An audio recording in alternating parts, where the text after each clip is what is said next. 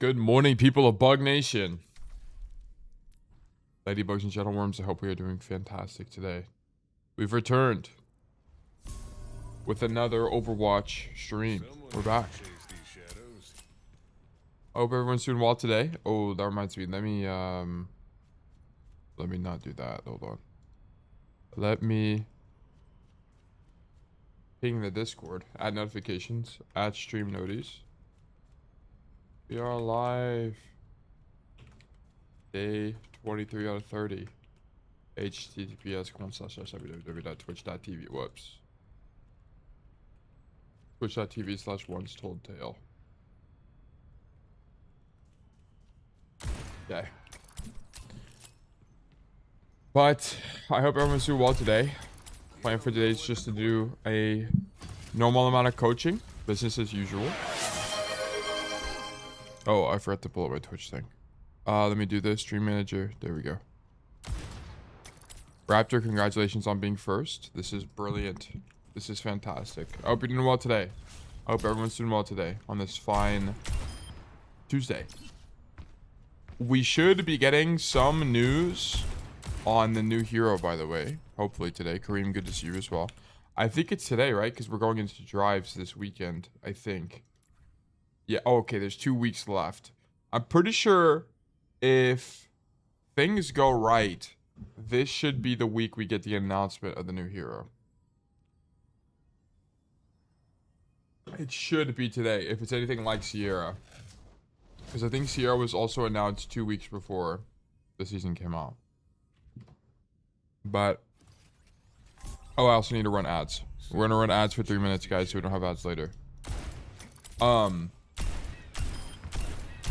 We should be getting the new hero news today.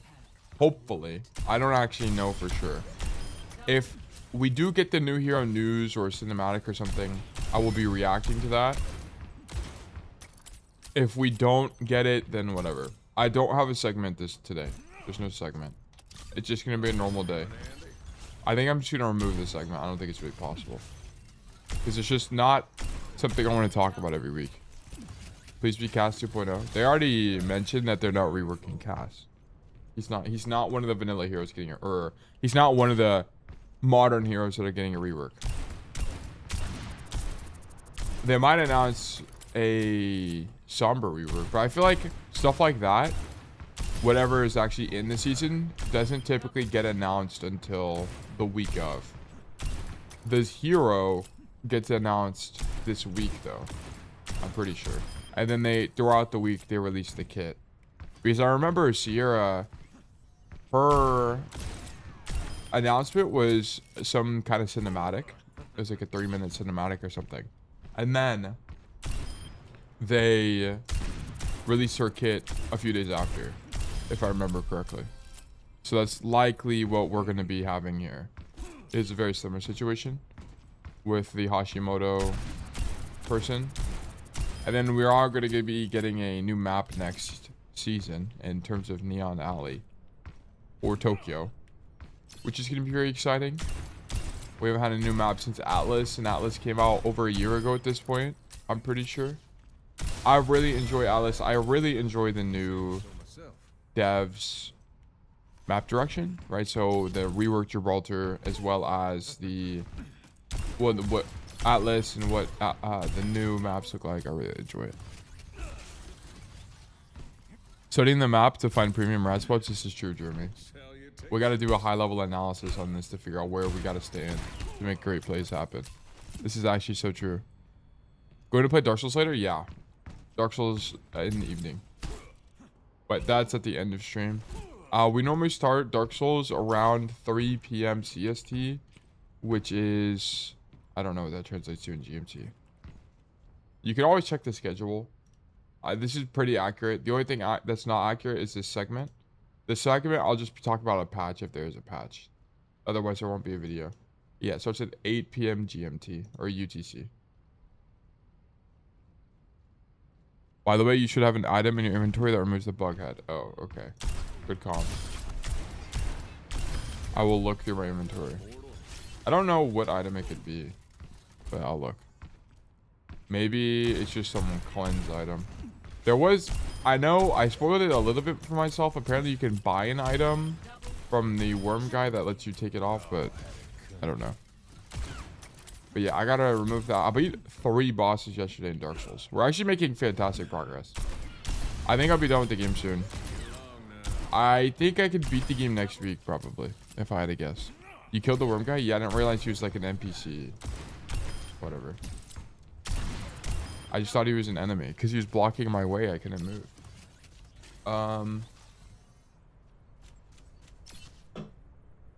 But yeah. So, cool things are happening. New video went up today. I guess I'll talk about it briefly. New video. What do you guys think about the shorter video format, by the way? Because I've been moving into more of like a highlights perspective with the coaching. And where's once? Am I gonna get recommended? Wait, what? Okay. I'm actually very interested in this. What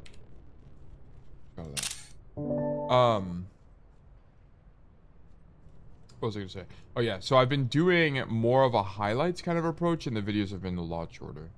So instead of it being 20 minutes long, it's about 10 minutes long each. And I think, I don't know if context is lost in these shorter versions or if they actually do. This is going to be well. They have a lot higher watch time, so I think that's helped a little bit. But I think it might also be because it's just a shorter length anyway. You can roll with the ledge higher. Yeah, sometimes. It just depends on the spot of the map. Because roll itself does give you height, but it also just makes your collision more, I don't even know how to describe it. It makes your collision more rounded, I guess, so you can clip on the high grounds.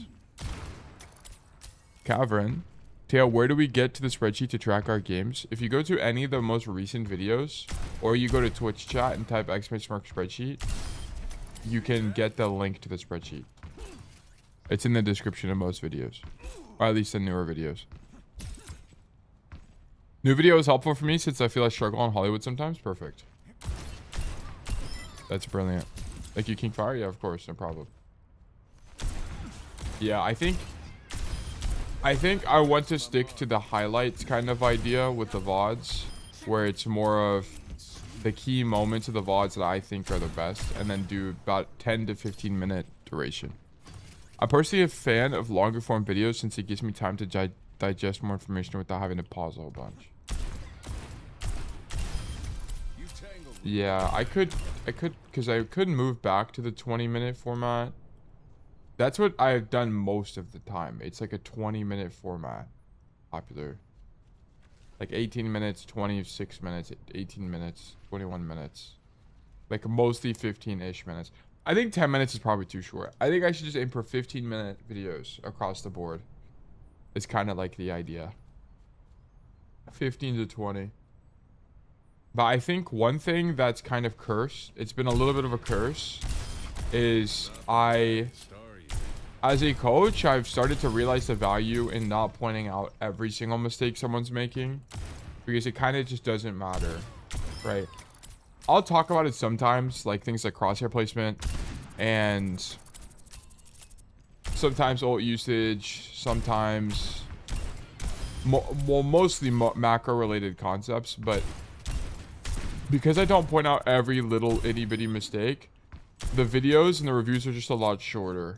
They're like 30 minutes rather than 45 to an hour they used to be. Understanding Trump's error correcting? Yeah, exactly. Actually good to see you. I don't think you can run out of coaching videos. Yeah, I don't think I'll ever run out. I have an infinite supply. It's an infinite content glitch, which is nice. Also, as we move into all heroes, we will have more to talk about as well. But yeah. So it should be pretty exciting going into all heroes. I think I'm gonna do all heroes on YouTube after the WORMATHON though, because I want to get stuff ready beforehand. I think we'll grow faster because here's the thing. I talked about before, after the WORMATHON, I want to do it daily uploads. I think it's the fastest way to grow. It's like a content hack. Important thing for growth on YouTube is playlists. Yeah, I think I can make playlists as well. Cassidy videos, map specific videos, stuff like that might be useful. Even if you insert other creators, YouTube considers playlists as new content. Oh, yeah, I could do that. That might be interesting. Because I do know that if you put your video on a playlist, it'll assume that the videos are similar. If people watch the playlist, they'll assume the video is of similar taste to the core video, so you'll get recommended on that video more, which I think is interesting. Can you by chance pull up a good example of the spreadsheet again? I kind of don't know what questions to ask. Zans, if you go to the spreadsheet, there's a example page. There's an example page you can look at. So go to like one of, okay, so you go to the latest video. This is going to be, and then you go to the spreadsheet template link that's in the description. And then you go to, oh, this is the old tracker. Oh, shit. Okay. I made a mistake. Ah, fuck. It's the old tracker. I forgot to change the link. Okay. Don't use the tracker. Okay, everyone. Do not use the tracker that's in the description of the videos. Do not use that one. Go to the Twitch real quick and then use this link. That's the link you need. Because on this one, there's an example game data page that will show you which to use. Okay, that is my bad. I guess I didn't change it. What the heck? Let me actually change this on YouTube real quick. Oh, I'm gonna have to go back. Oh, that's actually such a nightmare. Let me open up notes. Go back through all old videos and put new spreadsheet template. Okay, that's actually really annoying. But yeah, use that link in the Twitch, not the link in the description. I apologize, guys. That's my bad. I made a new copy of the spreadsheet tracker that's a bit more upgraded, and it has more features such as examples. Because that was something I used to get asked all the time, is what's a good note example, and that will help you. Okay, but yeah, Speed, good to see you. Okay, so the bot is up. I'm gonna go ahead and run a poll for a raffle, new raffle 300. So guys, if you want to get coaching from me today, please do !enter to enter the raffle. If you'd like to get coaching in the future, please do !claim to claim a ticket to be more likely to win in the future. A good way to think about it is you do !enter if you have a code you want me to check out today. You do !claim if you want to claim a ticket for a code in the future. Okay. So that's how you should be thinking about that. Have we done a Mizuki VOD yet? No. We will have to do research. There's also not very many Mizuki players, so we will have to figure out how to play Mizuki. I would... The more unique heroes you guys have, the better. Because I need to learn these heroes eventually. And also keep in mind, if the VOD is not for Cassidy, expect the review to take over an hour. So just keep that in mind. Doomfist, I mean, that would be very interesting. We'll have to watch a bunch of educational content to get a better idea on how to play Doomfist. I have a broad understanding of Doomfist because it should work similarly to how Wrecking Ball might work. But there's some level of mechanical execution I'm not going to understand that we will have to do research on.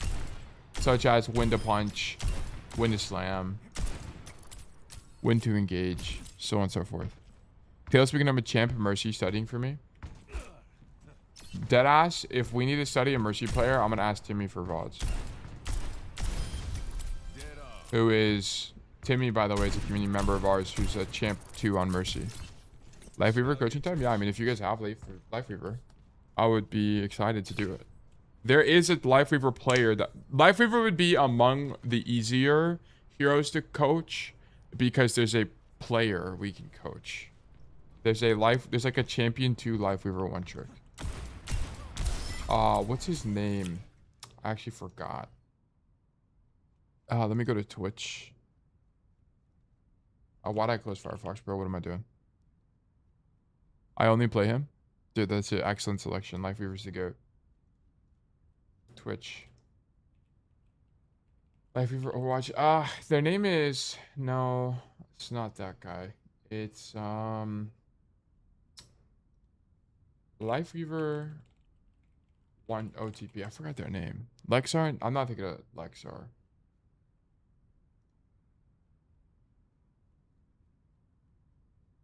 Is Lexar a guy? I've never heard of Lexar before. We will check it out, though. His name is Big GN. I don't... Wait, do you feel like you've forgotten the things you learned before on any hero you'll try to learn, regardless of Cassidy? No. No, not at all. Well, because you don't really forget. But here's the thing. It's like, Overwatch is the same game. No matter what hero you're playing. It's just, what you can and can't do looks different depending on the hero you're playing.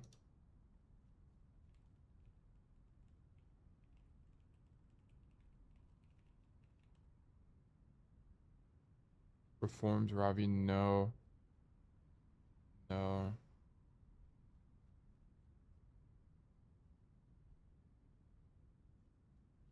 I mean, I guess there's multiple Life Weaver players. But it's not these guys. I forgot what the dude's name is. If I just check the top of under leaderboard, we might be able to find it. Also, guys, if you haven't entered, please go ahead and do so. You have over a minute left. Exclamation mark enter to enter the raffle. Exclamation mark claim to claim a ticket. Rank support. I think they're on NA as well, so we should be able to find them. Life Weaver. Yeah. Riot? No, not Riot Light. Sorry, I'm thinking.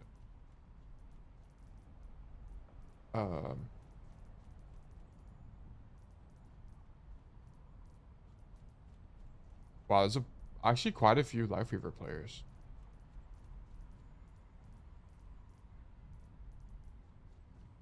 Hero Vanklet, the guy. Ascetic. Ascetic is who I'm thinking of. Ascetic is champion and has been champion for a long time and is top 50 consistently. And more importantly, they live stream all the time. So we would watch Ascetic to learn. Because here's the thing, whenever you're trying to learn a hero, you need footage. You need just raw games. Because you need to, because there's so many different situations in Overwatch. Guides and stuff like that will be helpful, but it will be even more helpful to just see raw footage in games to see how it works in practice. Because more often than not, there's nuance to things. So Ascetic would be the guy we watch. And I think, hold on, let's see. Which... I actually don't know if Ascetic has streamed anytime recently.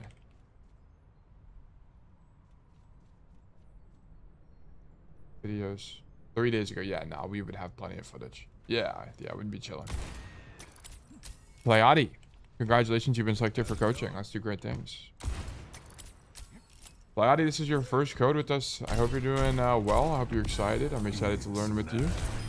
Resolve. I have to do resolve. Don't worry about it. I have to do resolve because it's a command, because some people don't have valid codes. And I have that just to protect against that in case I need to reroll. Okay. Pleiadi, where is your code in the Discord? And what is your username in the Discord?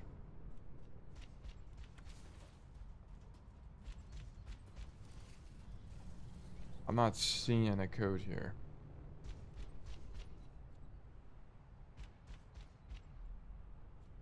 Okay, please let me know what your username is in the Discord. 3 whole streams, is this guy the most loyal viewer or what? Dude, Tablecloth might be the most loyal viewer of all time. He might be up there. Rapid, I see. Okay. Rapid. We're just gonna do one of these operations from Rapid. Here we go, Blizzard World.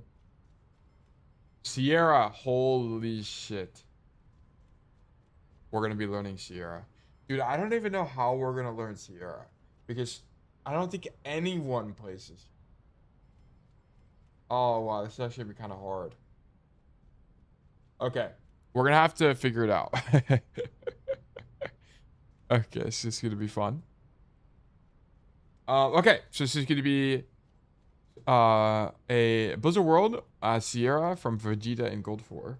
Looking for help on my macro. Trying to play Sierra on or hit scan, but sometimes I feel like I'm not getting enough value for my team or desynced. Dying outside the team fight or lost out of position while the team fight is happening. Okay.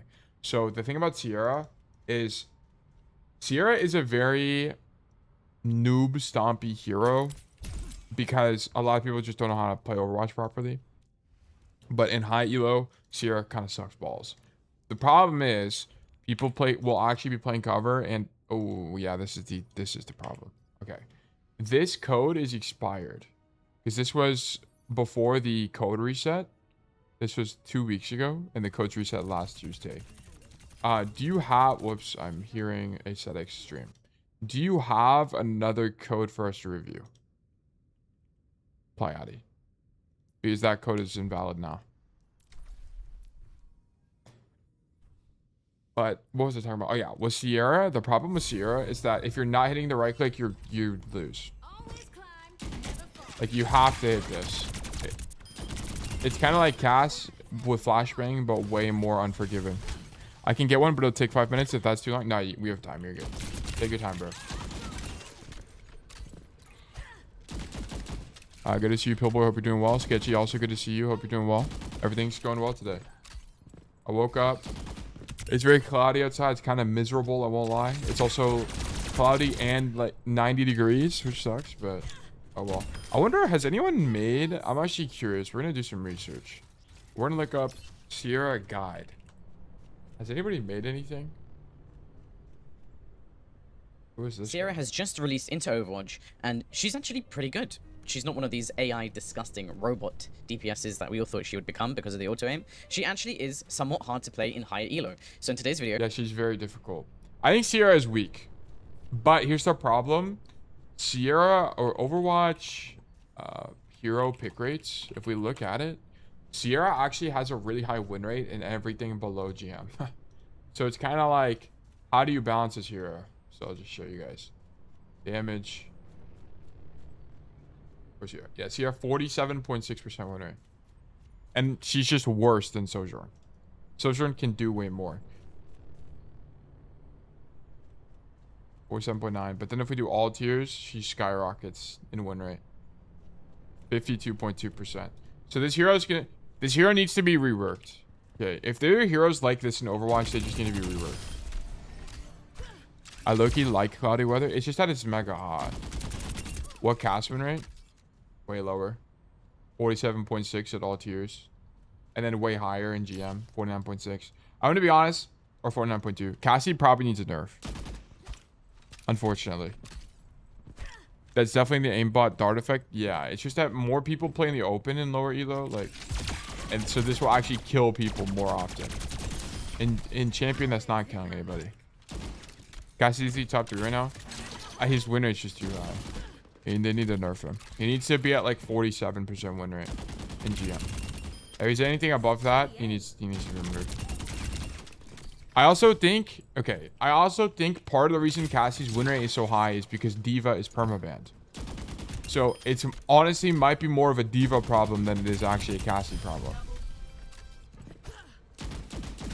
Maybe the win rate is 49 now because of your school of thought. No, we're not that big yet. We're not big enough. We're definitely changing how people perceive the hero, for sure. But we're not big enough for me to genuinely change Overwatch. Is D.Va that good? Well, D.Va by design is pretty much always going to be a perma-banned hero because she counters most of the roster. The biggest problem with D.Va is she counters individual playmaking. She kind of just doesn't translate to 5v5 very well. Because having DM, a burst CD, and high mobility, it just kind of doesn't work in 5v5 because this tank kit shuts down 90% of the roster. Defense matrix and booster uptime just way too strong. Yeah, D.Va by design is just kind of gonna always be broken in 5v5. Unless she has 400 health or something ridiculous, she's always gonna get shit on. I have a soldier code. Pleiadi, it's up to you. I mean, if you want to get coaching on Soldier, then sure. If you want to get coaching on Sierra, pick one. I don't really care. It's whatever you want, man. I don't really care what we get. It's just like Kiri. It's kind of like Kiri. But I think Kiri a little bit less so because Kiri is just there's two things about Kiri, well, there's three things about Kiri that will make her meta permanently. Number one, teleport. Okay, OP cooldown. Number two, Suzu. And number three, burst primary fire. If they gave Kiriko a gun like an SMG, she would suck so much more. She would actually be so much worse. The burst primary fire with infinite range is really good because you can pressure out lanes, right? Because imagine if Kiriko had Sombra gun, for example, Kiriko would fucking suck because she's just gonna get dog walked on by flankers. Suzu and changeability nerf gonna go crazy. I can't wait. Yeah, I think it's gonna be a good quality of life thing. Okay, code is here, I guess. Sure. All right, let's rock. Let me do this. Leave game. Your name is Godzilla. Okay, we're gonna have to research, and this is gonna be in gold. Ready for battle. Godzilla. All right. Let me remove this Objective A. here, and let me also open up King's Row. None. King's Row. Let's do overcast because it's brighter and it's easier to see things. Oh yeah, thank you, Sketchy. Much appreciated. And I also need to resolve the raffle. Now entering Gold. King's Row. Playing on console, it doesn't change anything. You're good. The way you play Overwatch is the exact same across console and PC. So no big deal. It's just that the meta looks slightly different because different heroes are better. Okay, so the only thing you need to know about Sierra's kit is that the cooldown for drone does not start when it dies. It only starts when you use it. So you can't stop your cooldown early, for example, to get it back faster. It doesn't do anything. So basically, there's very few situations or very few reasons where you should be canceling the drone. You should just leave it up. And then the only other thing to know is that your E is a relatively short cooldown. It's 8 seconds. So don't be afraid to just lob it sometimes.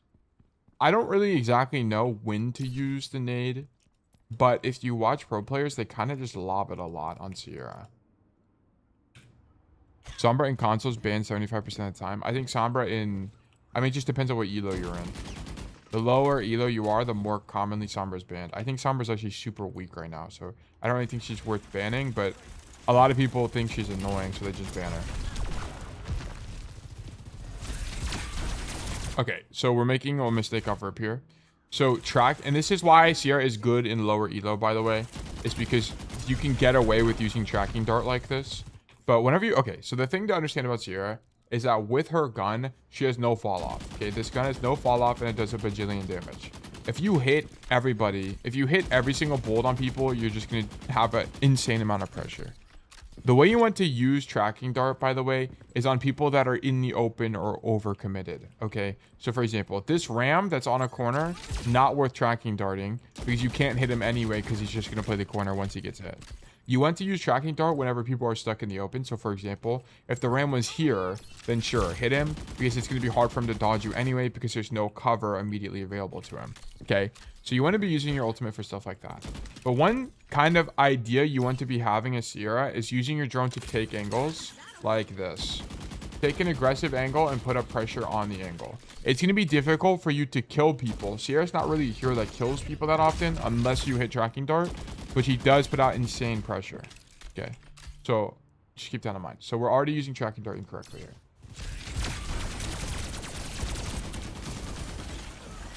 All right, we grab the mega. And then we come up top right to shoot the Sojourn. Sure. The only thing about this is I just kind of think you could have just grappled over the wall. And I think it would do the same thing. And it would just be faster. And I don't think you die. Because here's the thing. You can grapple over the wall. Grapple like this. And then you could grapple back if things got dangerous, right? You know, it's probably okay, right? But if you're going to do this, I think maybe you cast your drone on the wall and then you drop. Because if you need to, you can just drone back. Because they need to fix it. This hero fucking sucks. The problem with Sierra is there's no other character in the game where you, unless you're talking about Honoron, where you genuinely have to turn your camera to go in a specific direction. It's so annoying that you have to do that. And there's also a cast time. Oh, so no, I'm just complaining. Whatever. Anyway, I like the idea of making this rotation this way. Okay, this is fine. I don't have a problem with this at all. Especially because now we have nade. But this is a distance management thing. We should never be walking toward the enemy team, right? Just play back against the wall. That way, if you do get pushed, there's more distance between you and the enemy. Let me also open up Epic Pen. This Epic Pen. For one clip on the Sting is stronger than Soldier's ult. Yeah, but if you're dying to it, you probably made the guy who got tagged made a mistake. You're playing in the open. You don't have cover. There's probably an issue happening. Yeah, but this is why I think Sierra is the lower elo you are, because more people make more positioning mistakes, so you're more likely to get value. Where did my Epic Pin go? It has phased out of existence. What the hell? Oh wait, no, I'm stupid. Ah, my bad. It's right here. Okay, anyway, here's what I was gonna show you. Right, anytime you play Overwatch, you want to play within your effective range. Right, Sierra most importantly has no fall off. Right, so there's not really a ton of incentive to walk forward if you don't need to. So just stand back here and shoot your gun. It's the same thing, but better. Keep in mind, your character doesn't really kill people that much because you just don't have that burst damage you need. So you just play back here and then make the rotation, right? If this is here, play as if there's a soldier visor all game. It's more just you should be using cover anyway, guys, right? That's all it is. Just use cover anyway. But play back here, make the rotation up the staircase, fight the soldier on. Right, because here's what should be happening right now. You make the rotation completely, then before you turn the corner, pop your drone here.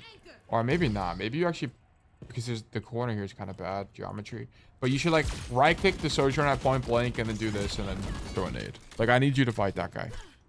That's the guy you should be fighting, not... I don't really care about you poking from the side here. It's okay. But I prefer you be doing it from further away. Yeah, okay. Also, you need to be a little bit more patient with using your right click, right? You're kind of just getting a little bit... You're kind of just using it. I need you to be a lot more intentional. Take a second to line it up and then click right click. Or left trigger. I don't know what it would be on the console here. But I needed you to be here earlier so you can clear Sierra.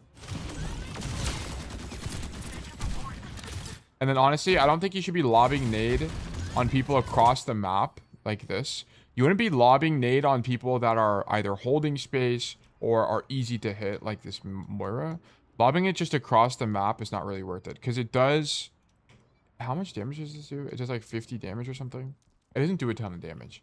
It does 60 minimum, which is still good damage, but you want to guarantee you hit them because look at the nade. Notice there's a particle effect in the middle. That's where you take the most damage, right? You see those pink things, pink spikes, purple spikes? That's where they take the most damage. That's where we want to be hitting people. Does a hitting dart reload her gun too? Shouldn't you be spamming for a bit and trying to hit the guard? I'm gonna be so honest. I don't think you play for the reload. Unless you're shooting tank, I don't think you play for the reload.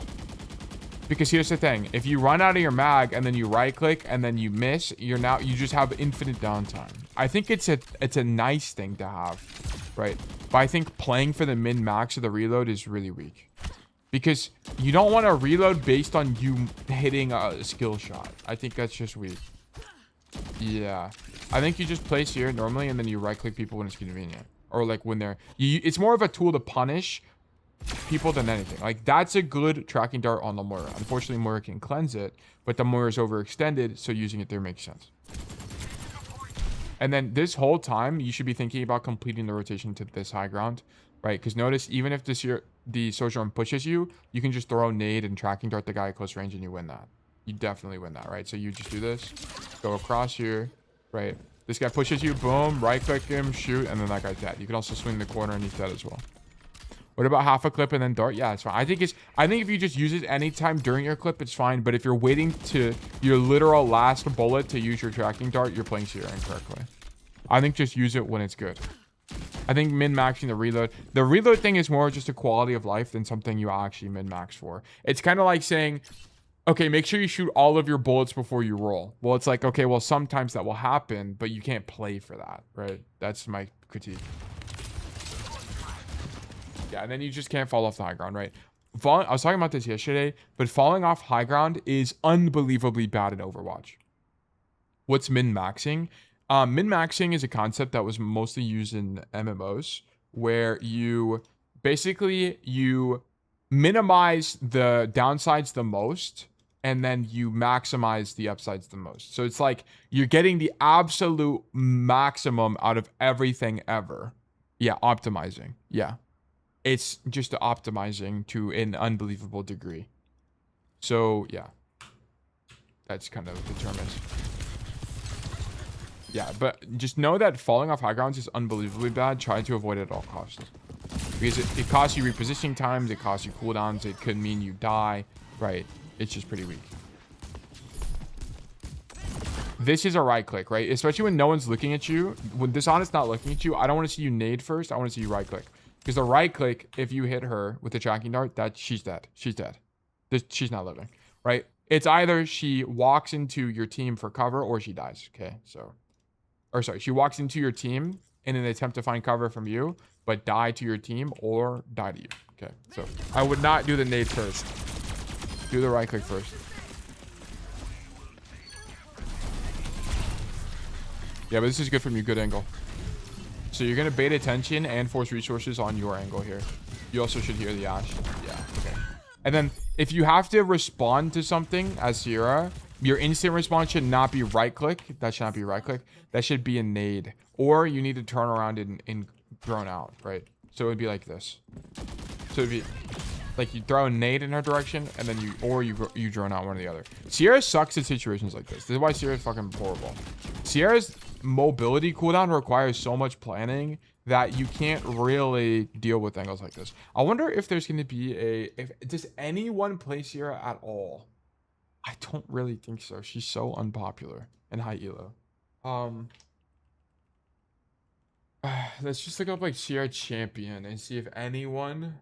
Oh, Sierra unranked the champion curve. Sierra is the newest addition to the Overwatch hero roster, which means we'll have to watch her if she plays. A little bit loud. that's still so far away.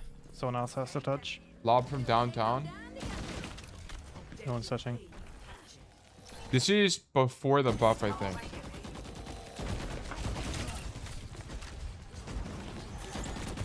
Okay, so we come to the right side. We just place like a hit scan, right? We come to the right side. We take the TP. Unique situation. Okay.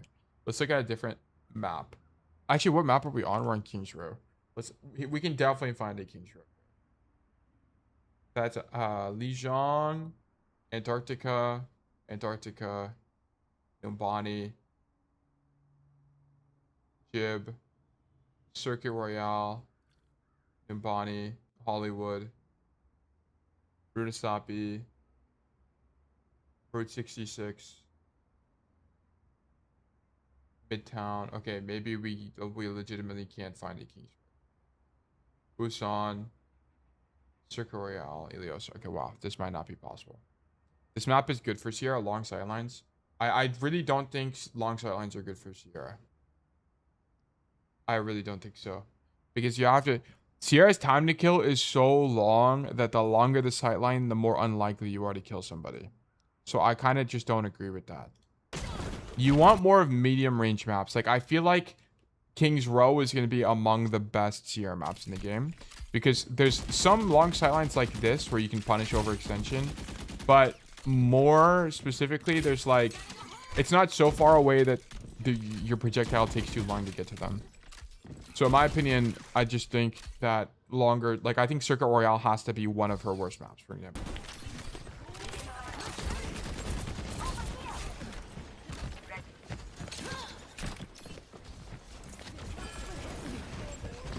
Okay, we take high ground control and we're just playing this like, you kind of play it like it's gonna, okay, you use the E aggressively there. It's a bit insane. I guess you can do that, right? I guess one thing you could think about is stuff like this. Do it and then sling yourself back. It's just so clunky, man. I guess that does make sense though. You could do that. On run one, on run down. Also, okay, so Sierra is also going to function a little bit like Sojourn.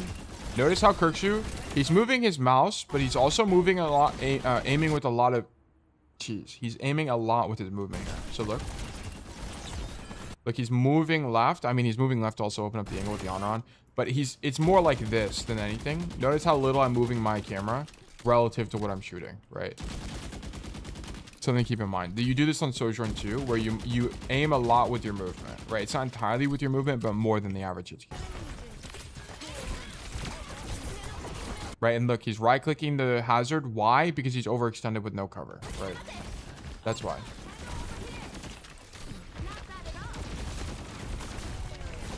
And then when you don't have drone, you have to play pretty passive. Then we're dead. Yeah, okay. He's dead here. Wow, the fact that he didn't die is insane. Okay, there we go. I feel like Sierra is similar to Sojourn, but Sojourn does everything better. Yeah, that's why Sierra is just not very good in high elo. Not having burst, all of the best heroes in high elo are like burst heroes. Almost all of them. Have some kind of execution, some burst value. Okay, he did that to dodge honor on. He didn't know if the honor was going to engage on him. Yeah, this is... Okay, so we just kind of stand here and shoot our gun. We're going to do this a lot on Sierra, I imagine. This guy's overextended, so we right-click him. Notice he didn't right-click this honor on at all. I know that a lot of y'all would be right-clicking this honor on right now. I just know you guys would. But the problem is the honor on can just E to cleanse it, I think. I think it cleanses. Either way, even if it doesn't cleanse, she's a super mobile hero. I would them out. Yeah, exactly. Yeah. You want to right-click people like this, right? Also, he did get some reload value here. Look at this. He's at 8 bullets, and then now he's an instant reload. It's almost longer than sleep, isn't it? What, the tracking dart? The duration of tracking dart, I mean, I'm not sure how long it is, but even if it is long, it's whatever. Okay, now we go for it because we're not staying up here anyway, right? I feel like this is a poor right click, by the way. He should just hold it because he's not going to be... even if the honor would have to fall down for him to be able to kill the honor. And I mean, he kills her anyway. I don't really know what that guy's doing.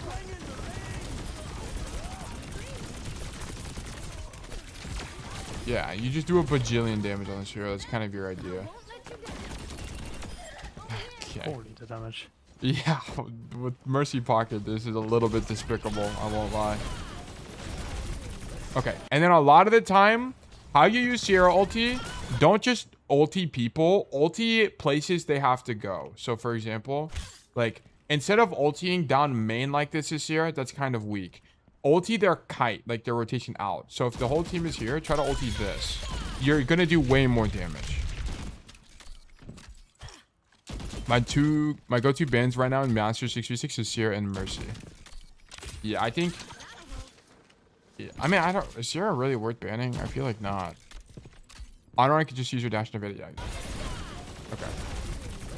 Goodbye. Out of I need a position. map that's not... Yeah, okay, I was about to say. I need a symmetrical map type because I think Escort is going to be kind of weak for Sierra. This is where we're going to see way more playmaking from Kirkshu probably, is on symmetrical map types like this. Not believe me. 48 and 9 is a bit diabolical, I won't lie. Okay. So we're on Lijiang Tower, and interestingly, you just go main here because here's the problem. If you go to the point side, which is what I recommend you do on Cassidy, if you go point side, the problem is you kind of just... It's hard for you to win the 1v1 if you miss the right click. You have to hit the right click in the 1v1.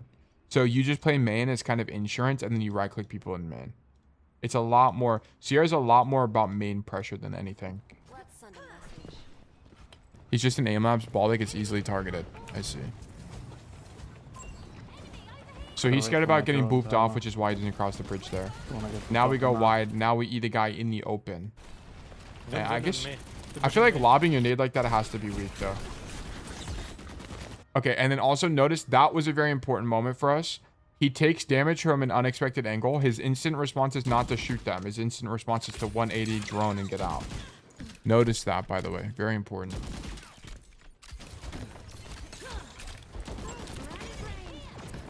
And then he uses drone for like this kind of idea a lot too. So if he uses it to get out, he'll use it a second time just to get an aerial angle on people. Shoot ball. No way. Yeah, that's gonna be okay. So you actually, that's a good idea. So you right click people in the air. Okay, very interesting. Aye. Okay.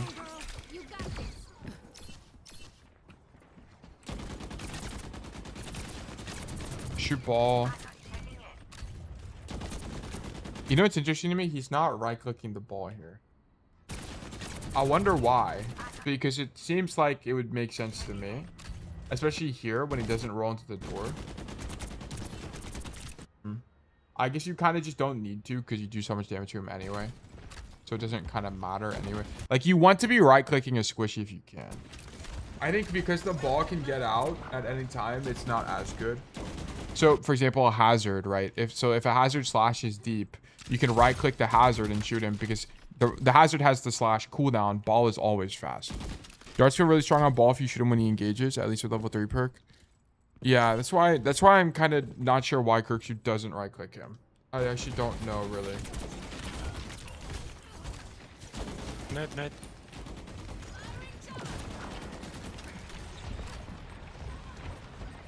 I feel like, by the way, you should be using nade before the fight starts because the animation is kind of long on it.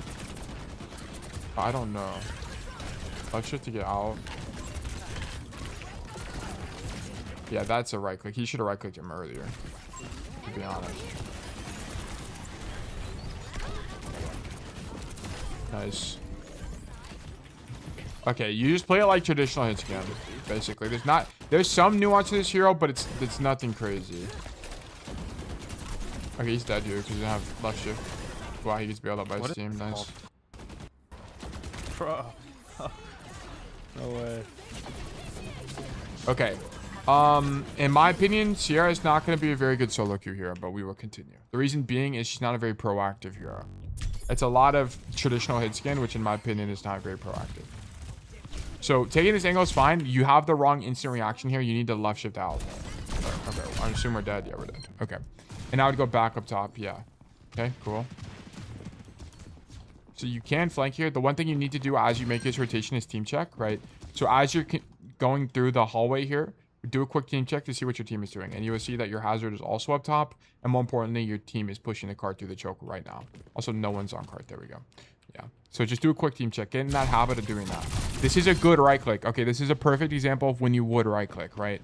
Ash has no cover. Zero cover at all. There's no way for her to go. If you right click her, it is going to hit her. And then she is going to die. So this is a perfect example of when you would use it. Yeah, I tried Sierra a couple times in comp just to see. I'm not getting a lot of value compared to Cass. She's just difficult. I don't think she's as proactive as someone like Cass, to be honest.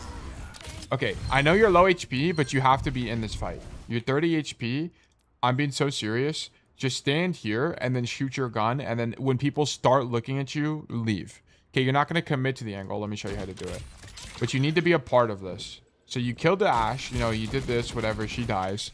Then you're going to stand here like this and just do this, basically. And then when someone starts looking at you, you need to leave. Okay. But you need to have some level of pressure because the fight's happening right now. I think going all the way back like this. If you're going to get healing, like if you're worried about getting healing, you just went to the wrong window. Don't go to that window. Go to this window and then hit X. So you get healing. Our playstyle feels similar to Bastion IMO, where you kind of just send damage down main, hoping to find picks. Similar, kind of, but you don't revolve around the cooldown as much. Yeah, okay. This is just not a situation where you need right click, right? You need to change how you think about it. You want to use right click to punish people when they have no cover. Yeah, love this idea. This is a good angle for Sierra. But I'd prefer, honestly, and this is the thing, it's like, Sierra doesn't, I mean, I think it's actually a bad angle for Sierra, because even though you can spam from here, it's really difficult to win the duel against someone like Ashe, right? Unless you're hitting a ton of shots. Honestly, I think your best angle right now is going to be to play Ali, because here's the thing that's happening right now. Your team is pushing the cart, it's on main here, and it's going to wrap all the way to this point, right? And here's the checkpoint. So you need to think about it from the defender's POV. What do defenders want to do? What do you want to do in Overwatch broadly? Anytime you play the map, you want to control more of the map, right? You want to establish lane control. Okay, so what they're going to do is try to control the lanes available to them. And the game only gives them two. It gives them this main angle here, and it gives them this side angle here, or at least access to those two. So as a defender, you need to be thinking about how can I stop, or attacker, how can I stop the defenders from having more lane control? So resultantly, you can derive that you should be controlling alley here because this shuts down one of the two options that the enemy team has to win this push. So you need to be on this side of the map right now shooting your gun. It would be way stronger than standing in main. Because you also should be able to identify that you need to see what your team is doing. This is why team checking is so important. You need to see where your Reaper is. He's in main, and so is your Hazard. So you can say, okay, both of my DPS and my tank are in main, even though they shouldn't be, right? They're on heroes that shouldn't be in main, but they are. So I'm going to control the angle. Okay.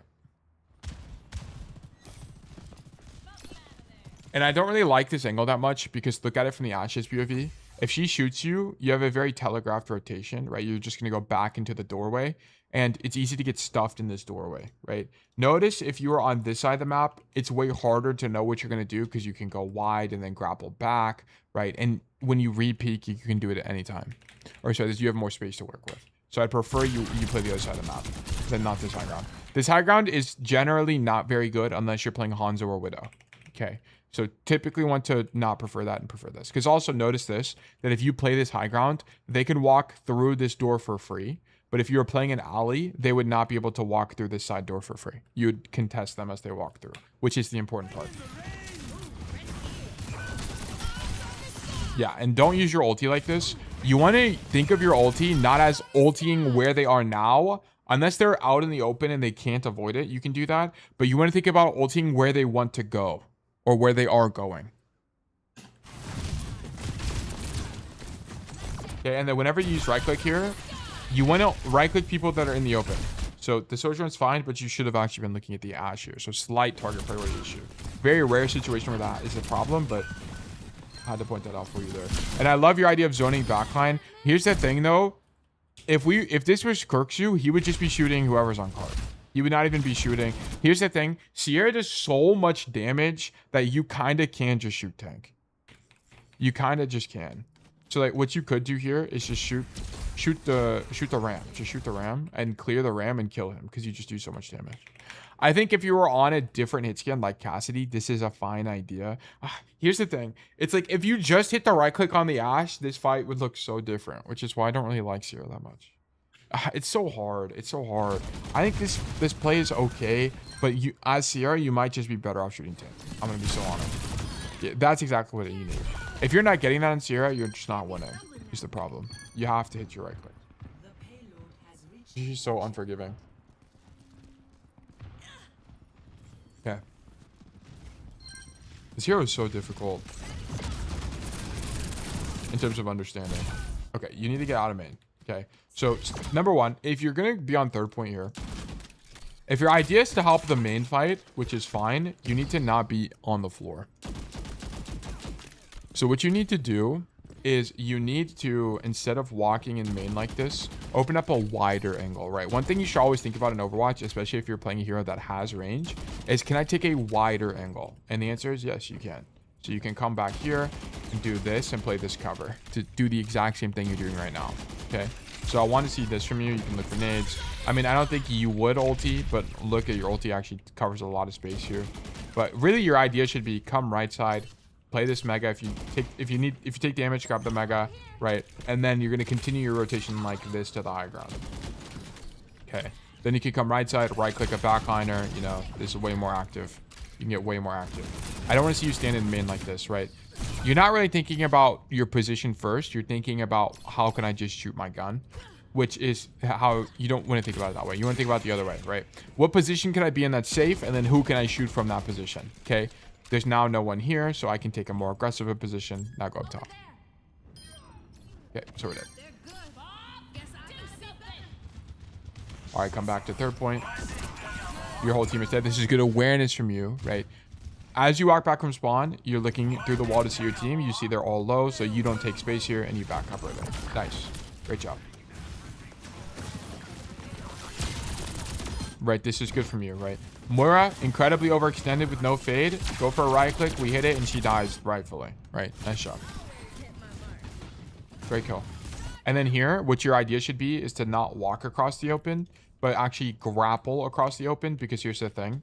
You want to use your mobility cooldowns to cross dangerous spaces. And what heroes do we know they're playing? Sojourn, Ana, Ashe. All three of those heroes do a lot of damage to people that are crossing open space.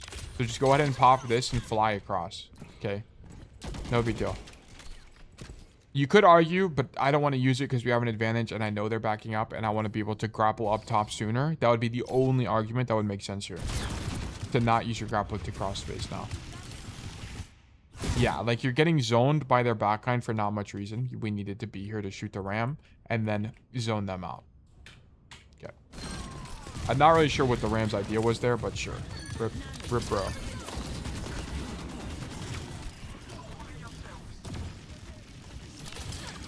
Okay, I like the use of high ground here.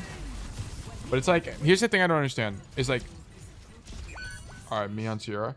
But here's the thing I don't understand. Is it's like, I need to see King's Row. I need to see King's Row. Just fall into the abyss. There's really not a single King's Row game. Hollywood Sanctum. Or Shambali, Esperanza. Midtown or Havana Circuit. Wow, there really is not a single King's Row. It's actually so sad. This is actually brutal.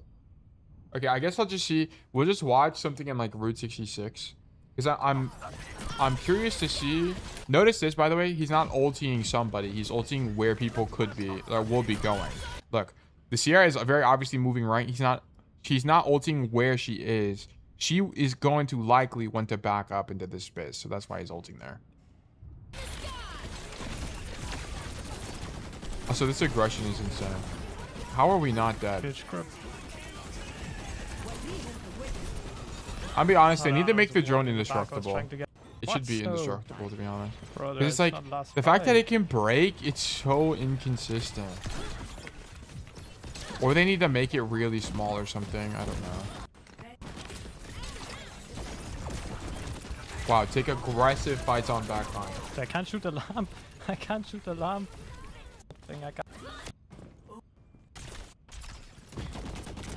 Okay, I wanted to see. Okay, we need a matchup that's not Domina. We need a different tank matchup. Because I want to see if he's just always shooting tank or if he is zoning backline on the tank. Okay, Winston is going to be better here. I need.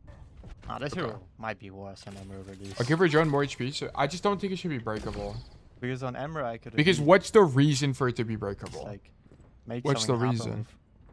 Peak aim moments, you know, like if I triple headshot someone even before the patch, I did damage.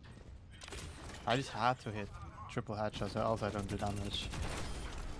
This hero on this one stays completely AFK. I'm never gonna hit anything. Yeah, is that Kirkshu saying exactly what I'm saying? Where it's like, unless someone like that Widow is just literally not moving, you're not gonna kill people with your primary fire most of the time. You have to do something like you have to get super aggressive, or you have to hit a right click on somebody.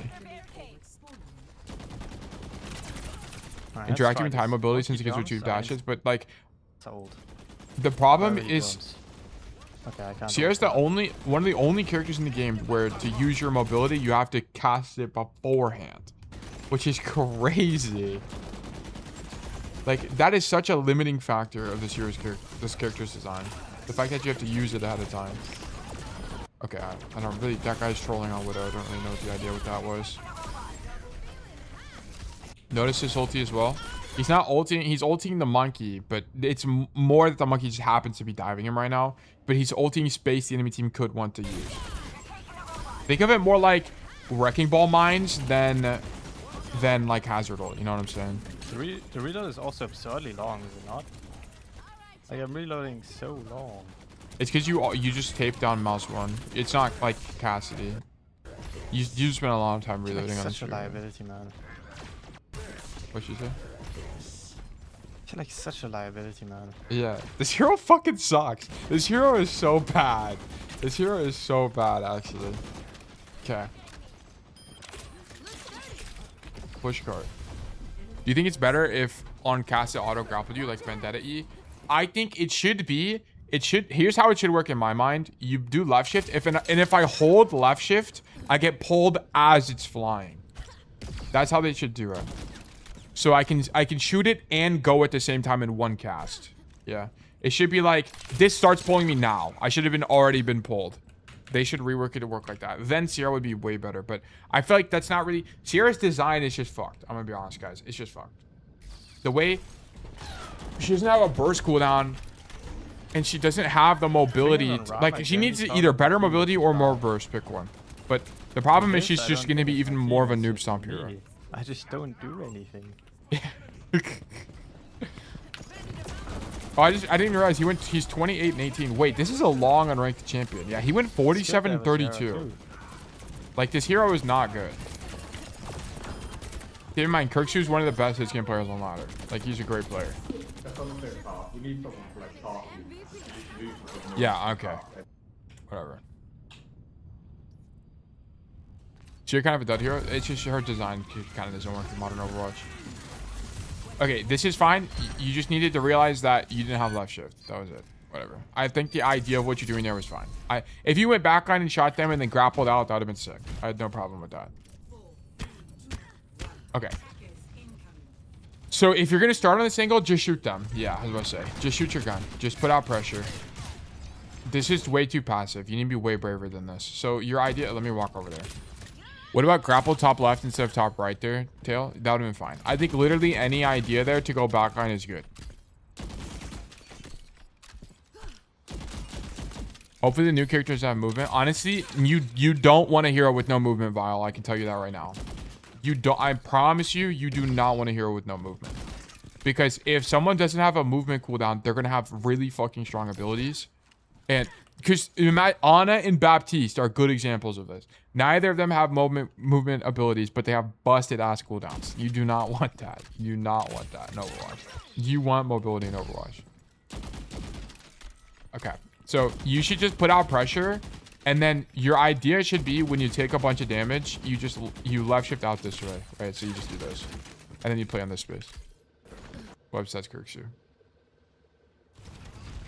Yeah, so you have no... Okay, so look at your hazard. Why does your hazard die here? Okay, we use E deep and we also don't block. But also... Okay.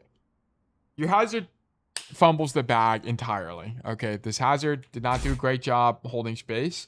But I want to point out that this Orisa is basically full HP the entire time. And part of that reason that is because you're not shooting down main. Yeah, she basically has 600 HP that entire engagement. You need to be shooting main right now. So you not shooting main potentially got your hazard killed. And the fact that I can say that is a mistake. You need to be here to put out pressure. And then if your hazard still died, whatever, he still died. But you need to be shooting them. Okay. Otherwise, don't be on an aggressive angle, right? If you're worried about dying, don't be on this angle.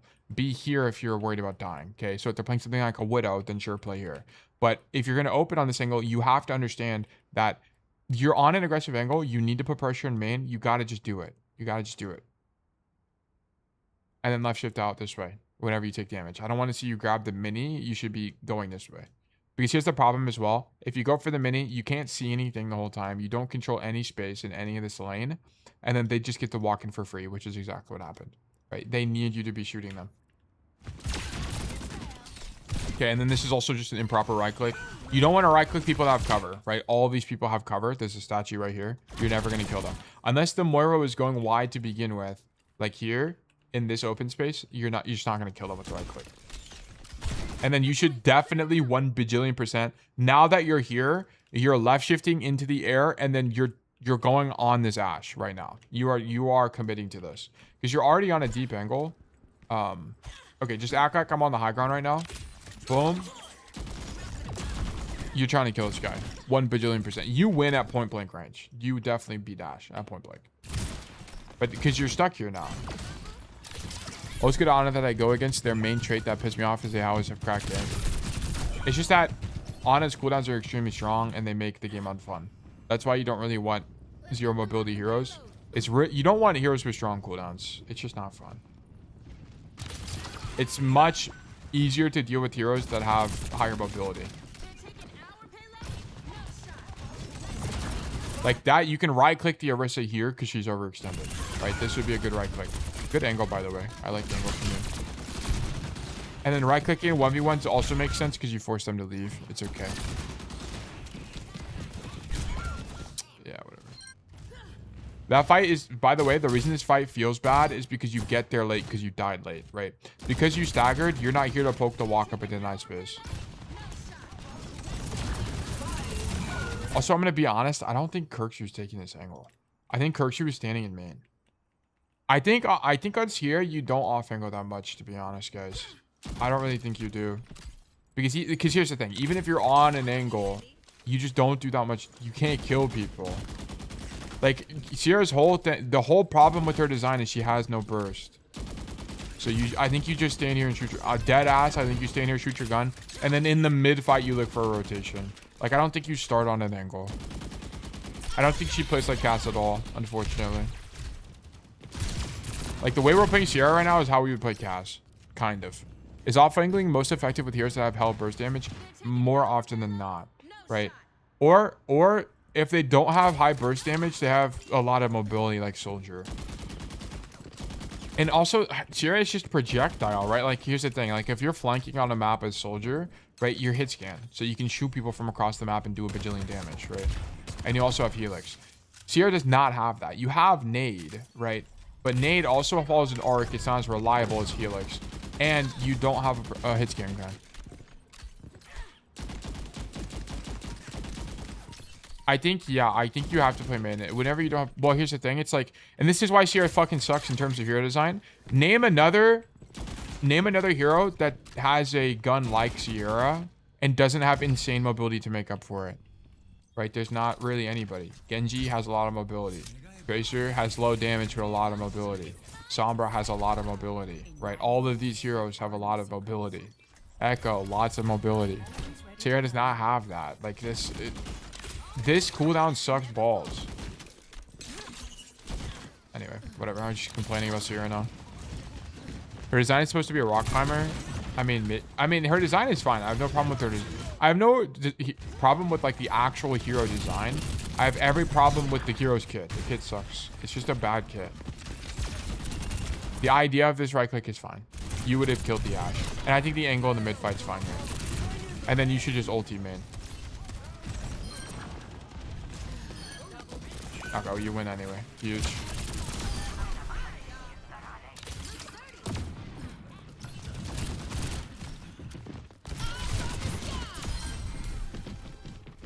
Yeah, this is a bad ulti, by the way. I understand that Ashe is there with no mobility cooldown, but the chance of you killing somebody there is pretty low. You need to wait for your team and actually use your ulti in the team fight. Also, a good rule of thumb here, by the way, is don't double up with your ally DPS. Because here's the thing. You and your Reaper are now controlling the same space. Let me zoom out real quick. Not only is your tank dead, by the way, but your team also is controlling very limited space here. You and Reaper are both on this side of the map, so you both control this space. What you could do is just let your Reaper play on this angle, and you come to this side of the map, so your team has more space, right? You have more lanes that you control, and now it's going to be more difficult for the enemy team to take space as they look to come back to the cart. Okay, so I don't want to see you stacking with your ally DPS here. Make sure you're playing your own angle as much as possible. Very, very, very important.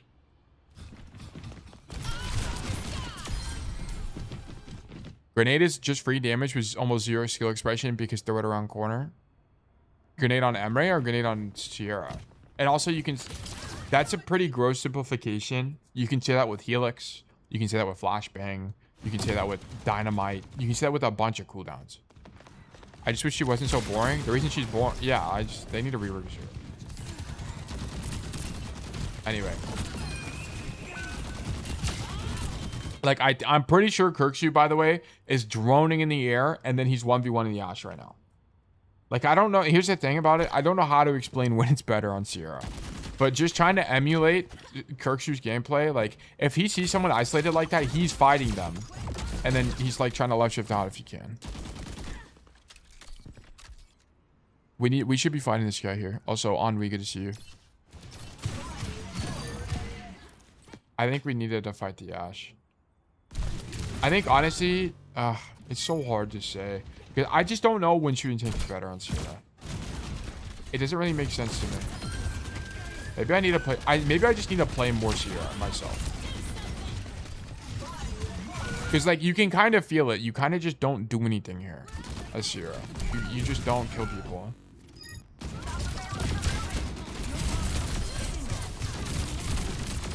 Shoot Ashe, okay. Okay. The only thing about this is you're half HP. When you peek an angle like this, it's fine. It's okay because you can tank one on a shot. But your idea should not be to go wide here. Just play close to the corner. That way, when you do take damage, you can unswing easily, right? So I think you misjudged the fight there.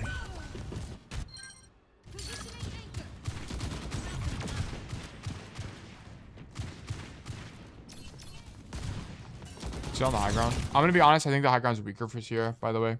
I think you should just stand on the floor here and play it like a Zenyatta, right?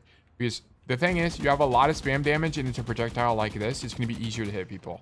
Okay, one thing I always talk about when it comes to projectile heroes is that you want to prefer flat spam like this instead of angled spam like this. Because think about it from an enemy's hitbox POV, right? If the enemy is just standing somewhere, let's say they're a rectangle, you own, like, if they're far away, you'll hit them with the angled spam.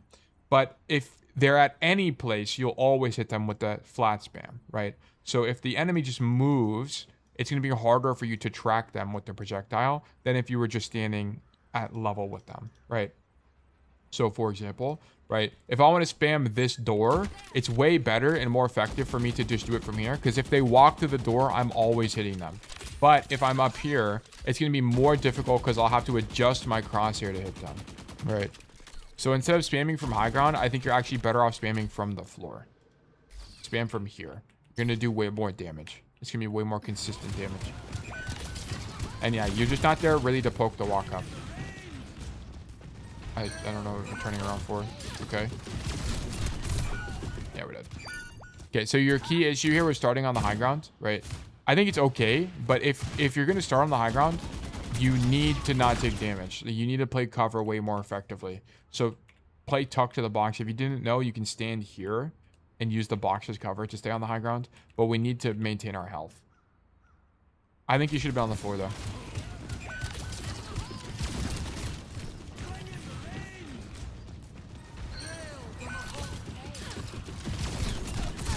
Yeah, we did. Okay. Really good right click, right? If this right click hits, you just kill Liana. This is what I'm saying. Like, if you don't hit these, though, like, Sierra sucks. This is the problem. You have to hit those. You need... I know you're 175 HP, but you need to fight them right now. They're about to cap the cart. You need to shoot your gun. What does inting mean? It means intentionally feeding. It means basically dying on purpose, right?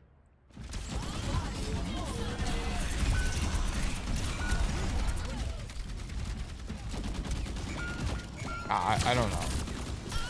I think here maybe... Like, here's the thing. I think once you miss the right click on a backliner, you need to just shoot tank maybe. Like, I just don't know. I don't understand this hero. Like, because what else can you do here? You just don't do enough damage to kill people. I feel like because her mobility is kind of wonky, that with the nerfs, she's just always inting into the enemy and hoping to get trades. I barely ever play her though, so I could be totally wrong. I think Sierra, I don't know. I mean, we're being a dead horse on Sierra at this point. Okay, we play Sim.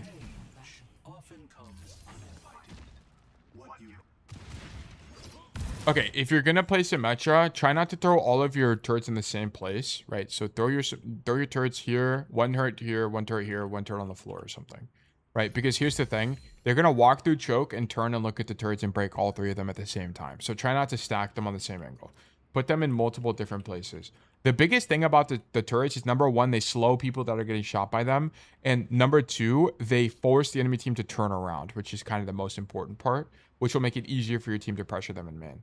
So you want them to turn and look in multiple directions to kill your turrets. Don't worry about it doing damage. That's not the key use. The key use is the slow and the fact that they have to turn for them.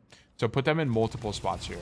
And then also when you're playing Symmetra to just spam your gun, I don't want to see you play wide like this, right? Because you're a slow projectile hero. You should be playing tight to the corner. That way, if you do take damage, it's really easy for you to unswing to make sure you don't die, right? One thing that pro players always do is they play cover to their hero's ability, right? If you're Cassidy, you can go wide because you can just roll the cover, right? It's way safer. But Sim has no mobility like that. You need to play close here. And that's why they die so few times, is because they're playing cover, right? Anyway.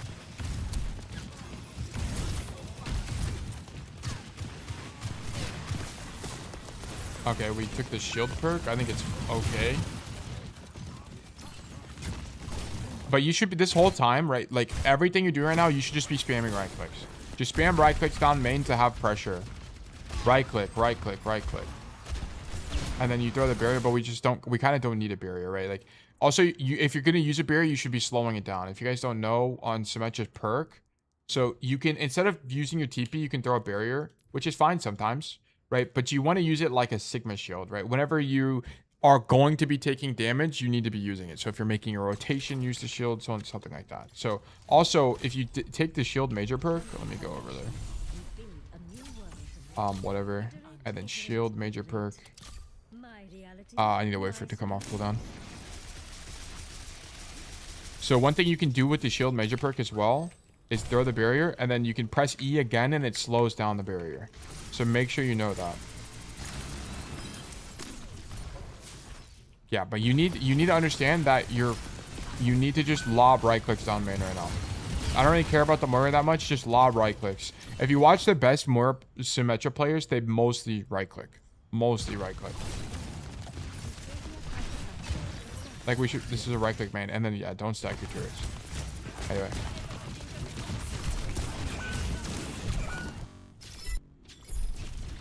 So you get caught, you die in main there because you just don't have enough pressure. You need to be using right click down main, and yeah, stop stacking your turrets. Have to stop stacking turrets. And then also, one thing you can consider here is whenever you're playing main here, you could actually consider teleporting onto the Ashe or putting a teleporter here. Because even if you don't take the TP to fight her, it's going to force her to use cooldowns like Dynamite, like Coach Gun, because she's going to be scared of you. Right click until someone pushes you pretty much. It's more of like you only really left click on people that are overextended or to break shields kind of idea. It's not really you shouldn't really be preferring left click that much, which is your beam, right? You want to prefer your orbs a lot of the time.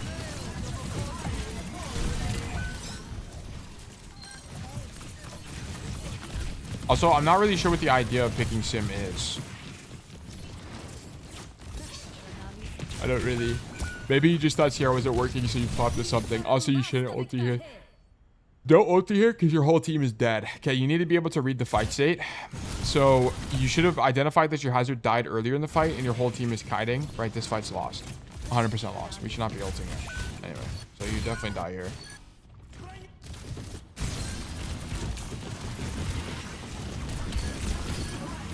Okay, sure. Okay, do we play Sim on attack? Or do we go back to Sierra? We'll play Sierra again. Okay. So I'm going to be honest. I think the key to your improvement on Sierra is going to tie into having more. You need to pick one of two things. Either shoot tank more or be way more aggressive. Like here, I think your idea should not be to zone these people out. It should be to grapple up top and fight people kind of idea. Like grapple up top, play here, maybe drop here, wait for your cooldown again, grapple up top, and then do the same play. I think it should be stronger. Okay, now your Reaper's up top. Okay, so I was about to say, because your Reaper's up here, you don't technically also need to be here, but it should be fine. Yeah. And then now we go backline. Like, this level of aggression, I think it's going to be way stronger. This is why I think Sierra sucks on... Like, on points where this type of flank isn't really possible, I think you're better off just spamming tank.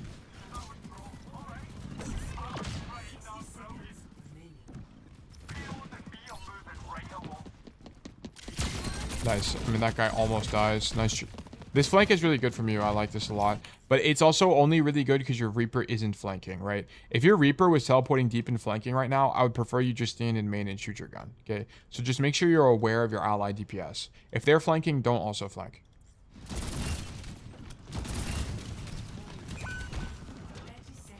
Yeah, so I would not be doing this. Why? Because you see your Reaper, right? He's already deep angling. You don't need to also do this. Just shoot the Orisa, shoot the Moira. I don't really care. Just put out pressure here. Because notice this. Your Reaper's going to force his cast to turn around. And if you were shooting him in main, you would technically be flanked. And that's why doubling up is so weak.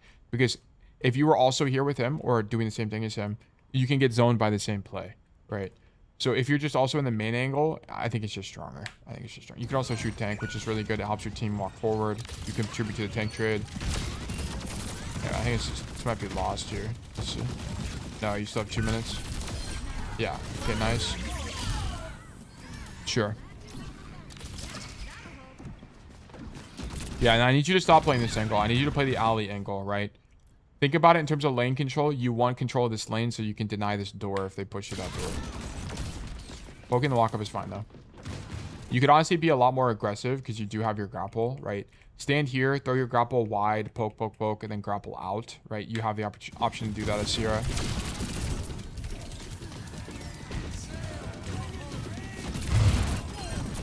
These are fine. Do you win this game? Yeah, I mean, you can just get way more aggressive than this, right? You have grapple, just come down here and then grapple out when you take damage. I need you to be a little bit more aggressive. Okay. Grapple top again. The only thing is your Reaper's already up here. You don't also need to be up here, right? I would prefer you just stand here and shoot your gun. And I'm being serious about this. I know I'm very anti-main kind of advocate, but I much more play main whenever you have someone already angling. Yeah, because you could have killed that soldier if you're in main, right? Look at this. Right click that guy. That guy's dead. I think if you hit the right click on that guy, he just dies from main. And also you can pressure out Orisa. Like, this guy takes no damage just by look. This guy's full HP the entire time. This is why doubling up is bad. 600 health. 600 health. 550 health. 600 health. He took no damage. Right? So, okay. So, here's your homework. There's some fundamental problems you're having. Look, I don't understand Sierra. I'm gonna be so honest. Sierra is a complicated hero because her kit just kind of doesn't work in modern Overwatch. So, I'm not going to act like I'm the perfect Sierra coach. But there was some fundamental problems I'm seeing from you. Number one, and most importantly, we should never be doubling up, right? If you see your Reaper already on an angle, try to prefer not stacking with that guy. Yeah, I was trying to follow your case advice because I thought to just play here Sierra like a hit scan. Yeah, Sierra is just the difference between Sierra and someone like Cassidy is Cassidy just has way more burst damage. Way more burst damage than Sierra does. That's kind of the core issue. Sierra, unless you're hitting the right click, she just doesn't have the short time to kill that you're looking for whenever you're taking those angles. But so I need you to not double up. There's a few times that we're doing it with the Reaper. Honestly, if you're playing Sierra specifically, it's okay to be in main. You should honestly prefer being in main as Sierra because your gun just does so much damage. If you just shoot tank and prioritize uptime, you're probably fine. Also, there's a few situations when you see people isolated. Especially if it's someone like an Ashe, you should be going for the 1v1 as Sierra. Like, grapple into the air, shoot your right click, and then throw nade, and then just fight the guy. So you need to be doing that as well as Sierra. I think it's going to be very good. I think your idea of going for hard flanks as Sierra can work. I mean, you can just limit test with it and see what works and what doesn't. I don't actually genuinely know, but I have a feeling that would probably work to some degree. But I just don't know. I'm going to be so honest with you. And then, was there any other core issues? You also staggered a few times. Okay, I need you to practice reading the state of the fight. So you need to understand what the idea of keeping count is, right? So if someone on your team dies, the count you have is -1, right? And then if someone on the enemy team dies, that's gonna be +1. So let's say your ally tank dies, okay, you're gonna be -1. Let's say your ally support dies, that's -2. And then let's say you kill 2 people on the enemy team, that's gonna be +1, which now leads you to a count of 0, which means the fight is even. That would be something to work on. Because there's anytime the fight is over or losing, I need you to do one of two things. Either number one, turn it into a rat play, or there's 3 things. Turn it into a rat play where you like stay behind them and crouch and don't get seen. Number 2 is you live, right? You return to your team if possible. Or number 3, you die quickly. And what's end up happening is you're staggering a lot because you're not reading the fight correctly, or you're popping ulti for no reason. and then you're just not able to do anything for the next fights. Because you're late to the next fight, and you also don't have ulti to the next fight or something like that, right? There's on your defense, your second defense, you just lost because you staggered and then you used ulti when you weren't supposed to. Okay, so I also need you to practice reading the fight state. But in terms of like hero specific things, I'm sorry, but there's just not really a lot of Sierra resources right now. And I genuinely just don't understand how to play Sierra. The only thing Because I'm watching Kirkshu. Like normally by this time I'd be like, okay, I have a good idea. Like Ball, I can figure out pretty simply. But I'm just watching Kirkshu play Sierra, and it just looks like he's just playing, like he's just kind of standing in main, and sometimes he grapples, but I'm not really seeing a pattern. Like I just kind of don't get it. And I'm gonna be honest, I don't really think he knows what he's doing either. I think he's kind of just trying things. So yeah, I'm sorry I couldn't give you more accurate advice. This is like, I feel like this is like one of my like worst coaching VODs, not because the student did something wrong, but just because I don't know what to do genuinely. So that's my bad. But it has to be vertic losing anyway though. We made a bunch of macro mistakes related to those concepts. But yeah, thank you for the code, vertic losing. Yeah, I feel so bad about that one. Experience mark was off, sorry. Okay. Experience perk. I feel like trying to use Sierra on Route 66 for Tunnel like cast wouldn't work. Yes, it definitely wouldn't work. Your time to kill is too long. So you actually just can't fight for that space very well. Yeah. You can spam it out. It's like Junkrat kind of. But Junkrat can actually kill people while you can't as Sierra. Okay. Exclamation mark new raffle 300. We're gonna put up a new raffle, guys. If you're here and you'd like to get coaching from me, please do exclamation mark enter. If you have a code you'd like me to review, you can also do exclamation mark claim to claim it takes to be more likely to win in the future. Okay. The way to think about it is if you have a code today, do exclamation mark enter. If you have a code tomorrow or in the future, please do exclamation mark claim. Okay. Thank you. All good. I need to props not play Sierra, but I love hitting the tracking shot. Dude, if you enjoy playing Sierra, then play her. It's just that the problem is it's gonna be a bit difficult for people to coach you because his hero is kind of just the literature is just not developed. She wasn't played in pro play at all. No, there's not really any high ranking players that main her. I'm watching Kirkshu and I kind of just don't know what's happening. Like it's just kind of tough. Yeah, like if you enjoy playing Sierra, then play Sierra. There's not a problem with that. I just think I don't know. To be honest, I just don't know.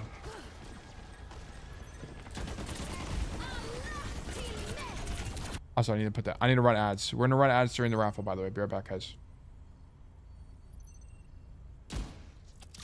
Ooh, fresh gear.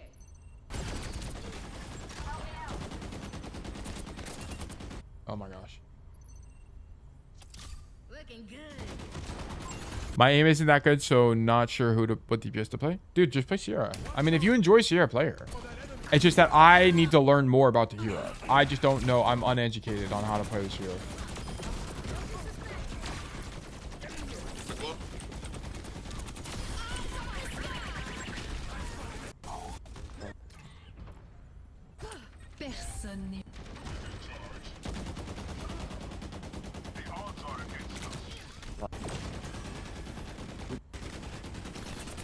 Like, you just tape down mouse 1, bro. You literally just always shoot your gun at Sierra. Holy moly. This is the type of flanking I highly recommend. But this is a little bit different. Like, you can do it on this map because there's more lanes. You know what? Sierra might just suck on King's Row. I feel like that might actually be the case. Let me see. King's Row. Sierra 43, all twos. No, she is. It's one of her best maps. 52. What the fuck? I'm dead. Oh. Honestly thought my shift was in a longer cooldown, so. People still die a lot from you until Master's minimum. Anyways, don't think about it that way.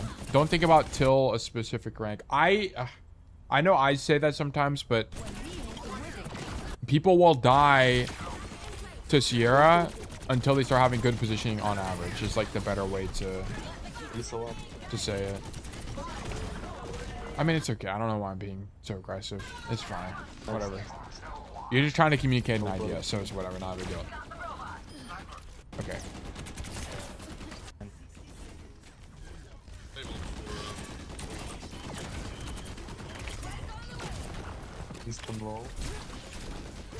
I think Sierra just spams main like Junk, but that's not what Junk does.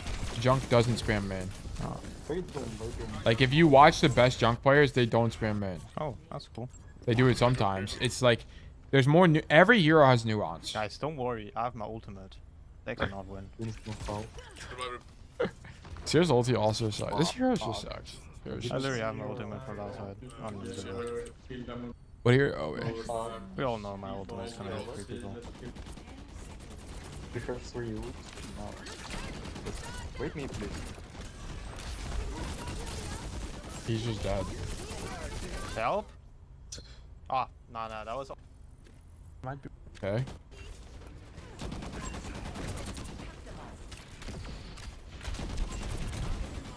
He doesn't track her there, by the way, because the fair is just gonna fall down anyway. The fair has cover.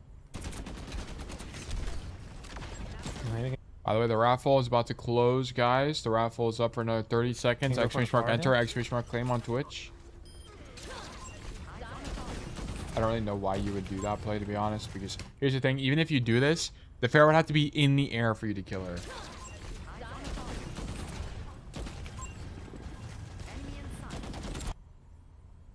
In 99% of the rank he does. Okay, in 99% of the ranks, Cassie's main bot. But we all know that's not how you play the hero. You can't judge how a hero plays based on what he does in the average rank. Close. You need to judge based on how you optimally play the hero. Right? Second try? Like I could have told our last student, if you just stand in main and shoot your gun, you're going to win 52% of the time. But that's not very high productivity. Oh my god. Hey. I don't know why he keeps doing this play. This play has to be bad. I don't understand why he's doing this. But yeah, anyway. Real player 1. Congratulations. You've been selected for coaching. Let's do great things. What is your username in the Discord? Also, I think this is our first time coaching you, so it's going to be fun. Congratulations. Mr. Gold. Real player 1? All right, bet. Bet. Let me go to Discord. Tail coaching request. Spy high. Oh, okay, here it is. Colosseo. Platinum 3 on Mizuki. Okay. Mizuki's gonna be a lot easier to study versus Sierra, by the way. Like, way easier to understand. So this is gonna be fine. You can just shorthand it to real. That's the usual. Okay, sounds good. Okay, so this is gonna be interesting. We have a Platinum VOD on Mizuki on Colosseo. Very interesting. From Real Player 1. Pretty new player, playing on Switch 2. Okay, sure. Just started playing when Mizuki came out, and he's my favorite hero by far. I hit a plateau in gold, then D-ranked to silver. Started looking for... Wait, what? Platinum 3? Is this platinum or is this silver? Wait, what? So I've been mega focusing on holding space and occupying lanes since watching your stuff. This game was an experiment. It's plat. Okay, cool. All right. Oh, I see. I should have fucking finished reading it. What am I doing? Started looking for resources. I'm definitely improving now. Since I started using a spreadsheet, it's plowed back through gold into plat.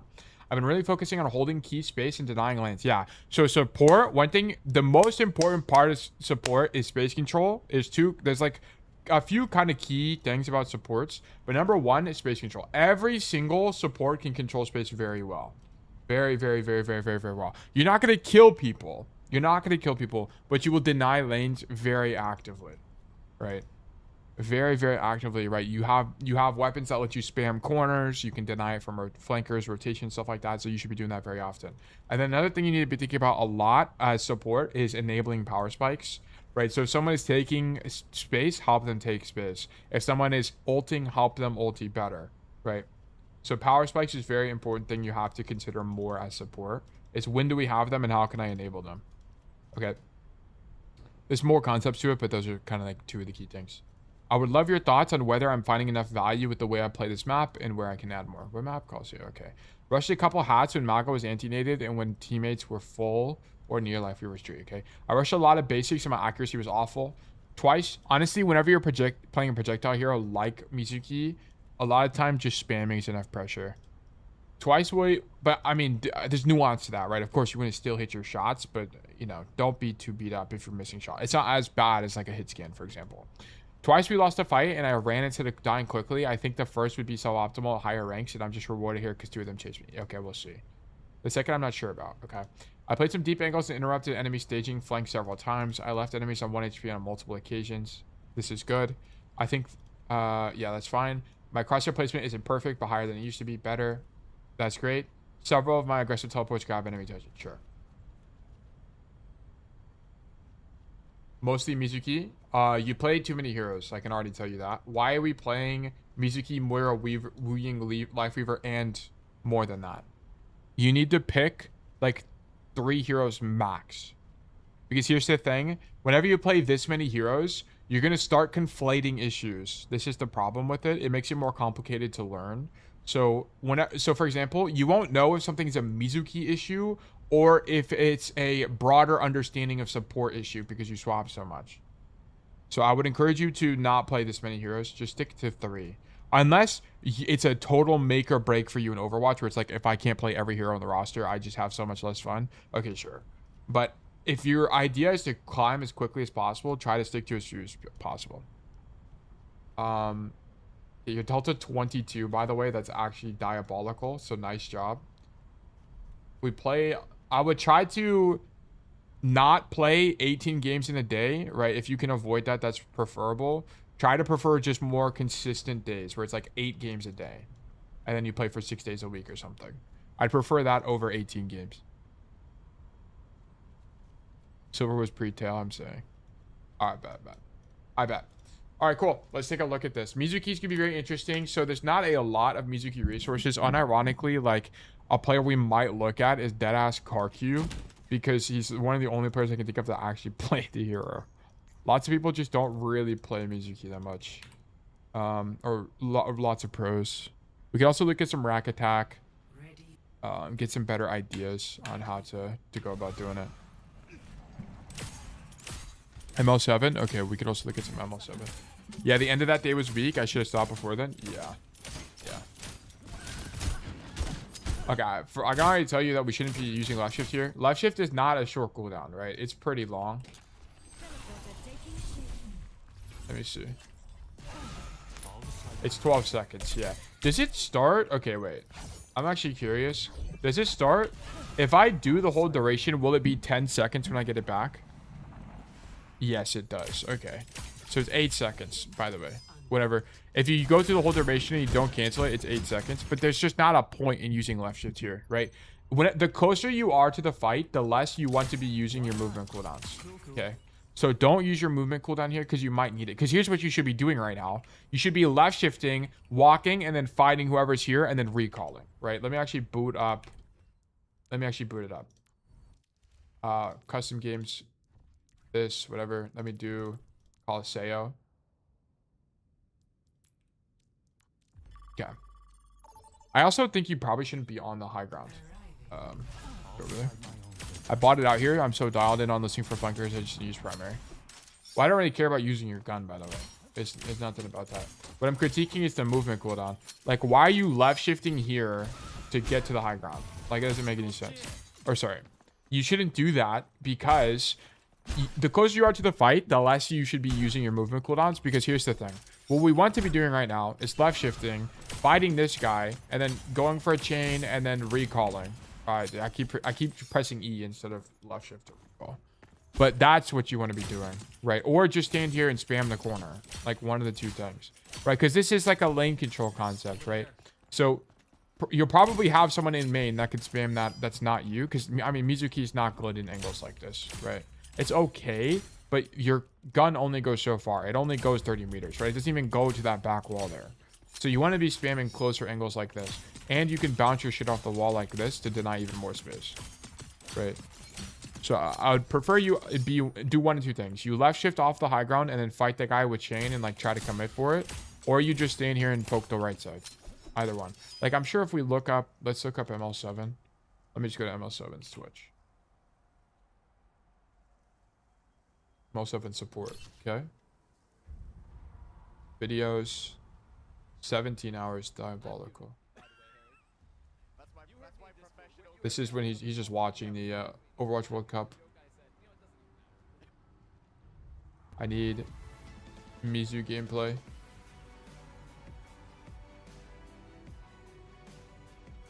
This is more Overwatch World Cup. Okay, my bad. Does he just do it every day? Damn. Okay, here we go. Cassidy. Ana. Alari. Okay, Mizuki.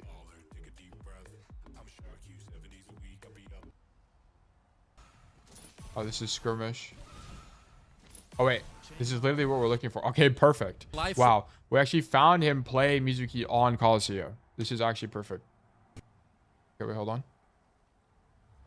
Okay, let's swap off Alari, bro. Put the Mizuki in the bag. He swaps you, I think.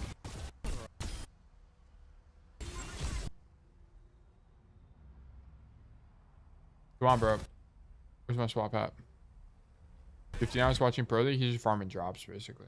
What a lot of streamers will do is when drops are up, they just try to have as much uptime as possible because they have more viewers on average.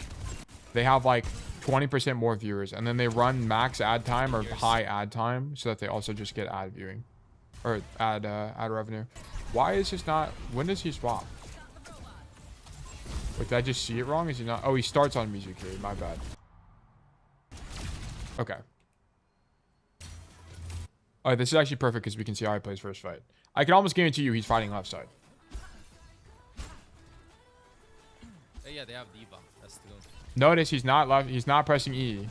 Now he's pressing E, but he's gonna get aggressive here, right? So okay, exactly, right. Like if you're gonna E here, it's to do something aggressive. Whoops, or left shift. If you're, what is this thing called? Yeah, you use your return to get active, and then you get out, right? Anyway, let's keep going. But he's controlling the side of the map, so we're already making a mistake here. We shouldn't be looking to heal these people. You need to stop this vendetta from taking this space. Stand here and zone her out. So this is a mistake for me. Yeah. So I want to point out that your Ashe died. This is your fault. This is 100% your fault. Like, look at this. So your Ashe comes to the angle. Okay, I mean, she's also like, okay, also this is a really bad matchup for her, but you should be able to help her to some degree, but it would look different. It's not looking like this where you come back and hat her, right? If we're hatting this guy, it's already losing. You needed to be here to fight the vendetta, and then once the vendetta goes, you're like chaining like this to help her. Yeah, I didn't realize Ashe was that far up yet. That's the exact space I want to be aware of, and I'm late. Okay, but I want to point out that if you were thinking about space control, and you came this way, you're so worried about healing, you're not thinking about how to prevent healing, right? Okay, healing is the cure, okay? You want to be thinking about the prevention. How do you prevent your team from taking damage? And it's by fighting for this space, right? Fight for this space, stop the vendetta from walking. Because here's the thing. If you walked forward and chained the vendetta, or you just shot her, the chance that she engages on your Ashe is 0. Like, she does not engage on that Ashe ever. Or very rare. Or if she does, you just left shifting, and now you're helping in this fight. You had the Ashe, it's winning. Right. Good position gets lucky. You needed to be here to stop your Ashe from getting engaged on. Is it it's technically your Ashe's fault, but you could have prevented it. Also, you should continue fight her. You have 3 seconds left. Just fight her. Oh, you had 2 seconds left. I would have just shot one more bullet. But man, it's min maxi. Whatever.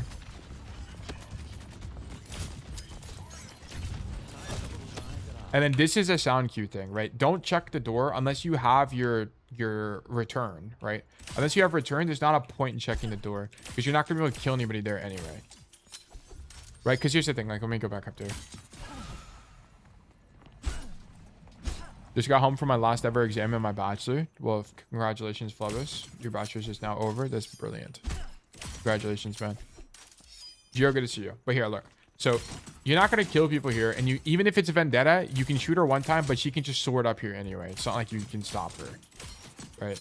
It doesn't make any difference. Permanent Discord rule for Flubus. I'll get it to you in just a second. Thank you for tuning in. Much appreciated. Yeah, I think what you do here is you just wait for your left shift to come back. Then once you hit your left shift, then you can do something like this. But honestly, I think this rotation probably takes too long. If I had to guess. Jiro, also congratulations on the permanent Discord rule. I'll give you both the role in just a minute. True bug goats. My actual goats. Thank you so much for watching. Okay, if you're gonna do this, you should not be shooting tank. Okay, you should be left shifting, or what is it? Left shift? It is. You left shift and then ignore Rhine. You're coming on Ana, and then you're doing chain shoot the guy, and then you're left shift returner. Okay, not shoot. Why are we shooting Rhine? Don't shoot Rhine.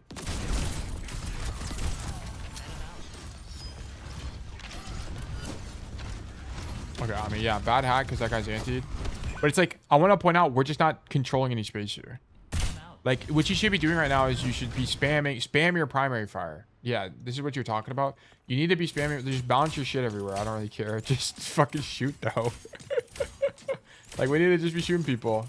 Get active, get active. Hold on, let me actually see what you can see up there. Hold on, let me get up there. Guys here are so slow. Okay. So where's the Ana? So yeah, you could do something like this. I think that hits the Ana, by the way, if you did that. You could do this. No, that doesn't work. You could just be shooting the enemy tank, I guess. But we gotta shoot our gun.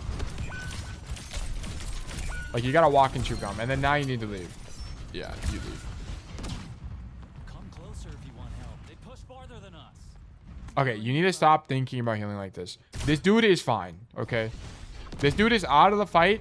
Let your Weaver heal this guy when he comes back. The only time you should be worried about healing this guy is if he's getting engaged on, like if they're fighting him right now, then sure, maybe come help him.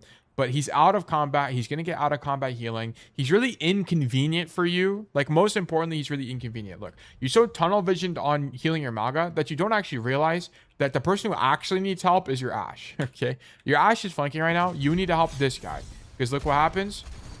He could have won this fight with that guy, and you'd also maybe help him kill the Lucio. Like, you need to be helping a Longua Poo right now. You need to be helping this guy, if anything. But you're so tunnel vision on healing your 90 HP Maga, 90% HP Maga, that we don't actually do anything. Okay. So, and then you need to stop using your left shift randomly. Like, what is the idea with this? Are you trying to dodge something? Or was your idea to go to the low ground? Because if your idea is to go to the low ground, you shouldn't be left shifting now. You should be left shifting at the corner like this, so you have it sooner. Yeah, I'm dodging into flank play. Okay.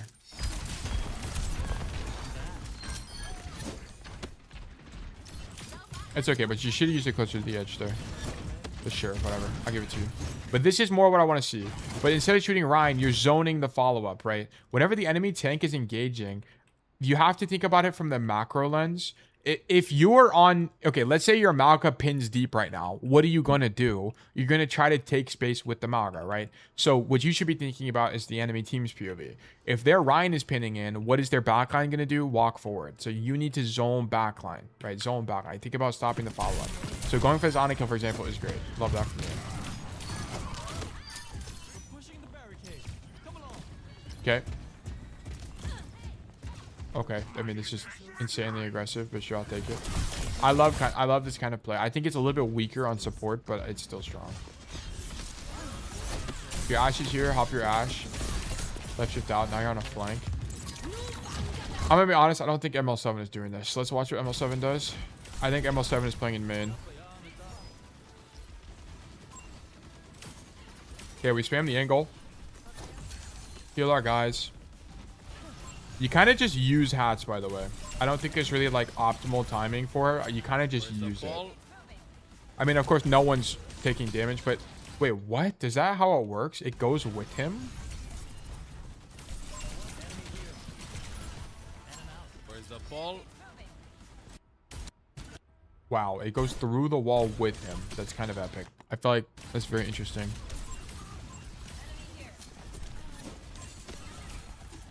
We're fighting the flanker. Get the flanker out. Like, this is something you do a lot as deep support. Shift. No benches here too.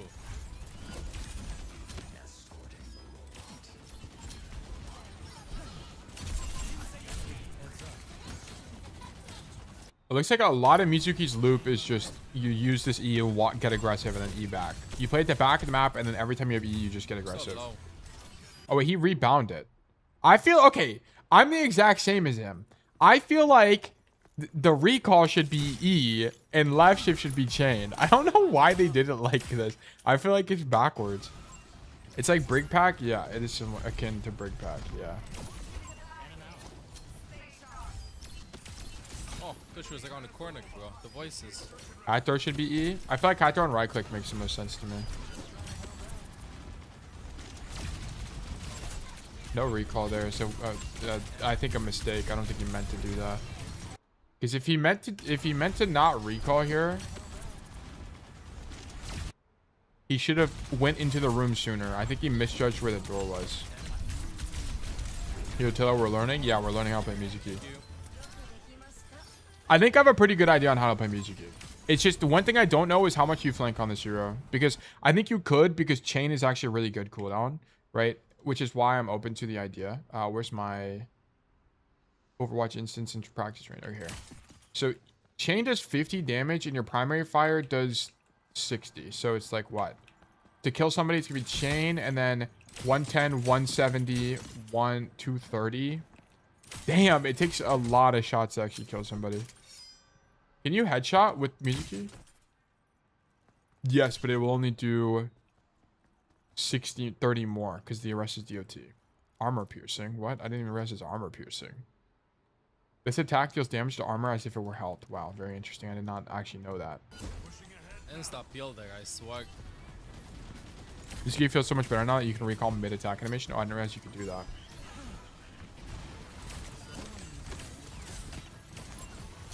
Okay, I think flanking is going to be kind of bad on Mizuki, to be honest. I understand why you did it, by the way. You wanted to play with the Ashe. But I feel like it's going to be kind of bad on Mizuki because what lets you flank on this hero is this. You can just get aggressive with your left shift and then call out. So you kind of don't need to set up for angles a lot. You can just kind of you can get away with main botting more.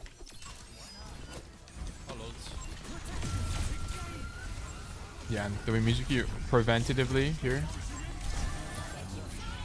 to take the space. Yeah, okay. Well, okay, let's see. If he went, if ML7 instead of this, playing for this space, he went left side here. I mean, it could be. You know what? I think it can't be good. I think it can't be good, and here's why. Because you come to this angle, and unless somebody's playing with you, your time to kill is just too long. Your time to kill on Mizuki is just too damn long. Let me actually see. Let me go to practice range. Mizu. I mean, that's assuming I'm hitting headshots. Let's assume I don't hit headshots, and let's assume it's a vendetta. Okay, which is the case now. Hit the chain. Oh my god, it takes fucking forever. The chain perk reduces time to kill a lot. Oh, does it? Oh shit, hitting an enemy chain with binding chaining. What the fuck? Okay, wait, hold on. Dude, it still sucks. 4 to kill Vendetta? It's still bad. Your time to kill is just too long. Like, the nice thing about it is you can move because you have a big fucking projectile. Look how big this damn projectile is. It's actually huge. Oh, let's watch a little bit more ML7. Okay, sure. And then we pop Kekai 6 right here and we die. And then we swap to Alari. I think the reason he swaps to Alari here, by the way, is because Mizuki...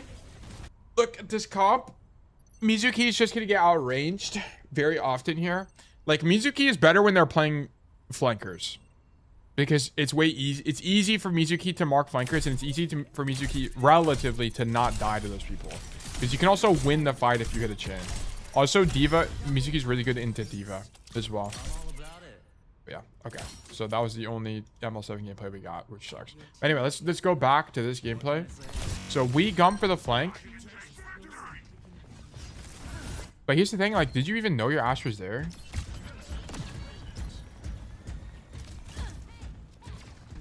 Yeah, you don't even team check the Ashe. You should, if you're gonna do this, you needed to team check as you make the rotation. Because you don't know, is your team playing at the back of the map? Yes, right. Yamaga shouldn't be doing this for the record. Yamaga should be playing this corner, for example. But you need to team check to see how your team is playing. Because if they're all the way back up, you need to be careful. She coach guns up, but I need to look up. Yeah, I mean, sound cue's not enough. You need to also check yourself. Yeah, 100%.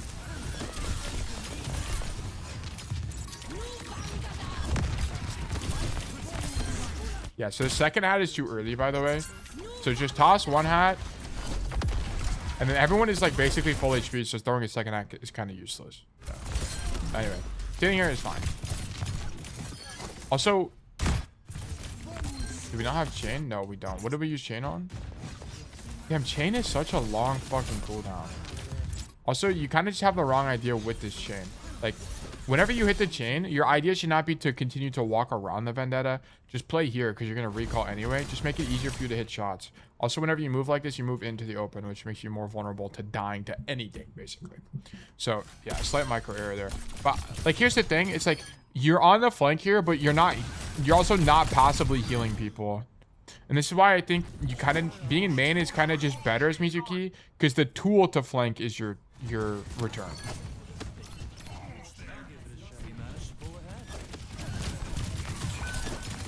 Yeah, okay. So this Ash kill is kind of unpreventable because this guy flanked. This guy was flanked the whole time. Like, where I think you need to be here is stacked with your guy. Stack with your Maga, shoot your gun. Because also notice this, your Life Weaver's the guy pushing cart. So because your Life Weaver's the guy pushing cart, he can't heal your Maga. You need to be the guy healing the furthest guy forward. Who's the guy power spiking right now? It's our Maga, right? Our Maga's holding space. We need to be here. My TP loop is usually max distance or pull them in one direction before going back, so my return is safe. Like, I want Vendetta facing away from me when I go back. Okay, sure. I mean, that's an interesting thing. I never thought about that. That's interesting. But anyway, regardless, we shouldn't... In this fight here, we needed to be hopping on Maga. You had to. Because here's what you do. You just stand here, and then once you're at the corner with the Maga, you're just going to left shift, hit 4 shots with your thing, so now you're at max healing. Right, and then come back to your team and heal them. And then run away early if they push. So we're kind of just staged incorrectly. Like, the way you're playing this is more of like how a Kiri or an Ana would play this. Where you want to be playing this angle because you have more range, right? But honestly, I think either way, you need to identify the guy pushing your cart is your Weaver here, right? So you need to be up top. You need to be healing your guy. Whatever guy's holding space, you need to be helping them. And you missed a gen. Okay. Yeah, I'm glad you didn't ulti. You almost get the back door here too, which would be nice. I think it's worth it to ulti. I think you could win this fight, so I think it would make sense. Yeah, you kind of just need to hit these though, to be honest. Damn, the aim assist there is crazy. I was sad my Sierra ran. We win that? Yeah. Yeah, you should have died here early. This is the thing I think you're talking about. You need to just die there. Yeah, you're not living. If they know... Okay, this is the running away. Yeah. You should. They know where you're at, right? They very obviously see you. Actually, the optimal play right now is to just jump off the map. By the way, like unironically, just die. You need to just die because now you're gonna stagger, right? Now look at this. Your Sierra. By the time you could have died now, and you would have respawned probably with your Sierra, but because you take so long, it takes your team an extra 10 seconds to respawn. Like they have to wait for you. Unfortunately, your Ash is just him and kills like 5 anyway, but. Yeah, we shouldn't be we should have been dying there earlier. That's luck. Yeah, exactly. This is what I need from you on Mizuki. Like, this is what Mizuki's OP at. You just stand here on a door and spam your damage. It's so OP. No one can do anything. It's so OP. That's what we need. Like, I don't want to see this. Like, it's not what I want to see, right? So, the guy pins backline. Don't shoot the Maga. Let your team shoot the Maga. There's already 3 people there shooting him. Zone backline. Go for the Juno. Like, left shift in, chain the Juno, kill the Juno. That's the idea I need from you. Yeah, okay. This is also not... ML7 would never do this. ML7... When these guys are backing up anyway, ML7 is not using return. Okay, when they're backing up... Like, what you should be doing right now is just walking. Walk. And then once you're at a position where you're being held by the enemy team. So, like, let's say I'm getting held in this choke. So I would walk to the choke. Okay, walk. Then I'm left shifting through the choke, going wide, chaining, getting crazy, getting active, and then recalling. Okay. Go stupid, go crazy type of operation. This is not a situation where you need to use return, right? Your team just killed the Maga. You should be able to identify that the fight is winning. There's no need. No need. Because you need it. I'll tell you when you need it. You need it now. So you almost have it, which is nice. But you need it now so you can go chain this guy in zone backline or something. Or you can honestly just blow up this Bastion. I don't know what this guy's doing. This guy's trolling. But anyway. Like, you need to not... If you don't have to use it, then don't use it.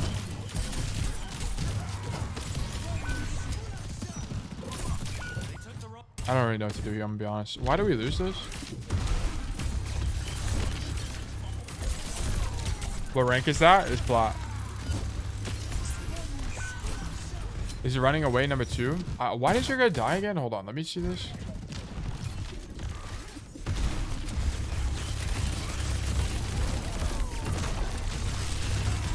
Okay, well, by the way, guys, quick tip on Maga. Whenever you use shout... Oh, he's not even in shout. But whenever you use shout, just as a... Try not to pin when you're in shout, by the way. Because in shout, you want to be using that to heal yourself. Also, I think the reason you guys lose this is because your Maga just uses shout for no reason. Yeah. Your Maga uses shout here, which means he can't keep himself up in this mid-fight. Because he needs shout here to live. I mean, he's taking 10 trillion damage. There's no way you're going to help him. He needs a grip from the Weaver, if anything. Yeah, he gets booed behind the wall. It's kind of brutal. Your Weaver kind of tosses this right away. Lie. Yeah, this is... You should have died here. Yeah, you should have 100% died here. The way you can think about it is it's like, how deep am I in enemy territory when the fight is lost? And you're pretty deep here. I mean, you can kind of infer that because the entire team is literally under you here. Like, if you're going to try to live this fight, you actually need to go further into their space. Like, come this way. But I think dying is more appropriate. Like, what you should be doing now is dropping, trying to chain the Sojourn and try to get the kill. And just die trying that. Is this NA or EU? This is... I don't know what region.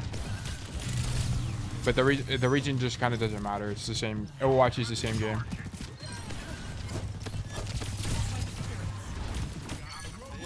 It's NA? Okay.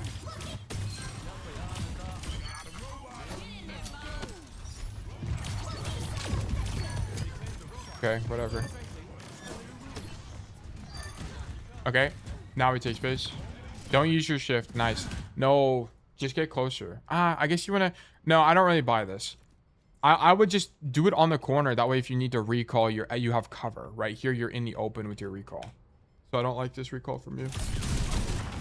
But I love the aggression. This is exactly what I need from you all the time. You know, the difference... Like, this is why left shifting here sucks. Because you need left shift here so you can do this kind of play on the Bastion. Like, it's way stronger. It's what you control way more space. I'm also going to be honest. I don't even think you should do left shift here. I think you should just stand here and shoot him. I don't even think you need left shift. Like, I think as Mizuki, you could just stand here, left shift, and then left shift out of the position, you know, with the speed boost. I think that'd actually be better here. Because you just need pressure to stop them from walking forward, and you'd be playing with the Maga, which is good. One thing that's true on support, that's true on DPS as well, is you want to avoid doubling up, right? Try not to contest the same space as the rest of your team, right? So, for example, I mean, here, you're the guy on cart, so that's fine.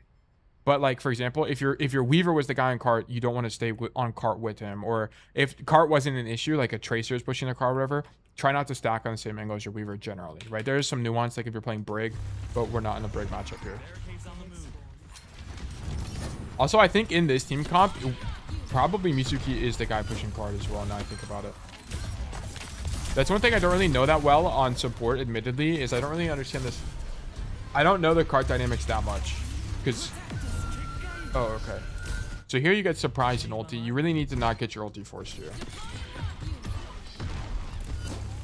Good hat. Yeah, I just kind of don't think... I just don't really see why you would left shift here. Like, what's the point of getting aggressive here? I guess you think they're overextending and you could hit the chain. But I'm going to be honest, I think you just stand there and shoot them. I think here you just stand there and shoot them. Like, the reason you didn't want to die to the Bastion is because... Look at this. You use your left shift here, and now you get surprised by Bastion, and you don't have left shift, so you feel like you have to ult. Like, if you had left shift here, you just left shift away, and you're gonna be fine.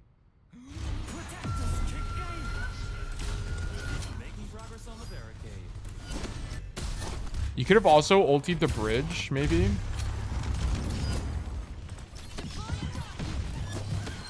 I mean, but I don't even think you need to. I think the fight's won after that guy dies.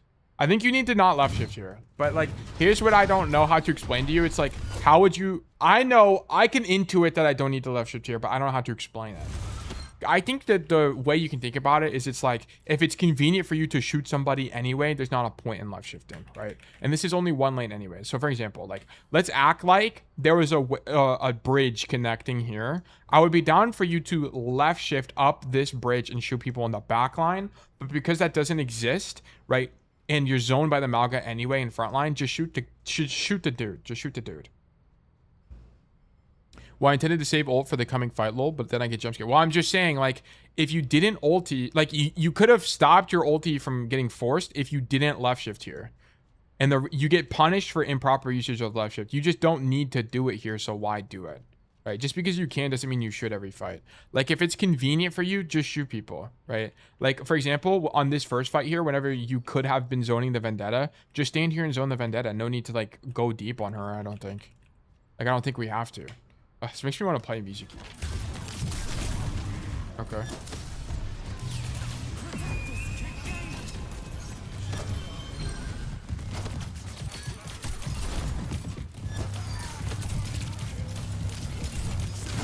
Like, this is kind of what I'm talking about. Like, this is kind of the first situation, or the situation earlier, where you can just stand here and shoot the guy, and it's fine. Like, you don't need to pop your left shift to shoot the manga, right? He's already overextended. You're already able to shoot him. Would you explain, like, using the shift to shoot people you normally wouldn't be able to? It's more like, okay, so I think the way you use left shift is more of like, let's say, because here's the thing. What chain does have really long range, right? It's 20 meters. Like, it's not short at all. Like, I can chain people from all the way back here. Hold on. Let me move to a better angle. I can chain the... Like, look how fucking long that is. But the problem is it's hard to hit it from that far away. You want to be as close as possible to hit chain. So basically, like, in my opinion, the way you want to use left shift is like around corners or around space that you kind of can't hold. So imagine this is a wall. It's really difficult to hold this wall as Mizuki like this. You can left shift around, go for the kill and fight them aggressively and then teleport out.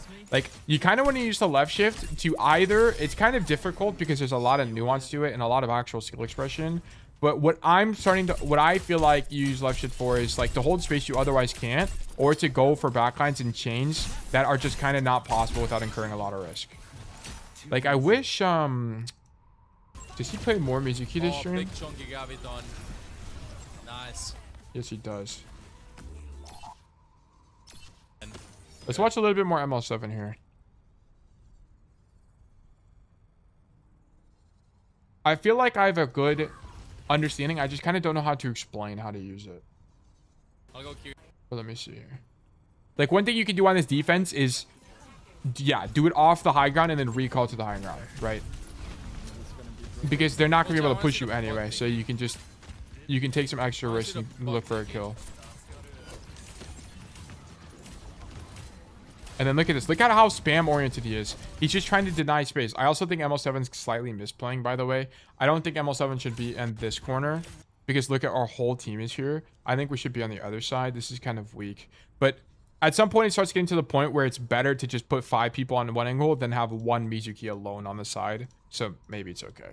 Honestly, the bug I would prefer ML7 be on the other side, though. What about his aura heal? Well, that's why, like...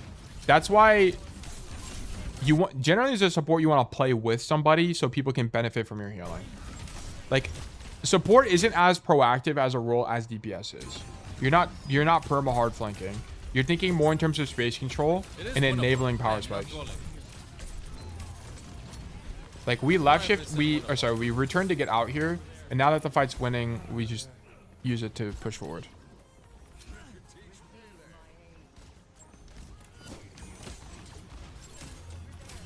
But also, sneaky, you can think about it like this. Like, if he was on the left side there, he wouldn't be healing people, but he'd be preventing damage, which is effectively the same thing, if not better.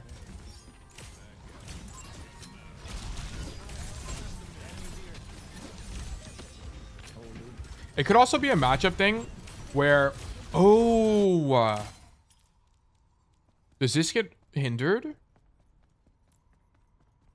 Silence by hinder. Fuck. I did not realize that. You can hinder Mizuki. I did not realize that at all. Or heals kind of bait sometimes. You can death ball. I just feel like it's a nice that it's like a nice thing. I feel like you shouldn't really be playing for it anyway.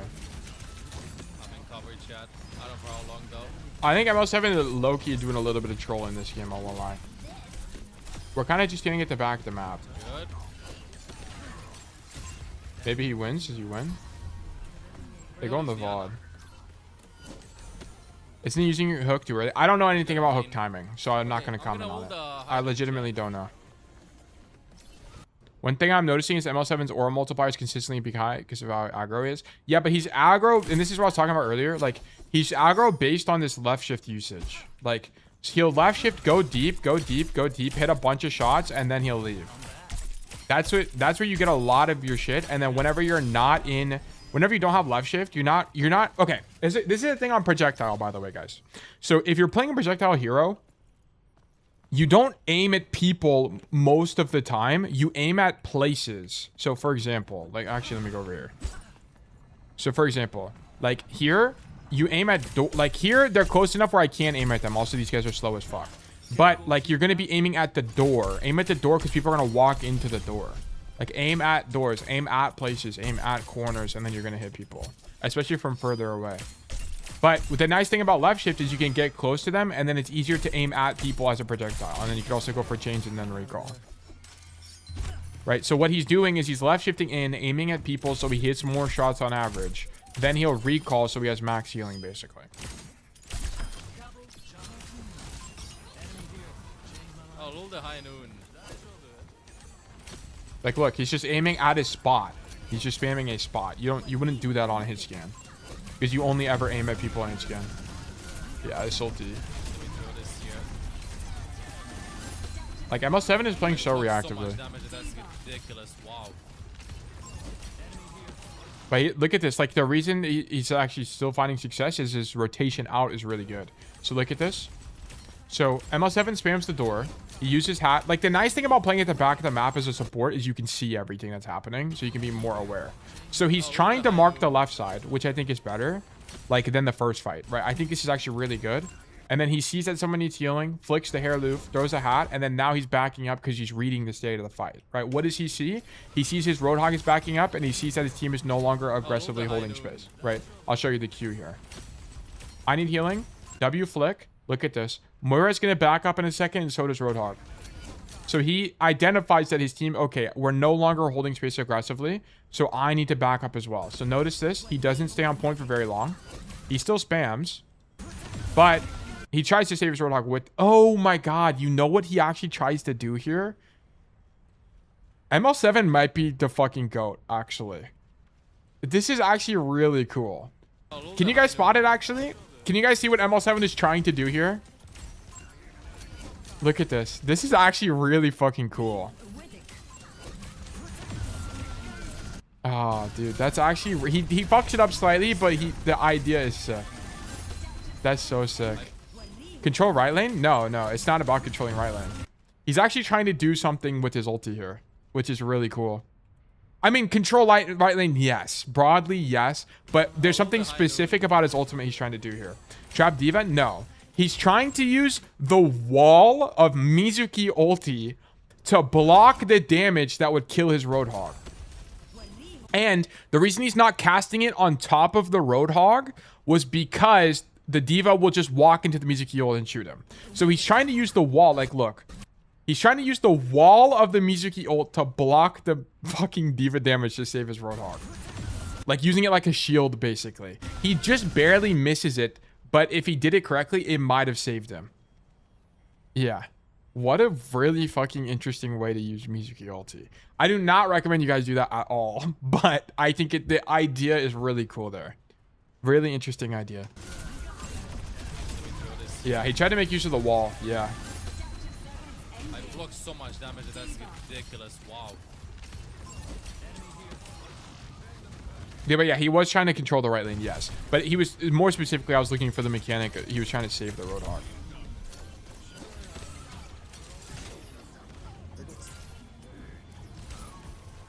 on me. Okay.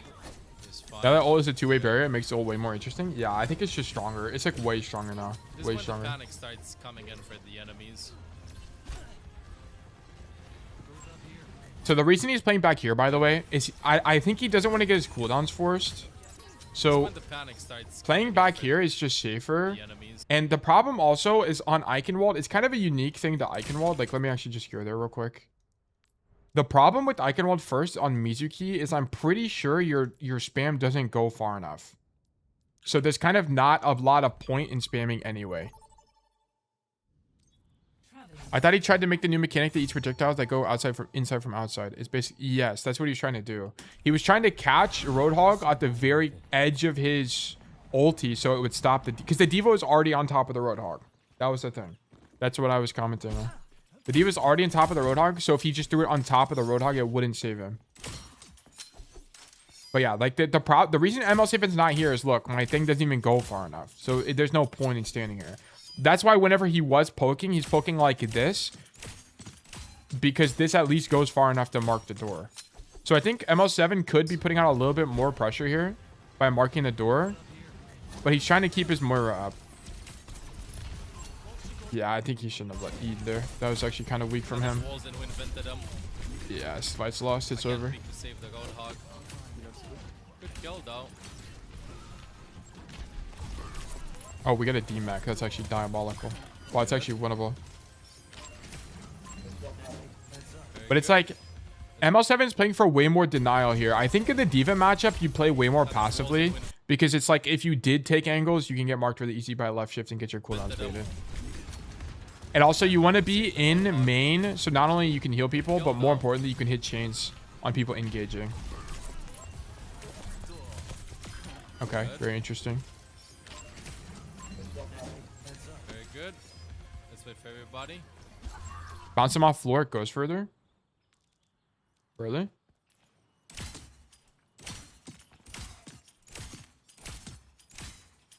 I don't think it does.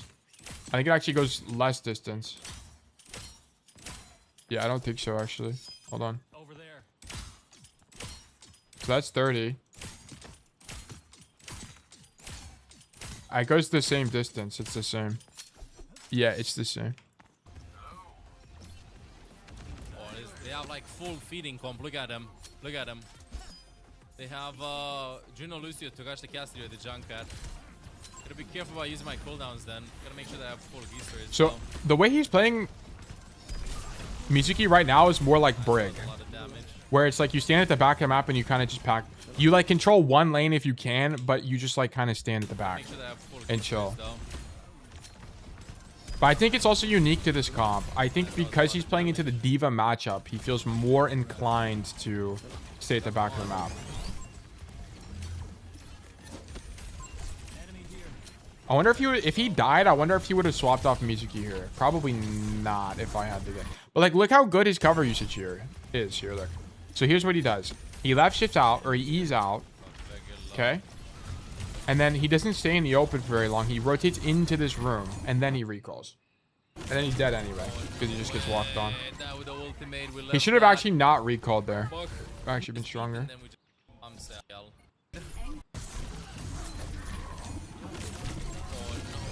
I'm gonna be honest, I don't really know what to make of this game, because I feel like we didn't play very proactively. Did we play it on attack, maybe? Or he plays... Yes, he does play it on attack. Let's actually... No, he plays Alari on attack. Alari... Is there any other Mizuki players you guys can think of, by the way? Is this Mizu? Yes, it's just Mizu and King's Row. This is a video I am eating. Okay, that's fine. Oh, this is like highlights. I don't really care about highlights. I want actual games. Oh, why does this make me want to play Overwatch, bro? Holy moly. This makes me want to learn Mizuki. Oh wait, this is... No, it's just the same VOD that we were just looking at. Rasmus, welcome back. Renegade Overwatch plays it a lot, and the pro scene is pretty rare. Yeah, I don't really want to pro. I'm looking for, like, if we can study one tricks, we should. One tricks are going to have more specified knowledge that we want. Renegade, this guy is on Twitch. Renegade. Okay, how do I? Maybe. Oh, okay. Green Lantern guy. What rank is this guy's a champion? Whenever you're looking for people, you want to find champion one tricks. That's kind of like your objective. Yeah. Masters Put on your DPS. side. I don't care who it is, we'll fuck him up. Let's go, me and you. Oh god. So awesome. 6v6. You gotta send pictures in the Discord when it's done, Lani, or else I will cry. I don't care who it is, we'll fuck him up. Let's Will I go. hate the cast matchup? I feel like it's... Li Zhong. If you're fighting Cassidy's Mizuki, you're probably doing something wrong. I If I wanna, had I to wanna guess. meet some. Wait, W, Rimworld player. Emily's parts. Oh my god, I just tripped again. Okay, I don't see this guy playing any Mizuki. Let's see this, yo. Okay, anyway. Well, I never wanted. Isn't this guy a leadership player? Yeah, I don't see any Mizuki. Maybe he stopped used to spam it. Maybe when they were just learning it at the beginning. They don't have a Mizuki guide. Then we can work backwards from there. Awkward? No. DK? No. Karq. Like, Karq is unironically, like, probably one of our best resources because he's, like, one of the only guys that actually plays Mizuki, like, actively. Actively. And he's top 500. He's not champion, but he is, like, mid top 500. Because I just need to see some gameplay in a high elo lobby. That's all I need to see. Because then I can help you guys figure out whether or not Karq's playing correctly or whatever. Like, I can help you reverse engineer what's happening. Wu Young, Ana, Wu Young, Ana, Kiri. Ugh. Where are my Mizu one tricks when I need them? There's no LOS check on it then. Actually, we can hold on. Here's what thing you guys can do if you're looking for stuff like this. Go to the Mizuki main subreddit, and then look up like you can search things like champion. You can search things like one trick. You can search things like that and try to find people that get recommended. Compiling Mizuki knowledge. No, it's not what I want. Streamer. Did I already look that up? One trick. OTP. GM4. That's not high enough. We need something higher than that. I'll play very aggro. Mizuki's really strong. Okay. Yeah. I guess ult is also good for taking speed. Yeah, I mean, you just kind of... Okay. I think I have a good enough idea on how to play this hero. Ideally, we find someone else, but I think I have a pretty good idea. Okay, just push the cart, whatever. Kirkshu guys probably just hit 100% of your shots forehead. Kirkshu is generally a good player to study on most heroes. Kirkshu played cast correctly when I watched him. I was actually really proud of that. Or really happy with that. How he played that.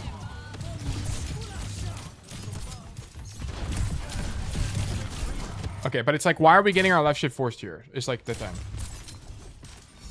Because you kind of have to take this angle. Because you're not in your range either, otherwise. But it's like, I don't even think you should be here. Like, okay, so you need to kind of understand where you can and can't play as Mizuki. You have to understand your effective range, right?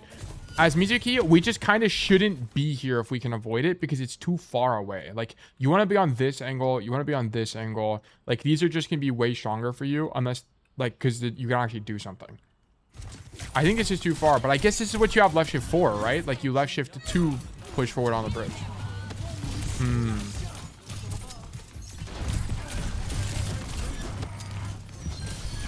It's whatever. I think it's probably fine.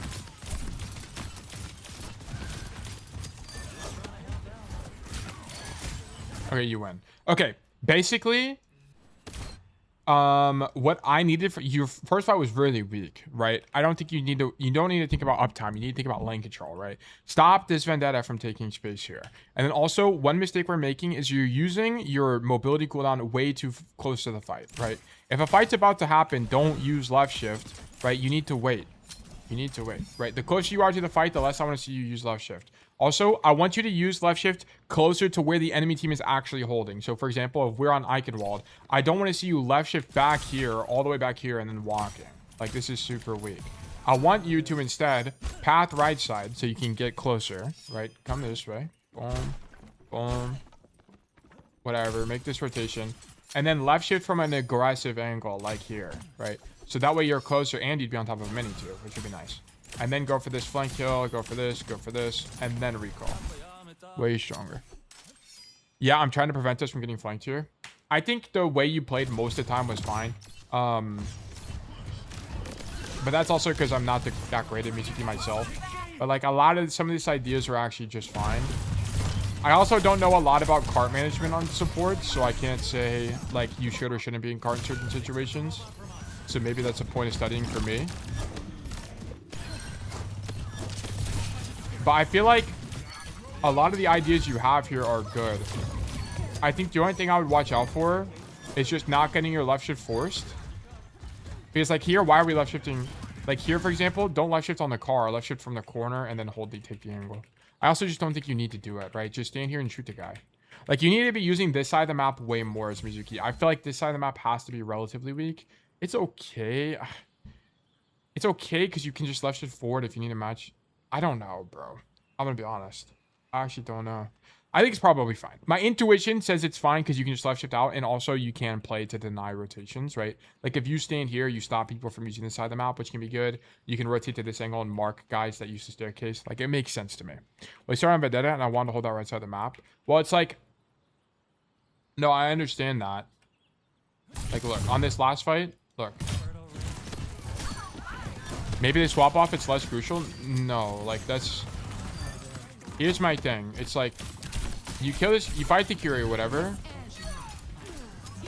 How you fight the Curie in terms of micro, whatever. It's whatever to me.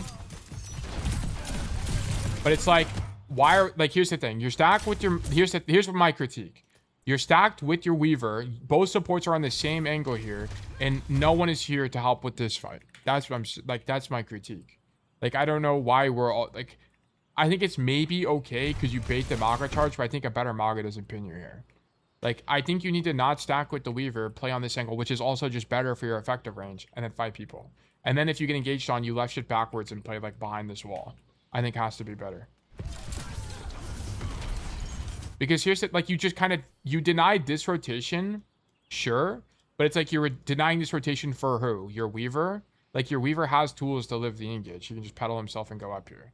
Like, you want to be stacking with the DPS here. Because DPSs don't have tools to stop that, really, most of the time. Like, they can't live the get engage. Like, the Ashe can't live an engage. She dies. She has coach, but that's it. Makes sense? Like, I think you just let the Weaver play this corner, then he can dash out, pedal up, do whatever he needs to do to live.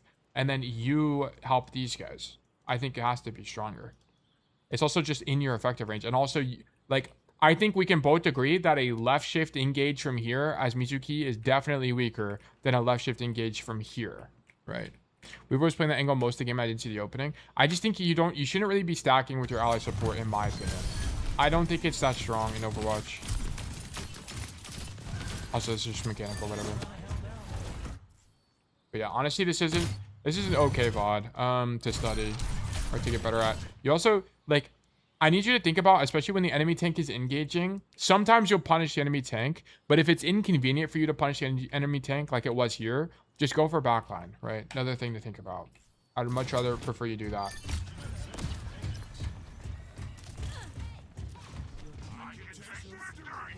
And then this flank, I'm not really convinced that much on. Like, instead of flanking, I think your better play is to come over here and do this and just poke the walk up and then leave.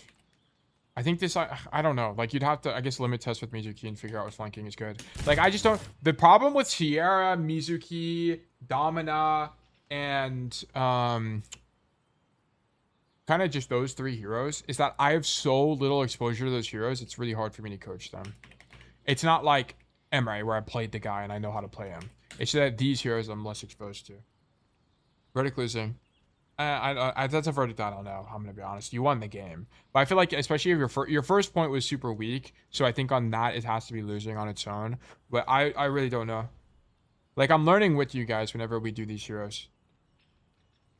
To be honest. But yeah, okay. Thank you for the code. I hope that was at least to some degree helpful. It's probably more helpful for me than it was for you, to be honest. But I hope it was at least somewhat useful. Oh, wait, yeah, Kershaw here. Mizuki is trash. That's what Owen says. And yeah, I believe it too. But this hero is no joke as soon as you learn how to play him properly. Actually, very curious. Traveling Damn, this was a long ass unranked champ. He must have placed really low. King's Row. Actually, I wonder if we can find a Colosseo.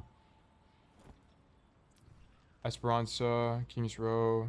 He gets King's Row twice. Attack unless capture objective A. Jib.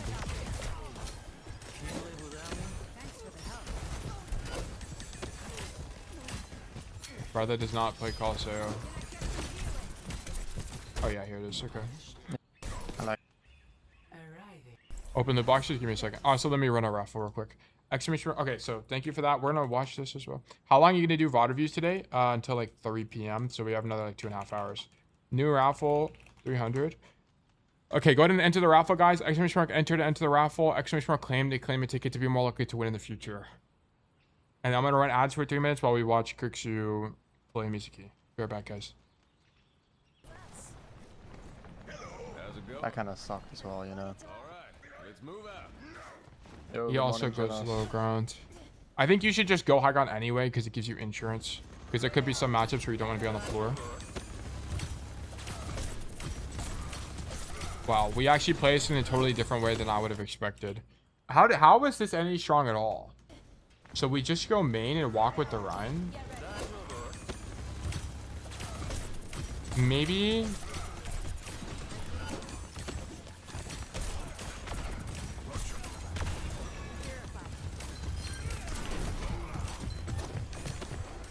Maybe because your DPS is already there, you don't also need to be there.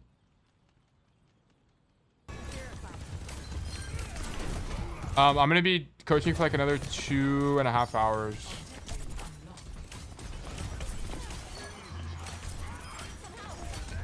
I don't really understand this. Why are we here? Like, what do you get from this angle that you don't get by being on the right side? The only thing I can think of is you're less likely to fight people, but you want to fight people. So I kind of just don't understand why we go left here.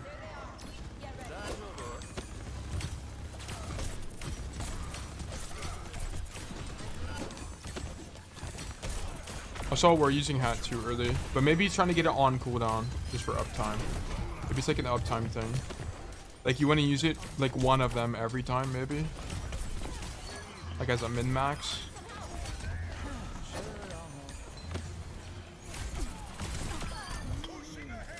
Okay. Oh, wow. Okay. This is what I wanted from our hero, by the way.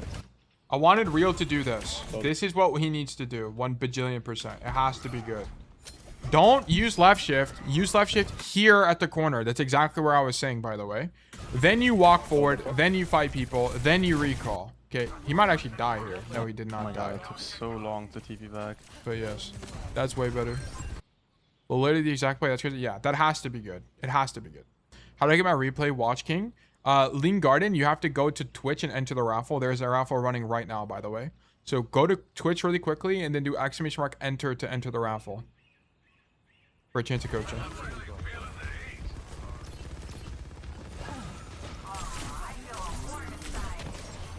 Okay, so notice this. By the way, Real, he takes this angle because this is in his effective range, right? He's not going to the far side. Like, this is the kind of thing that makes more sense to me. Oh my god. Like, I think playing on the left side with the bridge is just weaker because even if you're there, none of that's in your... Like, if people are on the bridge, that's going to be out of your range. It's going to be kind of awkward. Like, these kind of tight spots make more sense to me as Mizuki. That almost cooked me. I'll see you there, right? And now he's the guy on cart. He's going to throw hats to try to keep him up. And, what the fuck? nah, it's lost. So now he tries to leave. Barricades on the move.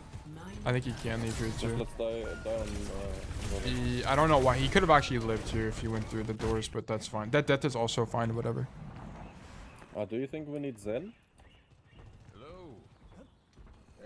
Zen is okay here. I'm gonna swap after maybe. Barricade.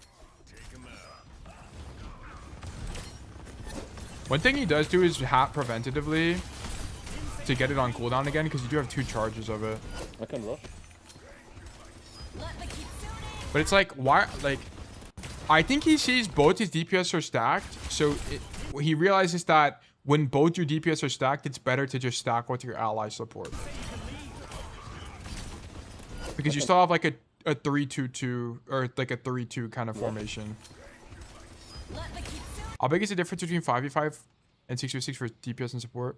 On DPS, you just flank way less. Like, way less. Because it's just better to shoot tanks in 6v6. Like, a big reason you flank a lot in 5v5 as DPS is because you kind of just can't kill tanks sometimes.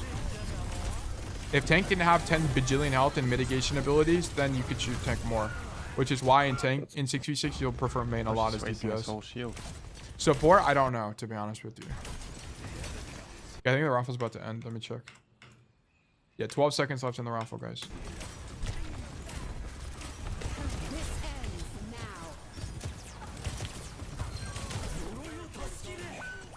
Oh man, they're all one.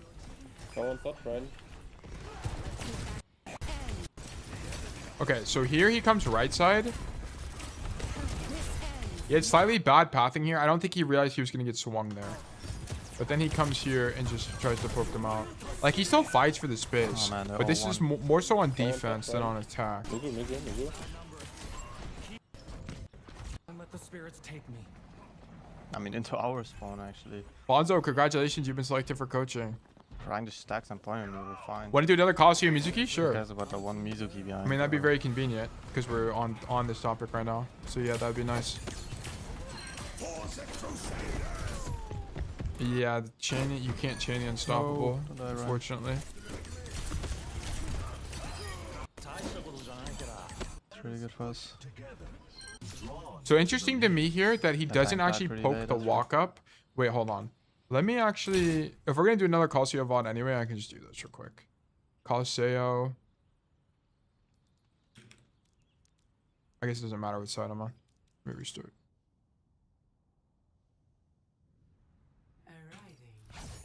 Can't wait to actually submit a bronze code of mine and watch the rep 0. We watched a bronze code yesterday. Bronze is just like, okay, I think for bronze players, I think I might need to make a rule where they have to give me like certain maps. Because there's some maps where it's like hard to tell what they're doing wrong. Because it's a map where they can get away with getting it wrong. Like Circuit Royale. Because there's one lane anyway. But I would need like a control or something. Anyway, okay. I'm surprised that Kirkshu's not doing this right now. I guess it doesn't go far enough. But I feel like it's better than nothing, right? Oh, I guess maybe his idea is this. They push the checkpoint, and then he's going to come stand... He either is going to stand there on ping, or he's going to come over here and fight people here. With the idea of, like, left shifting out. Also, can you... No, there's a wall here. Okay. Okay, I actually don't know what his idea is going to be here. Ooh, what a nice pick. What a Yeah, nice okay, pick. he comes over here. Okay, this is where we were earlier. One robot.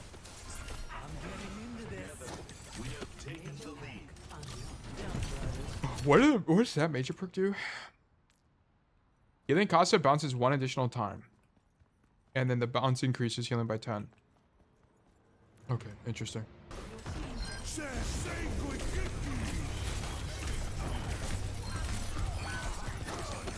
I like that Arzen went inside as well. Awa! I feel like this has to be weak.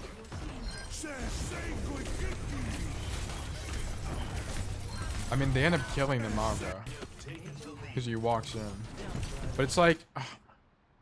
I don't get it, bro. I don't understand really... I understand why you would want to play like this, because you're at the back of the map and you can see your entire team. But it's like, is this real? Was that really the optimal angle to start on?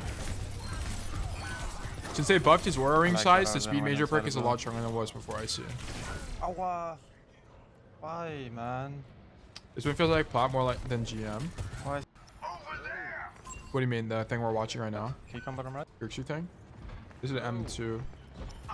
Going back from bottom right. Can you come bottom It right? definitely is not platinum. Like, the way...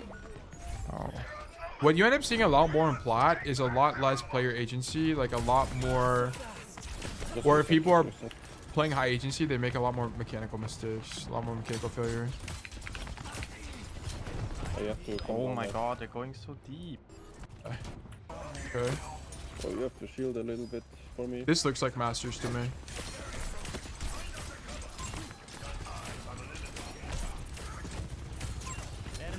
Like, this has to suck. Like, I don't know why Kirkshu is here. I'm gonna be honest. This can't be good.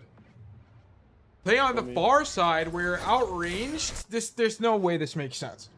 And this is, by the way, guys, when you're studying better players than you need to look at this with some level of skepticism. Like, does it actually, you need to be open to being wrong, but you need to also be slightly skeptical, because also these players don't play optimally. They play great, which is why they're champion, but they're not perfect. Right? So like here, I think this is okay. Like, it's okay. Whoops. What the fuck? Oh my god, bro. We're gonna have to go back. Okay. I think the way he's playing this is okay because you can mark the door. But why not? I guess if you go right side, you can't heal your team. So I guess this is the only place where you could mark this door and be able to hat your team if you need to. But it's like, here's my thing. If that's your idea, is to like play an angle like this, why are we on Mizuki? That's what I don't understand. Like, why are we on Mizu here?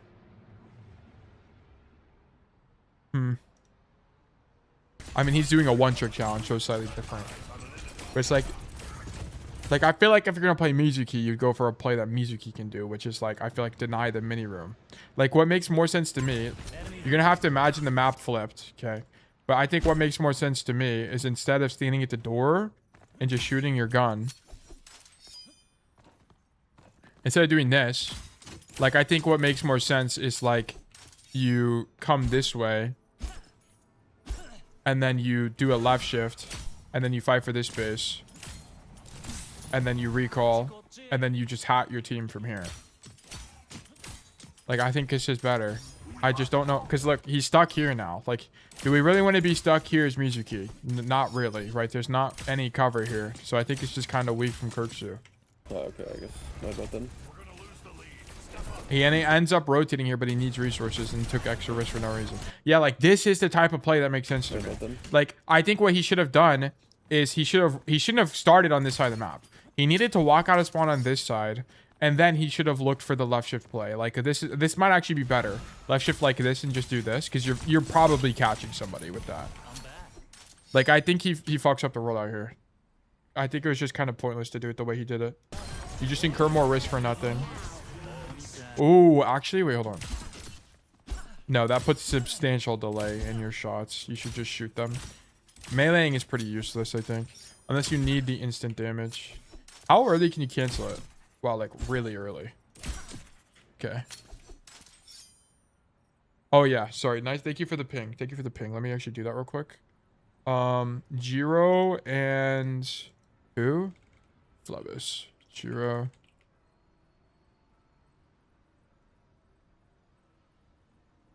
At Jiro. I'm picking you guys at.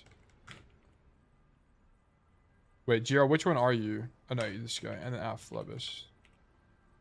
It's gonna make it easier for me. Sorry guys, real quick. I need to do a true bug here, and I need to do a true bug here. Okay.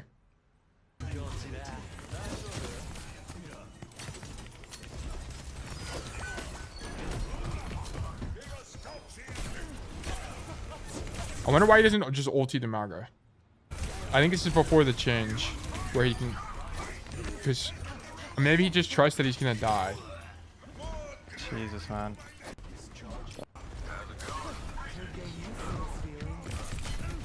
Why do we keep chaining the Maga? Kirkshu, stop chaining this guy. Okay. Oh, he's actually right. I don't think he will die. Oh, he's actually right. He fucked up. So, oh no. Wait, I actually don't know why he... Oh, he's actually right. Wait, did they get checkpoint? No, they didn't even get checkpoint. So I don't really know why he's ulting this, to be honest. Oh, he's actually right. I don't think he will die. I think they just win this fight. I don't even think we need the ulti. Unless I guess he's ulting so he can walk wider to shoot them, is the idea. But I feel like that ulti sucks. Like, this ulti has to be bad. They're winning. They just killed Malga. They traded out the cast, but that's fine. So this ulti doesn't do anything. They're going to back up anyway. I don't agree with this at all. We need to ulti there, where like he needs to ulti the open space. Like where we need to be ultiing is. Let me show you guys. He should be ulting this space here because it puts up. It's also like a defense matrix. So even if the Sojourn slid to here, he would be zoning them. So Kirksey misplays. This has to be bad. Jesus Christ, using too much. Using way too much. Okay. He's pushing the cart. If it's between you and Zen to push the cart, it should be Mizuki. The heroes with a lot of mobility typically push cart because it's easier for them to live if they get dove. Oh, bro. Brian is dead. Oh my god. He's dead too. He has no mobility. He needs to just die here. Yeah, we need to trade out. We're just staggering now. He needs to die. I really like the cart push ult on corners, going under bridges, etc. I don't really know why Kirksey's playing to live so much here. This fight is so scrappy. He needed to just die way earlier. Yeah, this is... I don't know what he's doing. Yeah. So we're gonna watch a bit of this.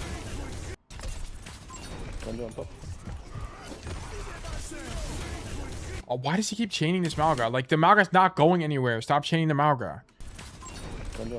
Like he just used his pin. This is pointless. Just showed him. It makes him slower, but he's big as hell anyway.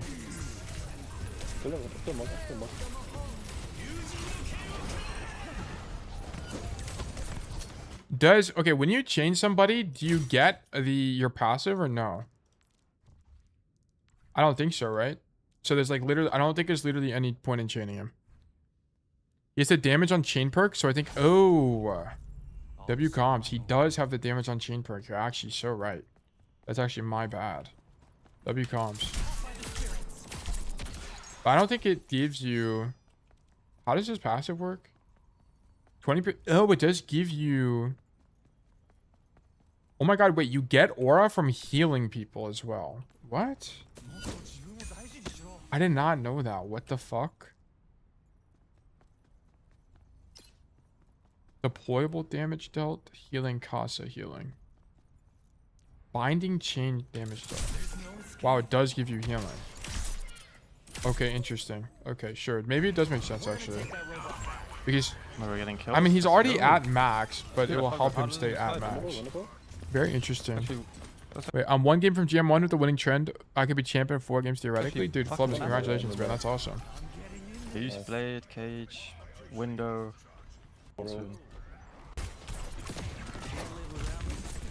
Shoot Maga. Yeah, they play up. We have our ult. Yeah, chaining there makes sense, right? Because you don't want him to pin off the high ground. And then if we stunned him too, that would have been even better, but no hinder went off. I'm surprised we're not... Yeah, I was about to say, why would we not protect this Kekai earlier? Because I think you would have killed him. Also, we should protect this Kekai the moment our cast gets engaged on. That should be a protect this Kekai. Because your cast fucked up. Your cast is fucked. Like, maybe he thinks the cast will die too fast to save him. That might be it. Because he's technically right. I don't even think it would have saved him, to be honest. Unless he did the ML7 thing where he, like, split the wall. So he must think that he can kill the Maga, which he ends up being wrong about. And then it doesn't do anything. Oh, man. They added burst heal on ult cast? What the fuck? Oh my god, it does 100 healing. Wait, hold on. I'm learning so much about Mizuki. God, that sounds so fucking cool. 40 healing per second. Doesn't actually do that much healing. How much does your passive do? Up to 20. Okay. Ult sucked. And also, it used to be troll to ult when they were low. Yeah.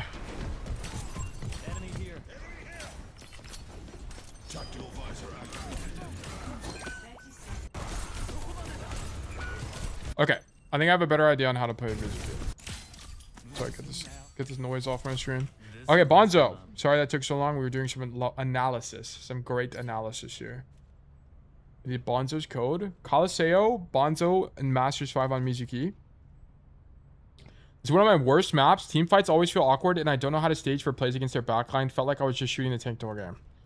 My damage output was better than average, but it felt like I had no value. I find I get most value when I'm able to use doll on high ground. Is it called doll, or do you guys just call it because it's a paper doll? It's called Colosseo return. I guess it's because it's just a paper doll, right? Okay. Drop and then chain the backline. But I'm not able to see a lot of opportunities to do that on this map. Had a lot of ults this game, but I don't think half of them really did anything this game. And I was just, okay. Missed a lot of chains. Just need to get better at timing on ball and Reaper engages. Died twice because I'm not too familiar with some of the perks, such as ball having twice as many mines. Yeah, whatever. That's just cost of doing business. Also, hog right click is... Are you talking about the hog right click range extension or just him having right click? Because it's base kit now. They brought it back. But he does have a range extension perk, which is shrapnel launcher. It's a minor. So yeah, that's just longer range now.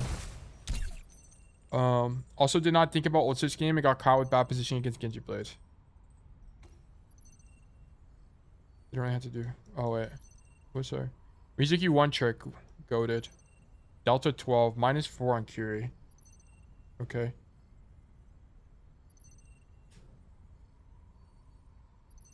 What's your win rate on Curie? 30. Okay.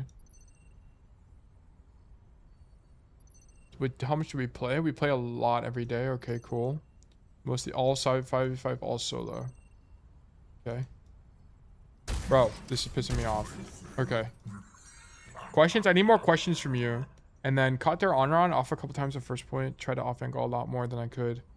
Okay, good. Thought this game was going to be harder than it was. Stage hard, good. Had some really good... all these... Your notes are good. Just try to think about, like, what stuff you can experiment with, right? Like, what's something you could have tried? What's a matchup you don't understand a lot about? Like, just write something, okay? Make sure... Like, I'd rather you have this be something than nothing, because you need to build this muscle. You have to build a muscle of trying to write questions. Because the more you kind of put it off, the more difficult it will be to come up with stuff. How do people play Ana in the Big 26? This is actually true.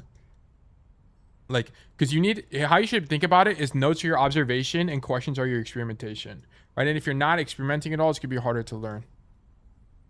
Yeah, so I would just keep that up. But the notes look good. Like the tracking looks really good to me. Other than that, and also you can reference the examples I have on the example sheet in the spreadsheet as well. I have question fatigue at the moment. What? I mean, yeah, it's like it's difficult to come up with stuff. And that's why you need to keep doing it. You need to get used to it. I thought my time in the field was done. It feels like fatigue, by the way, because you're doing something new. And anytime you do anything new in life, it's difficult, right? You have to think about it more. So that's just kind of cost of doing business. It should feel, it's actually good that it feels fatiguing because it means you're learning something. You're trying something. Your brain is expanding and your brain doesn't want to do that. Your brain wants to stay comfortable.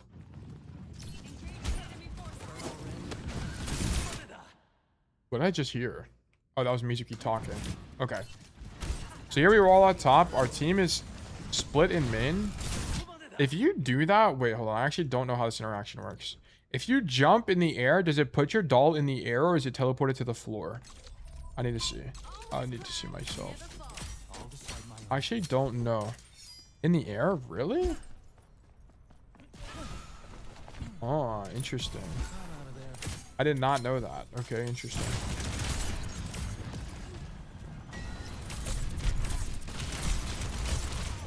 Okay, unfortunately, you're going to be the only guy shooting ball the entire game. Very likely. Also, if this was your idea... Okay, so, like, if your idea... Oh.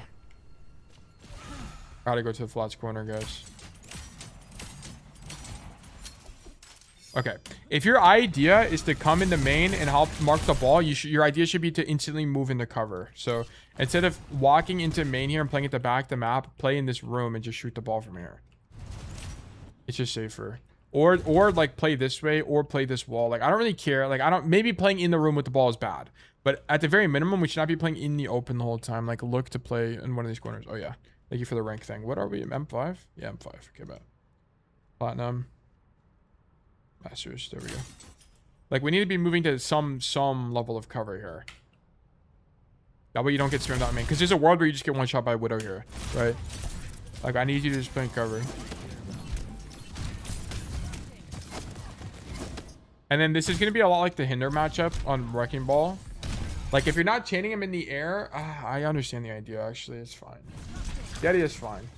You're just a little bit late. And this is kind of what Kirksey was doing. I just feel like this is kind of weak on Mizuki.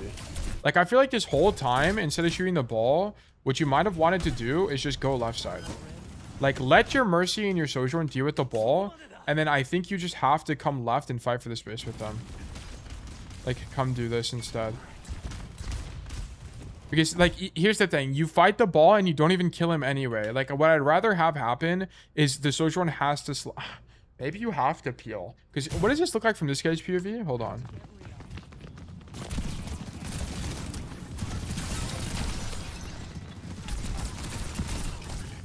I think you would have left even if you weren't here. It's not your job to deal with balls, Mizuki. Yeah, I don't think so either. I don't think so either. I think you would have left either way because I think the Sojourn spams him and then he leaves. I don't think you being there actually contributed to him leaving that much. I think if you hit the chain, yes, definitely. But here's the thing. Like, I think you come left side, help fight with your monkey because not only will you be able to heal them on the angle, but also if the ball comes here, you just chain him and it's going to be way easier. Is it not your job? Oh, I read it wrong. No, I thought it was. That's like saying it's your job to deal with ball as Cassidy. I wish there was like a ball matchup. Like, can I get a ball matchup here? The whole Monkey team. matchup. Orisa matchup.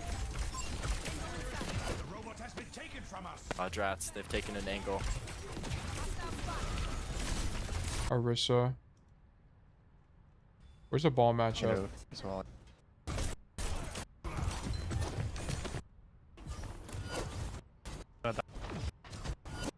Missed again. Sigma matchup. Roadhog matchup. Damn, nobody plays fucking Wrecking-Ball. Yes, I know. Surely he's more popular than higher though. Sigma, okay. Winston. That was Orisa, I think. Oh, Roadhog. Roadhog. Damn, he plays hella Colosseo. Monkey and Ball Army worst matchup because I don't know what to do. I think you have to, like, you see how Kirksey was playing on this side of the map? I think you have to play on this side of the map. I think I just think even if your job is to deal with ball, you kind of can't do that anyway because that side of the map that we go to, the main side just fucking sucks. You can't do anything there, right? Like, let me go back. And that's kind of the core thing. It's like, it might be, I think it's good for Mizuki to deal with ball, but it's not your job. Like, that's not really how Overwatch works. You don't really have a job like that. It's convenient. I feel like in ball matchup, you play like Brig. I'll decide my own fate.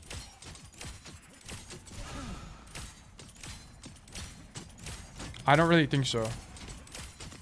Yo, Tail, we should go on a date together. Dude, you might be onto something. I've gotten away with a few flashbang fan on Cass with ball. I mean, balls. Okay, but here's the thing. Like, if I'm Cassie in the ball matchup, I'm not standing here and shooting ball. Like, I'm taking this space, and then if ball is easy for me to shoot, I'll shoot ball. But it's like, here's the thing. I think as Mizuki, you don't want to be here because you have no proactive value. No proactive value is happening here.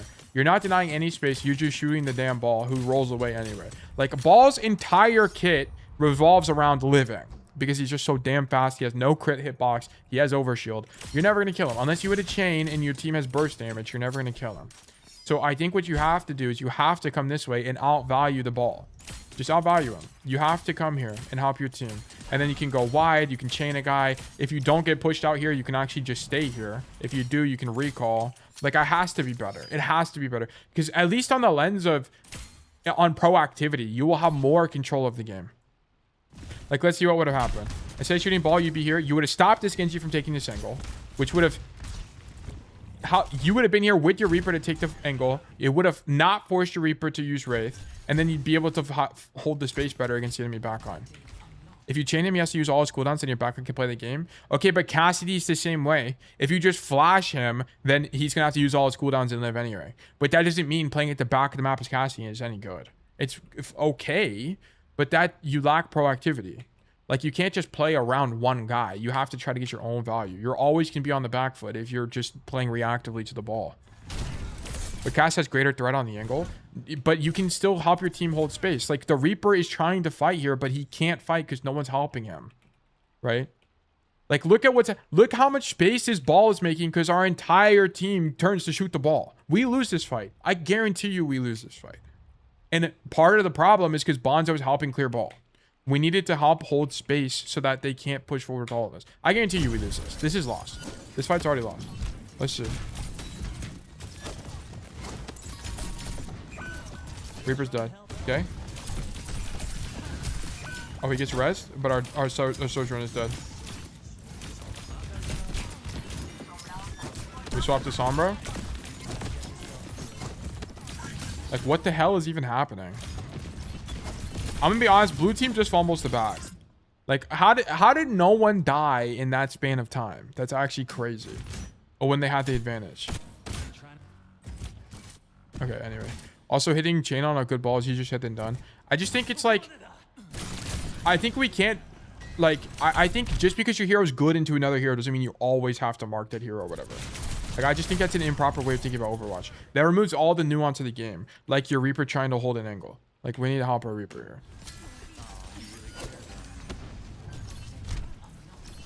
Because, like, all Bonzo does here is shoot ball, shoot ball. Shoot ball. Reaper's dead. Help the monkey engage. Like, Bonzo's just not in a position to do anything. Like, if we're gonna play like this, be Brig. Like, that's what I'm saying. Like, if you want to play Overwatch as a playback the map and counter a ball, I think you just play Brig. It's just better at doing that. But I'm gonna be honest, even as Brig, you're not fighting this ball. Even as Brig. As Brig, you're standing here and you're helping Reaper. I'm telling you, it has to be better to fight for that space. It has to be. Anyway, let's keep going. Okay, so I think you need to be on the left side of the map here. We need to not get stuck here because you need to help with this fight or else your team will never be able to push forward is kind of the core idea. And then, because like you can't really help your Winston from this angle. We missed the chain because like why do we miss the chain here, Bonzo? The reason you missed the chain is not because your aim is bad. It's because you don't have information. You don't really know where they are, and then you do genuinely miss. But you don't have a good idea on where they actually genuinely are as you turn the corner. Like, if you were here the whole time, you would have seen them the whole time, and it'd be way easier to hit a chain because you have more complete information. Like, that's part of it as well. You can't actually see everything that's happening there. Like, this is way stronger. This is way stronger. And then we leave. Yeah, nice. Like, this is fine.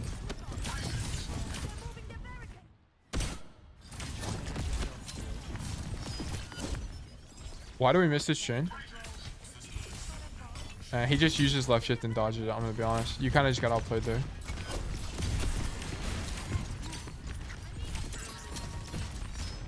Okay, and then here you have the wrong idea, in my opinion. Instead of continuing to stand here, am I on Colosseo? I am. Okay, this is nice. Okay, instead of continuing to stand here, I think you need to rotate because you can do the same thing from the bridge anyway. So just stand here because here's the idea. Here's what's going to happen. You need to think about the state of the fight. What the fuck is going on? Okay, you need to think about the state of the fight, right? Your team is going in, or at least will be going in to the fight here. So if your team goes in, what's likely going to happen? The enemy team will back up in at least some capacity. And notice this, if they back up, you're no longer in a position to be able to follow up and actually enable your team here. So what you need to do actually, once you're in this position, is back up the stairs and then walk this way. Because you can still throw your hats from here and shoot your gun from here. It's not going to be as optimal, but notice that it sets you up for this position where even if your team engages, you can still do something. Like, you can still do something from here. Also, it's kind of better because if you end up here, you'll also deny enemy playmaking. One thing the enemy attackers want to do as they push this lane is they want to control as many lanes as possible, right? They want to have the main lane and then they want to try to take space on either of these. If you are here, you prevent the attackers from taking that space, which is really strong. So I think you need to continue the rotation up the bridge. Like, continue rotating, whatever. Make this rotation, blah, blah, blah. You'd probably be here like now-ish. And notice how much stronger this position is versus this position, right? This is a more proactive position and you'd actually be able to chain the ball, right? Look how convenient it is for you to chain ball here. And then here you can't do anything proactive. So I needed a rotation from you. And like, look, now you have to use E to or sorry, you have to use your return to even get close to them. You have to use doll to get close, right? We could have just done the same thing with no cooldowns from here. It'd be stronger. Okay, and then we use ulti here.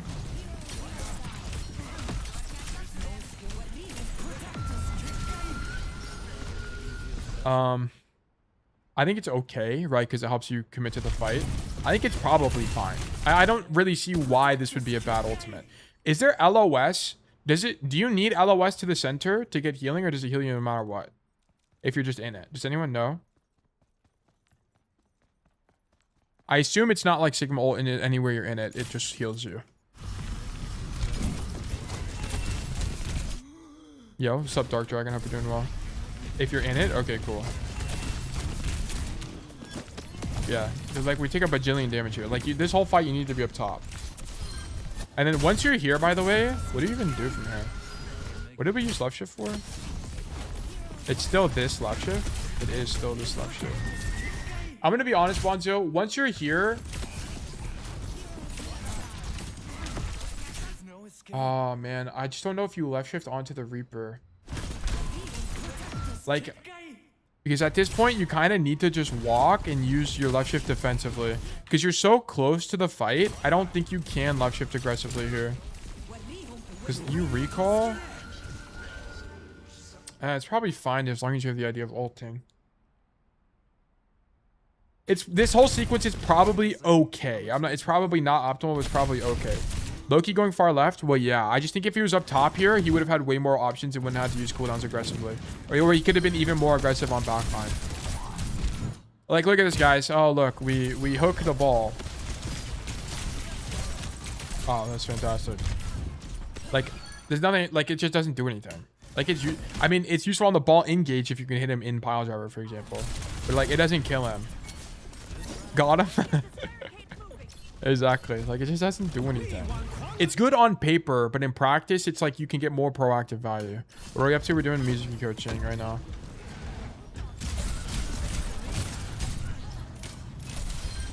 Like, this is good. Like, why is this good, though, by the way? This is good because it's convenient. This is the kind of shooting ball that I like.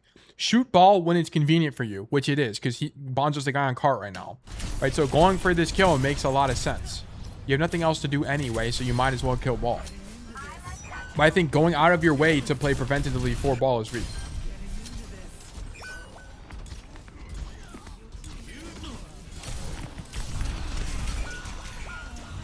Okay, I don't really know what you're supposed to do here.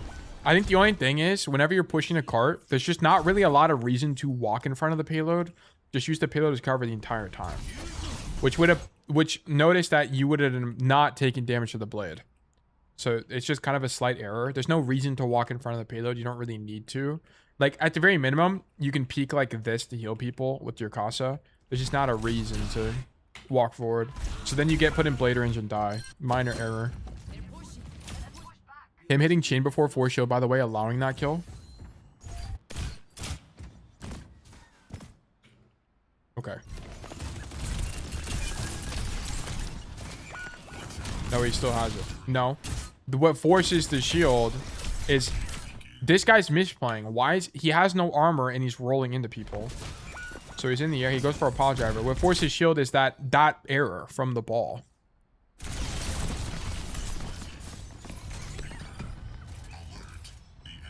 Yo, Tail, would you like to play 1v1 against me after this? If you have the channel points for it. Sure. Like, he's... Also, why is he re-engaging with no shields? Like, this is not really... Like, if he doesn't have shields, it's not because Bonzo played correctly. It's because this guy is just not good at ball. Mizu 1v1? We would just do TXXX. Yeah. Like, I don't think... Like, Kwame, do you see my perspective? Like, I think you and I both... Like, if I was coaching you, Kwame, I'd be like, Kwame, why are you rolling into them with no shields? And that you know they're playing Sombra. Like, we had a matchup like this the other day. Like, what did we learn in the matchup as ball into the Sombra matchup? It's like you're not in there... You don't play in their spawn anymore. Because it's just not as possible. Because you're going to get hacked all the time. So you play more defensively as ball. So like, why is this guy rolling into the core? Like, what does he expect to have happen? Do you do a coaching video session for 2 aggressive casts? We have 2 aggressive casts sometimes, but it's pretty rare.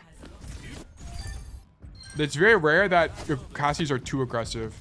Or, like, I have students who say, I'm an aggressive Cassidy, but it's not really them being aggressive. It's them not realize where their team is, and they're kind of just going in 1v5. Which is a lot different than playing aggressively. That's just being reckless.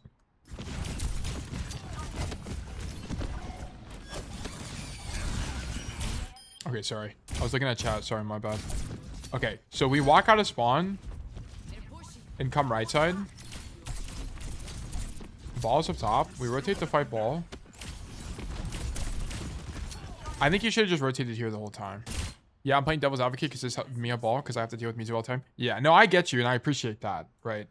I 100% appreciate that. I think it's just the same thing as Cass, right? You mark him if it's convenient. You don't play for the ball.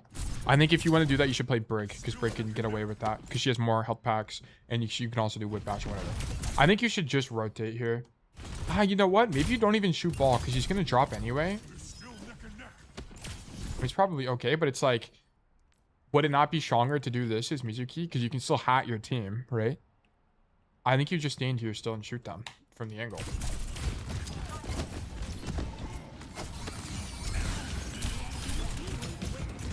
This is good from you, but you need to go even further, okay? Love the left shift to dodge the mines. That's epic. But instead of walking this way and like, I don't know what you're trying to do. Like, I don't know if you're trying to walk to your team. You need to totally map flip and go into their spawn and just pray the space is empty. Because you're kind of fucked, I'm going to be honest. You're kind of screwed. You're getting engaged on by the Genji and the ball at the same time.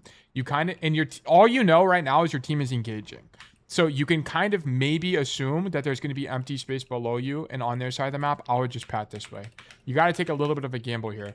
Because it's either you walk into the middle of the fight where there are almost definitely going to be people, or you walk into the enemy team spawn, aka flip the map, with the idea that there's probably not people there, right? Does that make sense?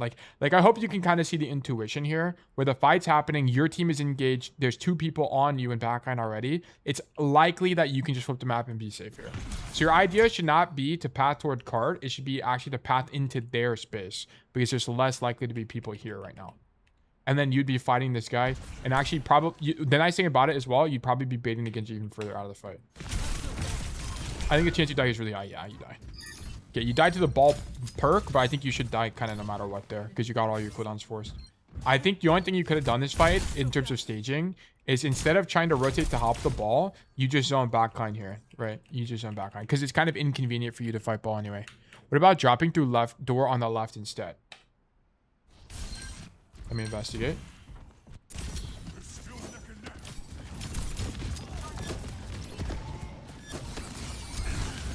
Yeah, that would have been fine too. Yeah, Bonzo, you could have just dropped out this thing and then came this way and done this or went back to your team. Either would have been good. Either would have been good. Yeah, I would have been down for it. That's actually probably better, by the way. Nice job, Kwame. It's actually, you probably just needed to come out this window because it's just safer, right? And it sets you up for a flank. So, yeah. It's not that I don't think flanking is optimal, but it's kind of like the hand you were dealt. You got mine, so you had to do something. Yeah, I think this side is just way better for Mizuki. I don't really know why Kirkshu went to the other side. Yeah, this is perfect. Like, I love this kind of play from you. But I think you should kind of intuit that he's gonna... Oh, he's hacked, so you're going for the... after the hack. And then I would just ulti the bot. Okay, yeah. Wait, why do we not touch? Oh, your monkey's dead. Fuck, that sucks. But you need to, oh, you get booped. You were gonna ulti, but you get booped there. Sucks. I think the idea is right, though. I love this ulti from you. That's a great ult. Yeah, you just win the fight with that. Nice. Now we push the cart. Where's my team at? Zambra's playing aggressively. She leaves. Where's my Reaper? My Reaper's on the floor. My Mercy's in main. Honestly, I wouldn't be here. I'm not standing here. I'm standing here. I'm contesting this lane. Mark the Genji, mark the Wu Yang. Then maybe you can look for this kind of flank kind of thing. I think that has to be better, no? 41 Abdino, thank you for the follow. Because yeah, look, we don't do anything here. We don't do anything here anyway, right? You hit the Roadhog twice, and then we throw one hat. And then your guy's still dead. Okay. Alternatively, we do this. Come to this side. Mark Genji. Mark Wu Young. Yeah, I think you force cooldowns from both of these guys. And then also you could have pushed like this. The left shift in. Go for Wu Young. Or go for somebody. Left shift back. Notice like, Bonzo, you would have had just more aggression here. Like there's more potential aggression here that you're just missing because we're walking in main.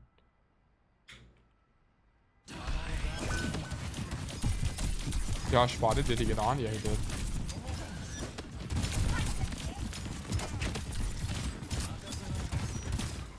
Okay. Yeah, like, there's just no proactivity here at all. I mean, your Reaper is dead, so you're trying to leave. By the way, Bonzo, whenever you're resetting for this fight, when you need to reset, you don't play back here, by the way, on the floor. You need to reset to this high ground. You need to be here. And it's going to take you fucking forever to make this rotation because you're on Mizuki, which is a little bit unfortunate. But you have to make this rotation. It's way better. Because here's the thing. They're going to push the cart, and you want it to be where when the cart is in open space, you're on the high grounds, controlling these lanes. This is the idea we need to have. So, like, your idea right now for backing up should not be to continue having pressure in main. You need to continue rotating so you have a more advantageous position in the later fight, in the late fight. So we need to keep rotating. Like, I wouldn't be marking any of these guys right now. Like, dead ass, just, like, I'll just show you. Okay, so we're here right now. Just do this. Do you have left shift? No, you don't have it. Oh, you had it here. Okay, so you would left shift out, like, wherever you were, like here, and then you're doing this. Bro, let me up the damn thing. There we go. Okay, rotate this way, rotate this way. You're doing this rotation all the way. Then you stand here. You need to be here. You need to be... Because look, like all of this is in your effective range. You can spam backline. If your team is taking damage, just hat them from here. You can ulti your team. Like, you can do way more. You can do way more. Like, look, this is so bad for your team now. This is what I was talking about earlier. Like, the attacking team wants this high ground, so they have the advantage onto you holding in main. So now this Genji gets to stand here for free. You could have taken the 1v1 with him. Okay, and your monkey's dead. Let's work backwards here. Why is our monkey dead? Okay, he's trying to hold the corner. He's getting shot from the Genji from the side. He goes deep. No one can help him on the deep angle. He also gets hooked and doesn't pop his ulti. Okay, but part of the reason why he's dying is because 5 people are shooting him. Like, one thing we could have done, I mean, your DPS kind of trolled this, I won't lie. I think one of them actually died early, right? Yeah, this Tracer's just not coming back from spawn. I don't think there's a way to save the monkey, I'm gonna be honest. Unless you ulti the guy, but you don't have it. So I don't know.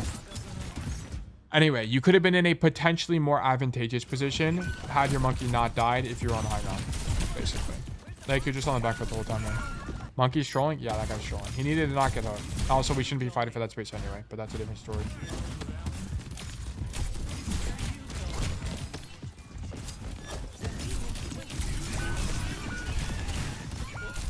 Yeah, like, I want to point out, like, this is what I don't, like, here's what I don't understand. As Mizuki, well, first of all, if you're going to hook this guy, you need to do it earlier. Like, you need to hook that guy now. I guess it has projectile speed, so that's kind of unlucky. I'm not going to lie. But I feel like on Mizuki, like, Bonzo, you might limit test with this. I feel like this has to be good. No? Because you come this way and you can heal your monkey anyway. Like, if they come to bridge, you can still heal them. Like, this has to be good. I don't know why it would be bad as Mizu. Because you can, like, left shift. Can you? Actually, hold on. I know there's a wall here, but I wonder if you can, like, go over the wall. Or, sorry, around the wall. Because if you can, like, skip this to there, that'd be kind of epic. Let me see. You might be able to make that. Oh. Okay. Maybe not. I don't know. Anyway, I think that staircase angle has to be pretty good. Because, like, here's the thing. Like, if you're on the staircase angle, you avoid all of this entirely. That's kind of the thing. And you would control more space. Because, like, here's the thing. If someone on the enemy team came this way, your team just loses. Like, if, for example, if the Genji didn't just stack in main and he came right side, he flanks your whole team and you just lose the game. So coming this way also would have prevented this. Because you have to think about it from a lane control perspective. It's like, if you're a defender, Sorry, if you're an attacker, how do you capture this space on the bridge? You want to think about how can I get more lanes? How can I get more angles on the back line on enemies, right? So you have the main lane. You also have this side lane like this, which isn't as good because notice this giant building is here. So if enemy backliners are standing like here, you can't really shoot them from this side. So what you typically do is you come this way and shoot people in the back. So if you're Mizuki, I think you come this way and clear this space, and then you open up an angle on your own, even as a solo support. I think it has to be good. Because this is also good fights for you, because you can just recall, like you can, like if you're worried that someone's here, like you hear them, you can put your recall here, then take the space, then recall back. Has to be good. That's kind of why I was saying the aura healing is bait sometimes. Yeah, I think the aura healing is basically bait. Yeah. Deny pressure can mitigate more damage. Exactly. Yeah. I think you have to do that. I'm going to be honest. I think you have to do that, Bonzo. Because you would have avoided this blade, and you would have set up your own playmaking. I would limit test it. I would definitely limit test it.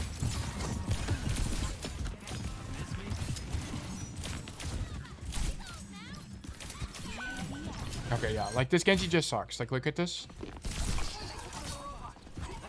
Like, really early deflect for no reason.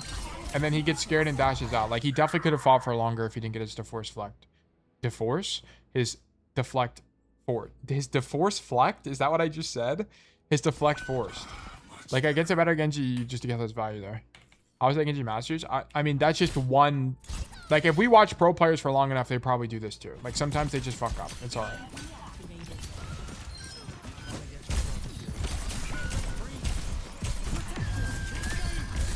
Okay, I mean, they're all low, so I kind of understand the ulti. But it's like, we needed to do something different on grip here. Like, once you died and respawn... Like, I think you need to... wait, how do we...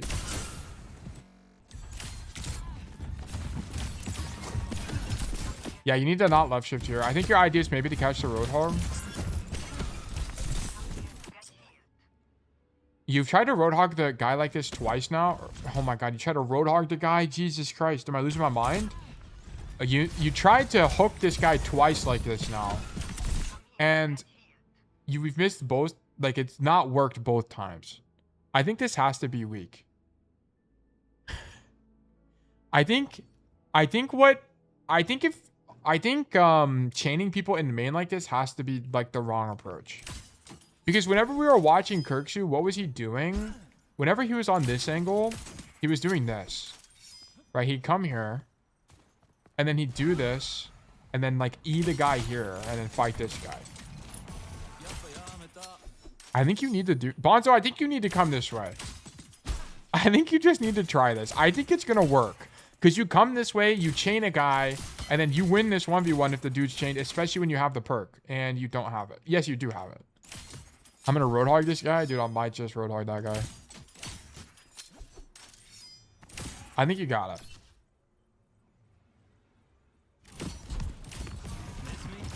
That's a good freshie account. What, D4's Flect? It's kind of a tough name, I won't lie.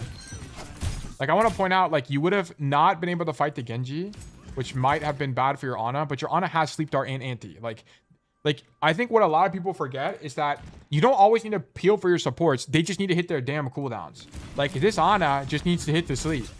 It's low genuinely a skill issue if this guy don't hit the sleep. Just sleep the guy.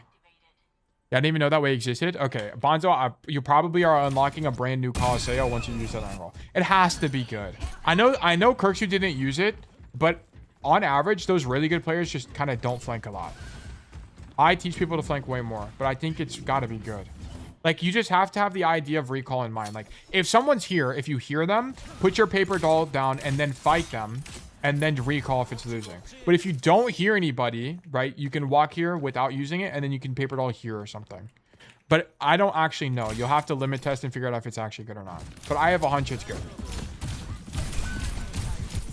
Yeah, and then you need to chain this guy earlier. Once you see this guy wide right now, that's your indicator to chain him. Okay, we shouldn't be shooting him, but it's fine. And then this is what I needed from you first fight. Just stand here. You do so much damn damage. Like, it's so hard to deal with you on that corner. Has to be good.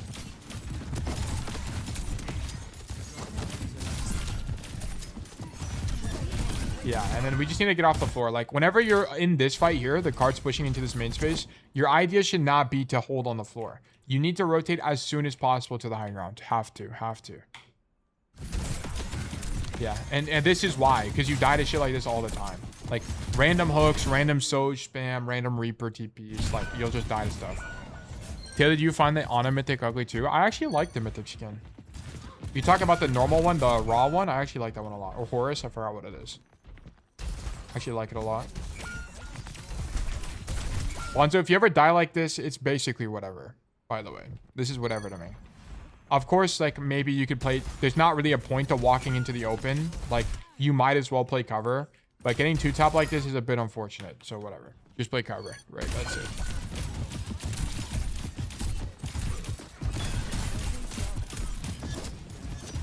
Yeah, like, I think standing up here has to be losing. Like, you have to try something. Come left side, come top, stand here, go for a chain on the... Like, here's the thing. At what point in the game, when Bonjo is standing here, is he supposed to pop doll and go forward? Like, there's not been a single opportunity here. Like, he needs to make that opportunity. Come top, pop doll up top, drop on the Wu Young. I think you actually kill Wu Young. Or at least you force wave, you force his left shift after the chain is over. Like, you're going to force cooldowns, which is way better for your team. Okay, and I don't know if we needed to use this. Yeah, it's alright. I think you popped it at a similar time as the EMP, so I'll give you some sympathy there. Lots of good safe wall bounce too. I don't really think you play for the wall bounce that much as Mizuki. Sometimes you will, but like I think on this map it's not really that important. Like, I think a place where you would is, like, if you know there's a guy in here, you can spam the wall and then you're probably hitting him. But, like, from here, like, I don't think you'd ever play for this, for example. Like, there's probably a lineup. There's probably a lineup off this wall, if I had to guess, to hit that door. And it'd actually be worth it to learn it, by the way, if there was. Like, maybe it's like you stand here or something. I don't know.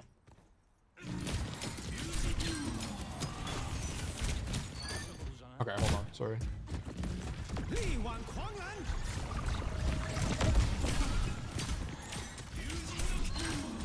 What? How did we end up here? Okay, you need to get off cart because you're honest the guy on cart. Oh wait, you're honest being all the way back here, so you are the guy on cart.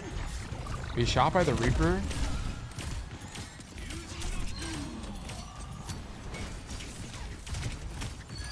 I'll be honest, nothing you could have done this fight would have won you the fight. You needed your monkey not to get stunned. Like, this was kind of all it came down to. He kills this guy. Oh, wait, no, you're winning. No, this is the... Yeah, you're winning this fight. Never mind. I think this is fine. Because I don't really know what space you're supposed to control there, because you're the guy on cart, so you kind of can't do anything anyway. The only thing you could have done is, like, instead of marking the Reaper here, you went off your team. Well, this fight's whatever. I think it's fine, whatever. I think a fight doesn't really matter that much. But here, you need to not be on the cart, in my opinion. Your Ana's already on the cart. Oh, well, first of all, your Ana shouldn't be the guy on cart. Your Ana should be all the way back here playing to live. But your Ana happens to be the guy on cart here. You need to get off cart. We don't need both supports on the cart. You need to come help these guys. So they come here, play with the Tracer, whatever, left shift out if you take damage. Or make the rotation that that Real did the other code and, like, come this way. But I think we need to get off the cart for sure. Because it's going to be hard for your team to take space because none of them, they're not going to be able to get healing very actively. And they're just going to get surrounded and die. Yeah, and also when you're on cart, stuff like this will happen. How does this guy not die? Wow, okay. That's a little bit unfortunate. Okay, so the only thing about this is you don't do more damage the closer you are, so there's not really a point in walking forward. Just stand back here and play the corner. Right, but I want to point out that this whole line of chain of events happened because you were playing cart. Like, just let your guy play cart and then go do something else. Like, stay here, do something else. So with support DPS, whenever the other guy is located, you shouldn't be generally. There's some nuance to it, but generally you want to avoid doubling up. Because it's just by the principle of space control. Your team has less space control if everybody's playing one angle. So that means that if your team controls less space, the enemy can take more space, which means they will flank you, and then you will just die anyway. Because your resources will be split. Okay, Bonzo, there was not a lot of proactivity this code. Like, We're standing in main and chaining people in main. Like, where is my dash forward, kill a guy? Where is that? Where is my... Yeah, because you're not taking angles that let you do that. You're just like standing in main the whole time. Like, I need you to stand here, fight here, dash wide, help your Reaper kill people in backline. I need you in this. You're kind of misunderstanding this fight as a whole, right? You don't want to fight on the floor. Reset on the high ground, right? And then fight people from here. Because guess what? From here, you can paper doll, go backline, chain a guy, hit him 3 times, recall, boom. Okay, but you can't do that from main. Like, that's not an option. That's why Colosseo feels bad for you, because you're not setting up on angles like this. Also, on this point, I need you to use this space. And just keep it whenever you're defending. And keep in mind, you can do that on attack, but I imagine it's going to be weaker on attack because the rotation out of this position is really long on attack. Like, you're here, and then I guess you paper doll here for the speed boost, and then you can even get caught on the rotation out. So I think on attack, it's going to be weaker for Mizuki. But on on attack, I think you should probably be working this angle more, if I had to guess. Or play back here. I don't really know. Because at least from here, it's kind of what we talked about in the last code. You can, like, deny this lane. But yeah. Yeah, definitely vertic losing. Like, there just wasn't a lot of proactivity. Also, if you see your other guy pushing cart, you don't also need to push cart. Okay? If your guy is not on the cart, then you ride the cart, sure. And you are generally going to be the cart guy. Like, I feel like Mizuki is probably one of the most cart guys of all time. So... that's going to be something you do a lot. But whenever your guy's already there, you have to understand that people don't play the game optimally at any rank. Even in champion, they don't play the game optimally. So you have to adapt to what's happening. So if you see you're on cart, I want you to get off cart every time. Every single time. We don't, unless you're in a situation where 3-oning is important. That's very rare. Very, very, very rare where that's a situation. And you could be able, you can probably identify when that is the case. But yeah, like here, for example, we needed to be fighting for the lane, like so on and so forth. I hope it's kind of clear to you what the problem is on this map, right? You're always on the back foot. Like, you're never proactively holding for space. You're not looking for paper doll plays on Ana. Like, you're never doing stuff like that. Right? That's why you're losing on Colosseo. And then I need you to fight for this space. This space is really strong for Mizuki. Okay, who is our next Mizuki Colosseo bot? I think I have a way better understanding of Mizuki now. I think that code was a lot easier for me to understand, for sure. Okay, yeah, verdict losing. Thank you for the code. I hope that was helpful, Bonzo. If you have any more questions, I'd love to answer them. But yes, verdict losing. Okay, it is 1:30. We have time for... who's DMing me? Poppy is DMing me on my... Okay, cool. Thank you. I think I got it. I bet. Sounds good. Okay, let me get an exclamation mark resolve going. And then we have time for, depending on what heroes you guys give me, we have time for 1 to 2 codes. Yo, Tail, I hop into a stream of a Champ 2 player. He was ratting but moving the camera. He didn't get caught, but I told him that moving camera makes noise and he was in denial of mouth. He then tested it and it made noise. And then what did he say? Yeah, it is right. It does make noise. Yeah, he just didn't know what he was talking about. It's a really, I mean, it's not his fault because why is that even a mechanic, right? Okay, guys. New raffle for 300 seconds. Go ahead and do exclamation mark enter to enter the raffle to get a chance at free coaching from me. Or you can do exclamation mark claim to claim a ticket to be more likely to win in the future. Okay, I am accepting all heroes. Keep in mind, I am going to be the most educated on Cassidy and DPS heroes as a whole. But if you have anything else, then I'm more than willing to coach that as well. Just understand I will be learning alongside you. So, yeah. Cool. While this is happening, I need to be right back. I'm going to put up a video.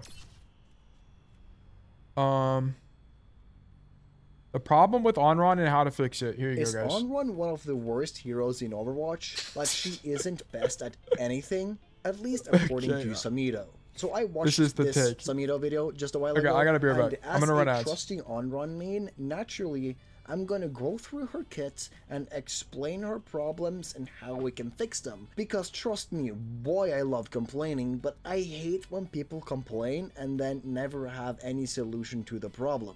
What's up everyone, it's Warhorg. If you don't know me, I'm Warhorg and I'm a flanker DPS main who's really good at Overwatch to make up for my girlfriend being taller than me. Now, I've already gone through what the video is about. We're gonna talk about Onron and her problems, so let's just get into the video. And hey, if you're new to the channel, why not subscribe? I gotta hit 500 subscribers soon, so why not help out and be an OG? Anyways, let's start with what I like about Onrun, because she is one of the most fun heroes I've played in any game, especially hero shooters. Probably the most fun hero I've played in hero shooters. And I just want to start with her ult, because I don't think her ult needs any tweaks, because it's a strong ult, it's an interesting ult because she has two, and it's fucking awesome, let's be real. So let's just get that out of the way. It's a cool ult, no need to change it. Done with that. Now, her slipperiness. She's like a fish, man. You are super slippery, and in my opinion, the only hero more slippery than Onrun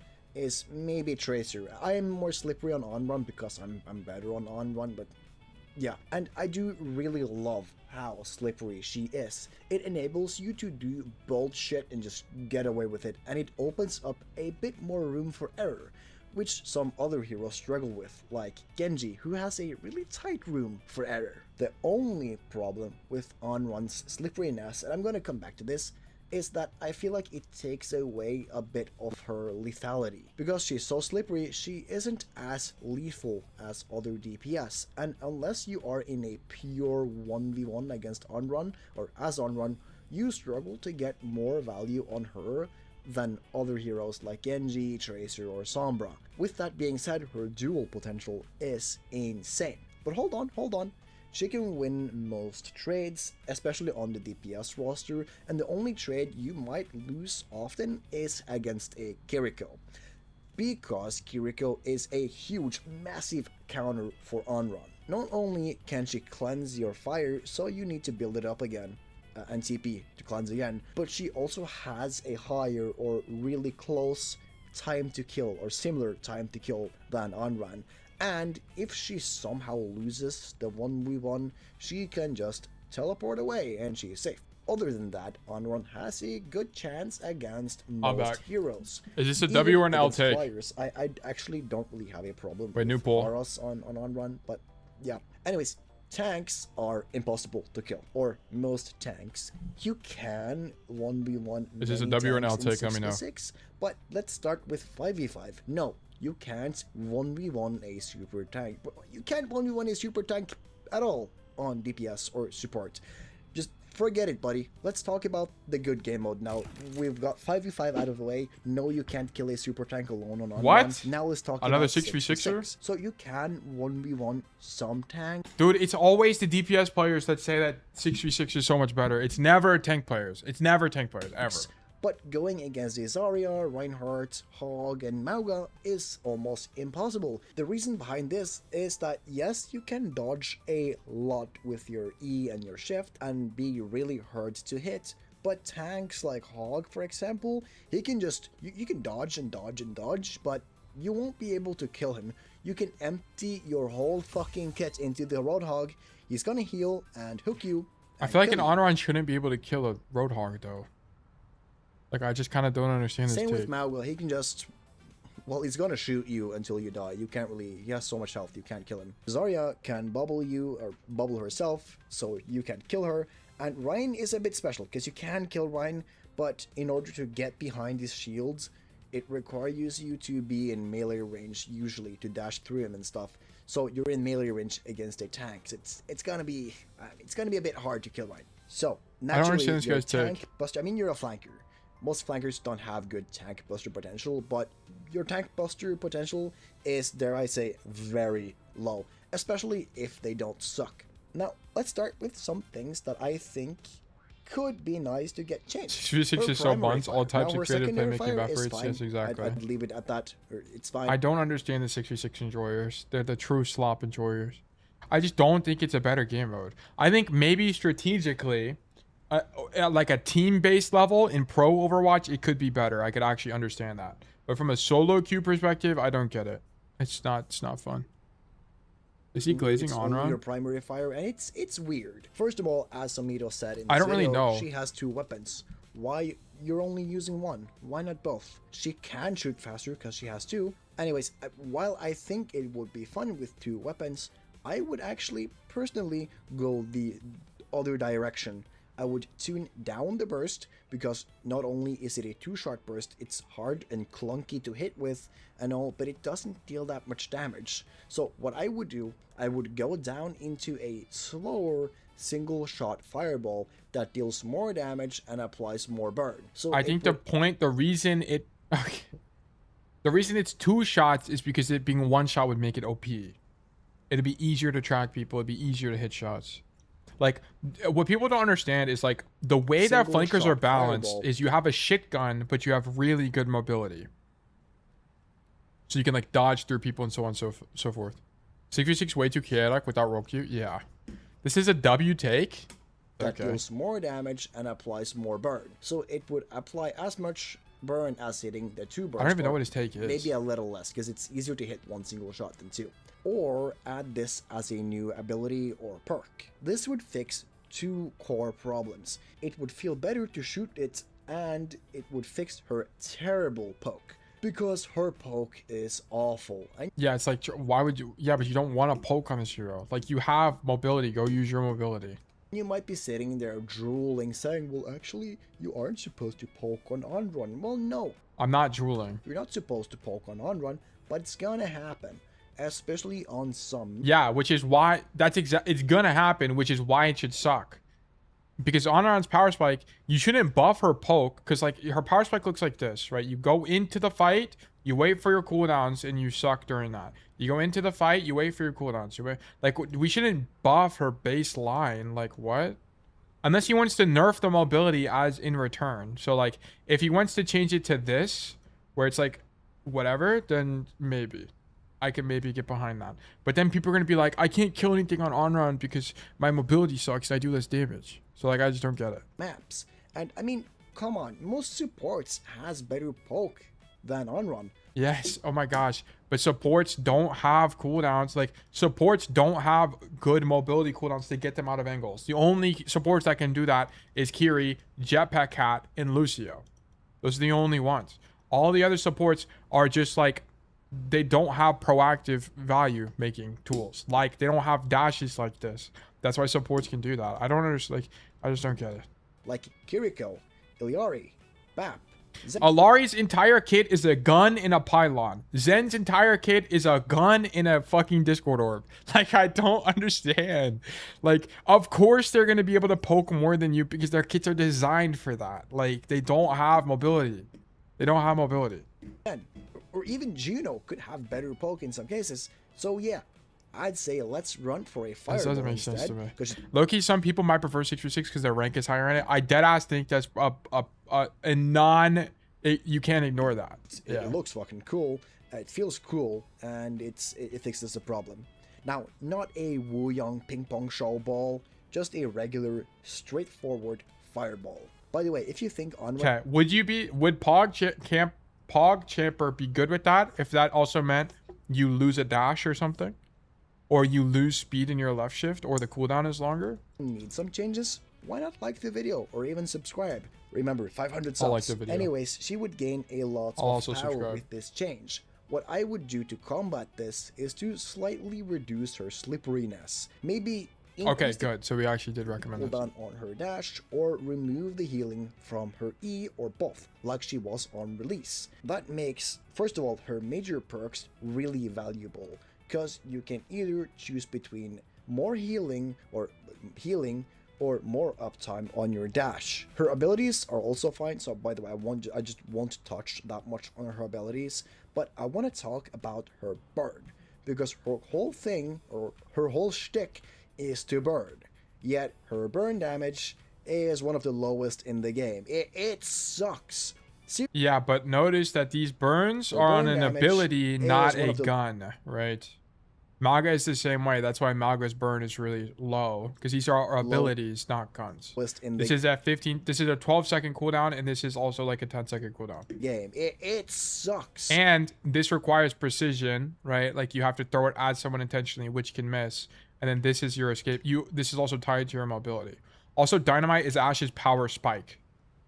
Seriously, Dynamite is Ash's most important deal a lot cooldown. of damage. So just slightly buffing it would... No, do not buff it.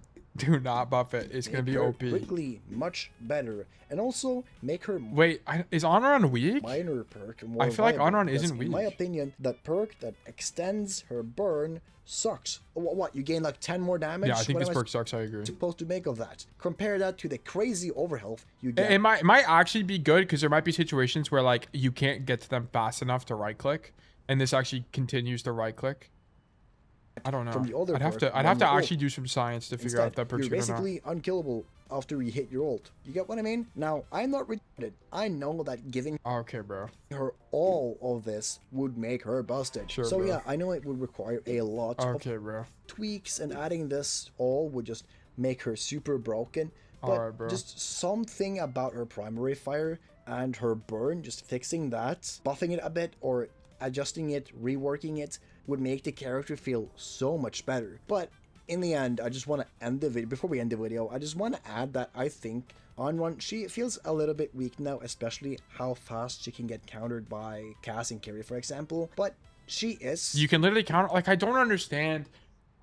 I don't understand why people are so obsessed with the Cass counter. Like, you can literally outplay Cassidy. You can dodge him. If you get hindered, you should die. It's kind of like Roadhog. Like, if you get hooked, you should die. Don't get hooked. Don't get hindered. Like, it's such kind a of code. fine, and she is. I don't get it.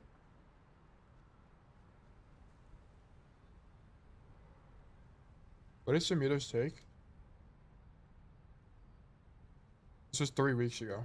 This was before she got buffed, right? Is it? I thought they buffed her, didn't they? And then Overwatch hero win rate. I think she's pretty weak. I think she needs to be a bit more consistent in 1v1. She's a 52% win rate. Quick point.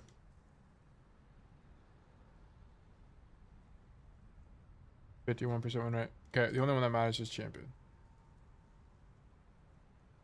We got a DPS. Damage. 48. Compared to Genji, it's higher. Compared to Tracer, it's lower. Compared to Venture, it's low. I mean, of the flex DPS, she's on the higher end. I mean, at least compared to Genji. But it's like, how would you even, like, I feel like she did, like, I feel like of all the heroes you want to be weak, you want Onron to be weak. Like, of the heroes. You don't want Onron to be strong. You don't want Onron to be strong. You don't really want a hero like Sierra to be strong. You don't want Vendetta or Freya to be strong. Like, I feel like Onron has a pretty problematic design. I feel like for 90% of the player base, it's not very fun when a fire girl dashes through you and you have to turn your camera every 2 seconds. Like, this has to be a top 5 most unfun heroes to play into as a casual. Tired of hearing on the forums / Reddit about how broken Cass is? It's because people suck at Overwatch. I do think Cass is kind of strong right now, but I think part of why he's strong is because D.Va is just banned all the time. What heroes do you want to be strong? You want heroes like Genji and Tracer to be strong. Because here's the thing, Tracer has 175 health. And you can force recall really easily. Okay, Onron is so unbelievably fast. And here's the thing, Onron's loop, it revolves around dashing through people. Okay, Tracer doesn't have, like, the loop isn't worked the same way. You will dash through people occasionally, but in 1v1s. But Onron's entire loop revolves around that. You won't always do this with Tracer.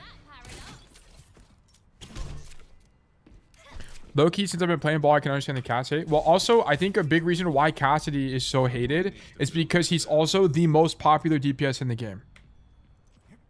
I think that's also why. Like, look, I'll show you guys. If he wasn't so popular, I think it wouldn't be as big of an issue. Like, look at this. Pick rate. Tracer, Cassidy. And this is in GM. All tiers. Soldier, Cassidy. Like, he's so unbelievably popular, and I think that's part of why people don't like him. He's so popular. Like, so, and also he's the only DPS in the entire roster with CC. No other DPS has CC other than Mei, right? Mei's the only other one. So that's why people don't like Cass. He has this, like, his kit is, like, Flashbang is a cooldown that a support would have, and a DPS has it. Okay? Like, that's the thing. But yes. I think that's why people hate Cass so much. Because people play him wrong and still get value. I think it's just because by the nature of hits game. Like, a lot of heroes are played wrong and they still get value. It's whatever. Like, people are going to cope about Cass forever. Like, I don't think Cass is not strong. I think he's pretty good right now, but I don't think he's broken. I also think they should make Cass a flanker, but who am I? Anyway. All right, sorry. We've been doing dying. Let's see who won. Who won the raffle? Benyo, congratulations. You've been selected for coaching. Let's do great things. Sorry, the ads are also over. Yo, I'm so hungry. I wish I had some. I wish I had food. The mud? What's up with the mud? It's time for 7v7. I mean, this is just a engagement bait video, I think. Okay. We need to go to tail coaching request. Benyo. Is it this one? Is it the Jib one, Benyo? Or is there another one? I think it's just going to be the Jib one. Yeah, okay, anyway. Watchpoint Jib on Cassidy. Perfect. Let me remove the BRB thing, and then let me put this on Diamond 2. Alright, this is going to be Watchpoint Gibraltar on Cassidy in Diamond 2 from Benyo. I have a lot of trouble on third point on this map. Should I consider playing another hero for my pool like Widow or Tracer? Also need general map understanding, like maybe a good rat spot for second point defense and second point knowledge in general. Okay, so I'll talk about second point when we get there. But third point, yes, Cassidy is not very good. And you need to think about it in terms of playmaking. How do you playmake on Cassidy? It's a lot of off-angling. It's a lot of flanking. It's a lot of stuff like that. And that's less possible on that map because there's not a lot of great flank options. And the options that... and playing in main is not as good as well because you're almost always outranged. Right? It can be good in some tank matchups, but you're going to be really subject to what the enemy guy is playing. Like if he's playing Orisa or something, you can just shoot the guy in the head 200 times. Wait, what? I didn't copy it. This is the Bonzo code again. But you're just going to be kind of subject to what the enemy tank is playing. But if they're playing something like a Diva or a Winston, which is very common, you're most often not going to be able to do anything. So it's just going to kind of depend on what's going on. Okay. So talking about Jib. So on Jib attack, you have kind of two ideas as Cassidy, and I need you to just pick one. So there's two ideas. Idea number one. So the first thing you have to consider about Cassidy is that Cassidy's effective range is 20. Sorry, not 20. It's 25 to 35 meters. Okay. So with that in mind, you need to position accordingly. So the playing on something like low ground is not going to be good because if you stand here, you're just going to get shot from the high ground where you have no cover and the enemy team has all cover, right? They can just stand up here and shoot you forever and you can't do anything, right? So it becomes kind of difficult. You can remedy this by, you can play in main as long as you ride the cart and use the cart as cover, okay? So the thing that's interesting about this map, okay, I'm on defense, so it's going to take me a little bit to walk over there. I don't like Hinder. I liked Flash better. It's actually really good for the game that they remove stuns on cooldowns like that. It's way too strong. If you go play Overwatch Classic, it's so unbelievably unfun to get flashed. It's really good they removed that. But yeah. So here's the thing. If the card's here, you can use the card as cover. And notice this as well. That's in your effective range. 20 meters. It's still a losing fight, right? These guys on high ground are going to have more cover than you. But if you do hit a headshot on these guys, you can win the fight. It's possible. There's a clip of... Like, we have clips of people standing here and two-tapping people. It's very possible. So, option number one is you ride cart all the way down main and into this area with the idea of walking up these stairs. After the cart gets to here, by the way, make sure you're leaving the cart when it's there. The reason you leave the cart when it's in this position is because now you have to turn around completely to shoot these guys, and you're isolated. Number one, you're really far away from your team, and there's no cover here. Like, you'd have to rotate here, then it's easy to get cut off. So, it's not a great rotation. But anyway, so you push the cart to here, and then you walk up these stairs, and you look for a flank on backline. So you do this, and then you work this. It's really risky, and you're probably going to die, but the chance of you killing someone here is actually pretty high. Okay, so I would like to see that from you. Okay, the alternative play is instead of coming main at all, you walk up this side staircase, and then you work the top bridge, right? So you're coming this way, and then you're taking this space on the bridge to fight the main area. Okay, this is the core idea. Do this. Anyway, okay, let's get involved.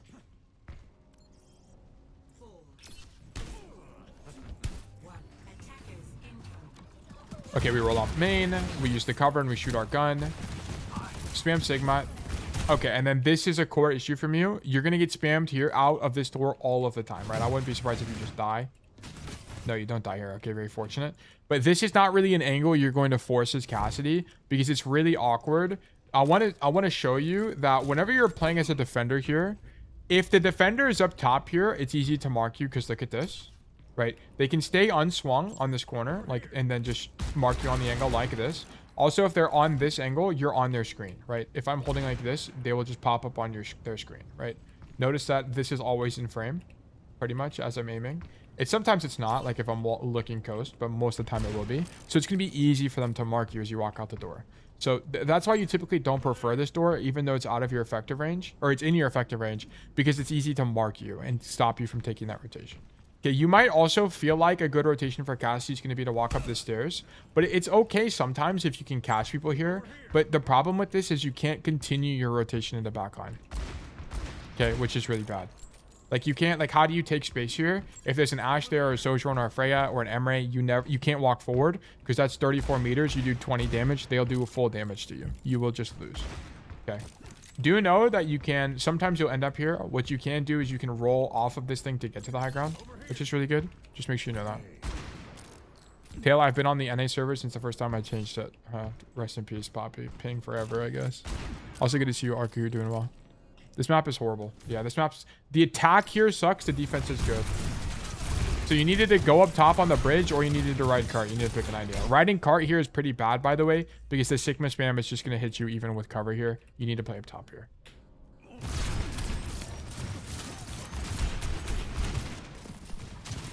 Yeah, so you're very quickly going to find out why this angle sucks. You're just going to get poked out and you kind of can't do anything. You need your tank to walk to be able to do anything, but it's just that the Ashe is going to do more than you. The Sojourn is going to do more than you. You're not going to be able to do enough. Was that just a straight roll? You have to jump in the air. Hold on, let me roll back. So let me just show you. It's also in the roll tech video, by the way. If you haven't watched that already, Sneaky. Exclamation mark roll tech. There we go. Make sure you check out that video. I show you this spot in that video as well. But I'll just show you real quick. You jump and then you roll in the air and you'll make it. Yeah, I have? Okay, cool.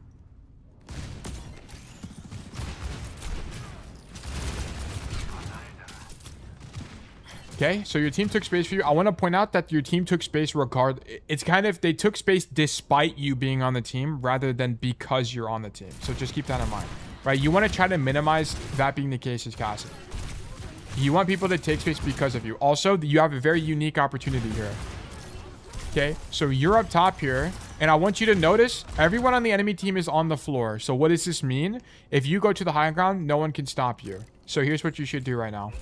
Come up top. They added these boxes. Stand on the boxes and jump across to the high ground. Yeah. You can also roll to be safer about it, but you need to make this rotation. No one is up here on this side because you see them all on the floor. Okay, so you have to do this. Come over here, play this angle. You actually just win, by the way, if you were here. You win. The game is over. You won. You guys look up the point, I promise. It's impossible for them to deal with you. You're on an insane angle, right? You can just shoot people forever. If they walk under you, you can do this. Like, it's so strong. You needed to make that rotation. Yeah, you would have been able to hop your Genji. You wouldn't get zoned by Sigma here, right? You had the option and you just missed it. This is a good idea. I don't mind the idea of rotating to this side angle, right? So we make the rotation, whatever. And then you get healed, and then you roll wide on the Soj. Personally, I wouldn't roll wide here. So what you should be looking for is walk, get healing, first of all. And then you just walk forward, and then once she starts shooting you, then you roll with the idea of coming for the Mega, right? Because you want to deny the Mega, and it also puts you in flash range. Dude, I did laundry the other day, and my entire house smells like dryer sheets. Like, the dryer sheet smell is so pungent. I don't really like this Deadeye because the fight is winning anyway, right? You guys killed Sojourn. You killed the Ashe, and then you also heard that your Domina ultied. You don't know if she ultied anybody, but you can kind of infer that the fight is probably winning here. No need to ulti.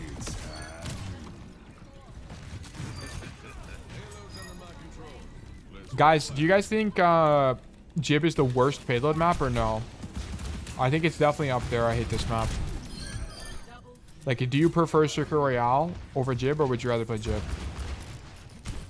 Yours smells like chicken wings. In a good way or in a bad way? Okay, second point. So second point, the entire metagame of second point on Gibraltar revolves around shuttle control. Okay, this giant spaceship is called shuttle for the record. The team that has control over shuttle is the team that's going to win. So you need to control shuttle. So your idea as an attacker should be to get up here in any way, shape, or form and fight for this. Havana's bad. Circuit's bad. Yeah, I also agree.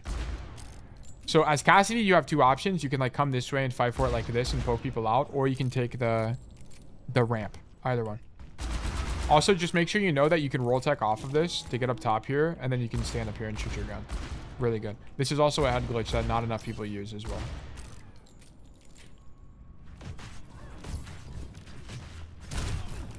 Yeah, you need to not be this scared. So the Sigma's up here, which is fine. Not a big deal. You should know because you see him spamming. Okay, you need to not fall off. You need to roll backwards here and then stay up top here. Because you have to understand, if you're on the floor here, you're never going to be able to do anything anyway. Like, you have to stay up here. Or at the very minimum, you fall and then you go back up top. Yeah, like, you have to find the timing to go back up top.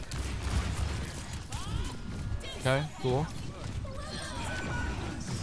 Yeah, and then you just didn't do anything this fight and you lost. Like, the whole reason you lost this fight is because you got surprised by the Sigma, which you knew was there. Because you had sound cues and visual cues. And then you couldn't do anything as they pushed forward because you were zoned the whole time trying to make the rotation. So, yeah. Okay, you needed to not drop. You needed to try to greed it as much as you could. But yeah, anyway. This is dead. Okay, go next. Now we go up top here.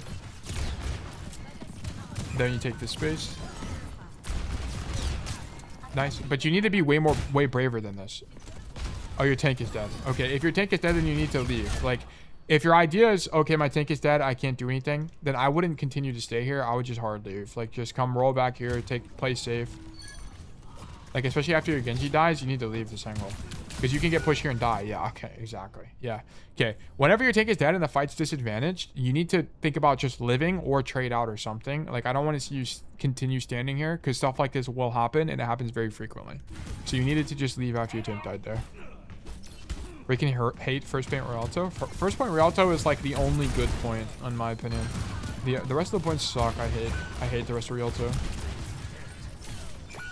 Yeah. Okay. So this is the same problem. Like, you need to not go on the floor. You need to not roll out on the floor because, once again, what is the meta game? Like, what is the mini game of this map? It's shuttle control. And the problem is, I understand you're going on the floor to hopefully not get spammed out of the high ground, but it's difficult to control. To fight for shuttle from the floor. Like, what you should be doing here, if anything, is coming out the top left and poking from this angle because you can just eventually drop for this like platform. So what you can do is this. Let me show you. You walk back up there. Okay, so you poke from here, get these guys off the high ground. If you take damage, no problem. You can drop down here. There's a mini there as well. So just keep that in mind. But you can jump on the boxes and then you can jump on the platform and then roll across and do this kind of thing. Okay, it would be a lot stronger, a lot stronger. I don't like you rolling out on the floor here because you're just subject to the high ground disadvantage or the low ground disadvantage and you just kind of get poked out and die. And you also demand a bajillion resources. Okay, yeah, stop rolling out on the floor. And then you have to go shuttle. Like, this, instead of standing here and shooting your gun, you have to come up top here and shoot your gun here. Way stronger. You have to fight for the high ground space. And I hope it's pretty clear to you why. Because you're just going to get outranged and also you don't have a lot of cover here. And if they're up there, no one can fight them on your team. This is a good flank from you, by the way. I like this idea. Given that you're on the floor, coming right side and shooting the back line instead of shooting Sig is fantastic. Right? Love this. Shoot Baptiste. Okay, your team caps it. We love that for you. Push the Sigma with the advantage. Get zoned out by Soji. That's fine. Okay, instead of standing here and using a shield, I want to see you cross. Okay, we're dead. If you didn't die, I needed you to cross, come up top here, and then use this space. Just like get super aggressive. It's kind of like King's Row. Cassidy sucks balls on this point. So if you do have the opportunity, I want to see you get super aggressive and fight for this with your life. Like, I want you to die here fighting for this. Because if you die and you have to reset, like this fight to take this corner is so brutal as Cassidy, especially against Sigma, who's going to outrange you. And Zen, who outrange, actually literally everybody on the enemy team outranges you, right? So I wanted you to take space aggressively so you can skip this bad fight for Cassidy. Okay, it's a little bit of a nuanced thing, but you would need to do it here on Jib. We needed to not die there. Okay, shoot Sojourn. Yeah, like you're gonna be kind of just subject to this the whole time, and your team is gonna win despite you, not because of you. In this tank matchup, you kind of need to swap off Cass. What was your hero pool? Tracer, Widow? You definitely just swapped the Widow here. Think about defense. Yeah, you swapped the Widow on third here. That should be your play. Tracer isn't as good because although Tracer can get behind them like this, like blink this way, whatever. It's a little bit too cramped for Tracer. Tracer needs a lot more space. Like, the best flex DPS here is more like a Genji or a Pharah. Because I want to point out that as Genji is Pharah, you can jump over this wall, which is not really as possible as any other hero. Could you take stairs to the left on the walk up? Are you talking about position A? Or are you talking about position B? I think you're talking about position A. But the problem with position A is that it puts you in this room where you get marked anyway. Yeah, you can try this. Like, if you want to one-trick cast and try to win, you can try this angle, but it's very often where people just mark you anyway. It's worth trying if you get stuck. It's worth trying. Yeah, like Benio's doing it now. It's okay, right? You'll catch people here sometimes.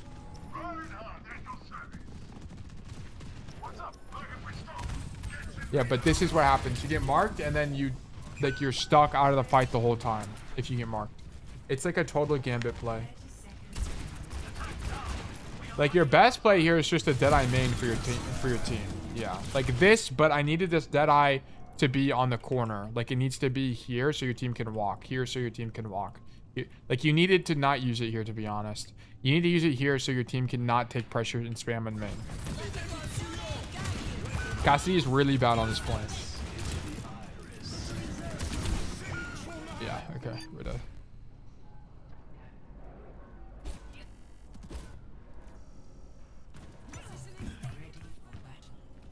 By the way, let me just explain this real quick. On third point, what your idea should have been is kind of the only thing you can do. Let's act like you have a normal fight. The only thing you can do is you walk up this staircase, come through this room, and then you do something on this side of the map. Like, you spam people from here and you walk with your team, or you complete the rotation into this room. Like, these are kind of the only ideas you have. Standing in main can be good sometimes, but it's tank matchup dependent, right? If it's Orisa, you can get away with it. If it's Sigma, it's less possible because Sigma's going to do more damage to you than you will to him, unfortunately. Sigma's effective range is basically the same as Cassidy's. Okay, so on defense here, standing up top is the best play, right? I would prefer you place a little bit more aggressively, right? Oh, okay, I guess you see your Sojourn played aggressively, so you try to not double up with her. Sure. Almost killed the Lucio. Go back to the angle. Say, okay, this is an actual blessing for you. You need to identify that they're playing Zarya. If they're playing a ground tank, that means they can't fight for the high ground. That means that you can get really aggressive on this angle. You need to be working this angle. It's so good. You're just going to shoot everybody in the back and they're not going to be able to kill you. Okay. That's the most important thing you need to be looking for on Jib is whether or not the enemy tank is playing a dive tank. That being, or any tank with verticality, I should say. So Wrecking Ball to some degree, Diva, Winston, so on and so forth. I think I did that. Okay, perfect. Yeah. But once you realize that they're not playing a dive tank, you can be super aggressive on this angle and just shoot backline and get away with it a lot of the time. Okay, unless they're playing something like a Genji or a Pharah, you're not going to get punished. Also, what the fuck is up with this confetti? It's like based on the old map. You see that? Like levitating. Anyway.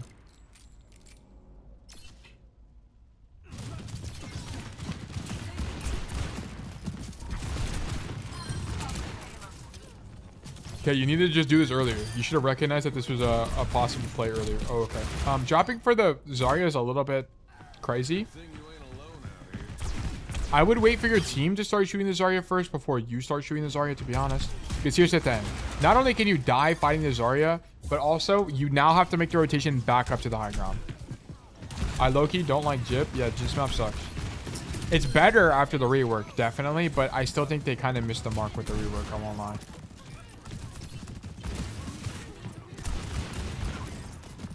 They needed to rework more of how third works. The first is fine. I'm glad they didn't really change anything at first. It didn't need to get changed that much, to be honest. Third point definitely needed to be changed, though. They needed to change it way more. Yeah, use this space. Like, if you know they're not playing dive tank or a hero that can get up top, you need to be playing up there. It's so strong. You just shoot everybody in the back.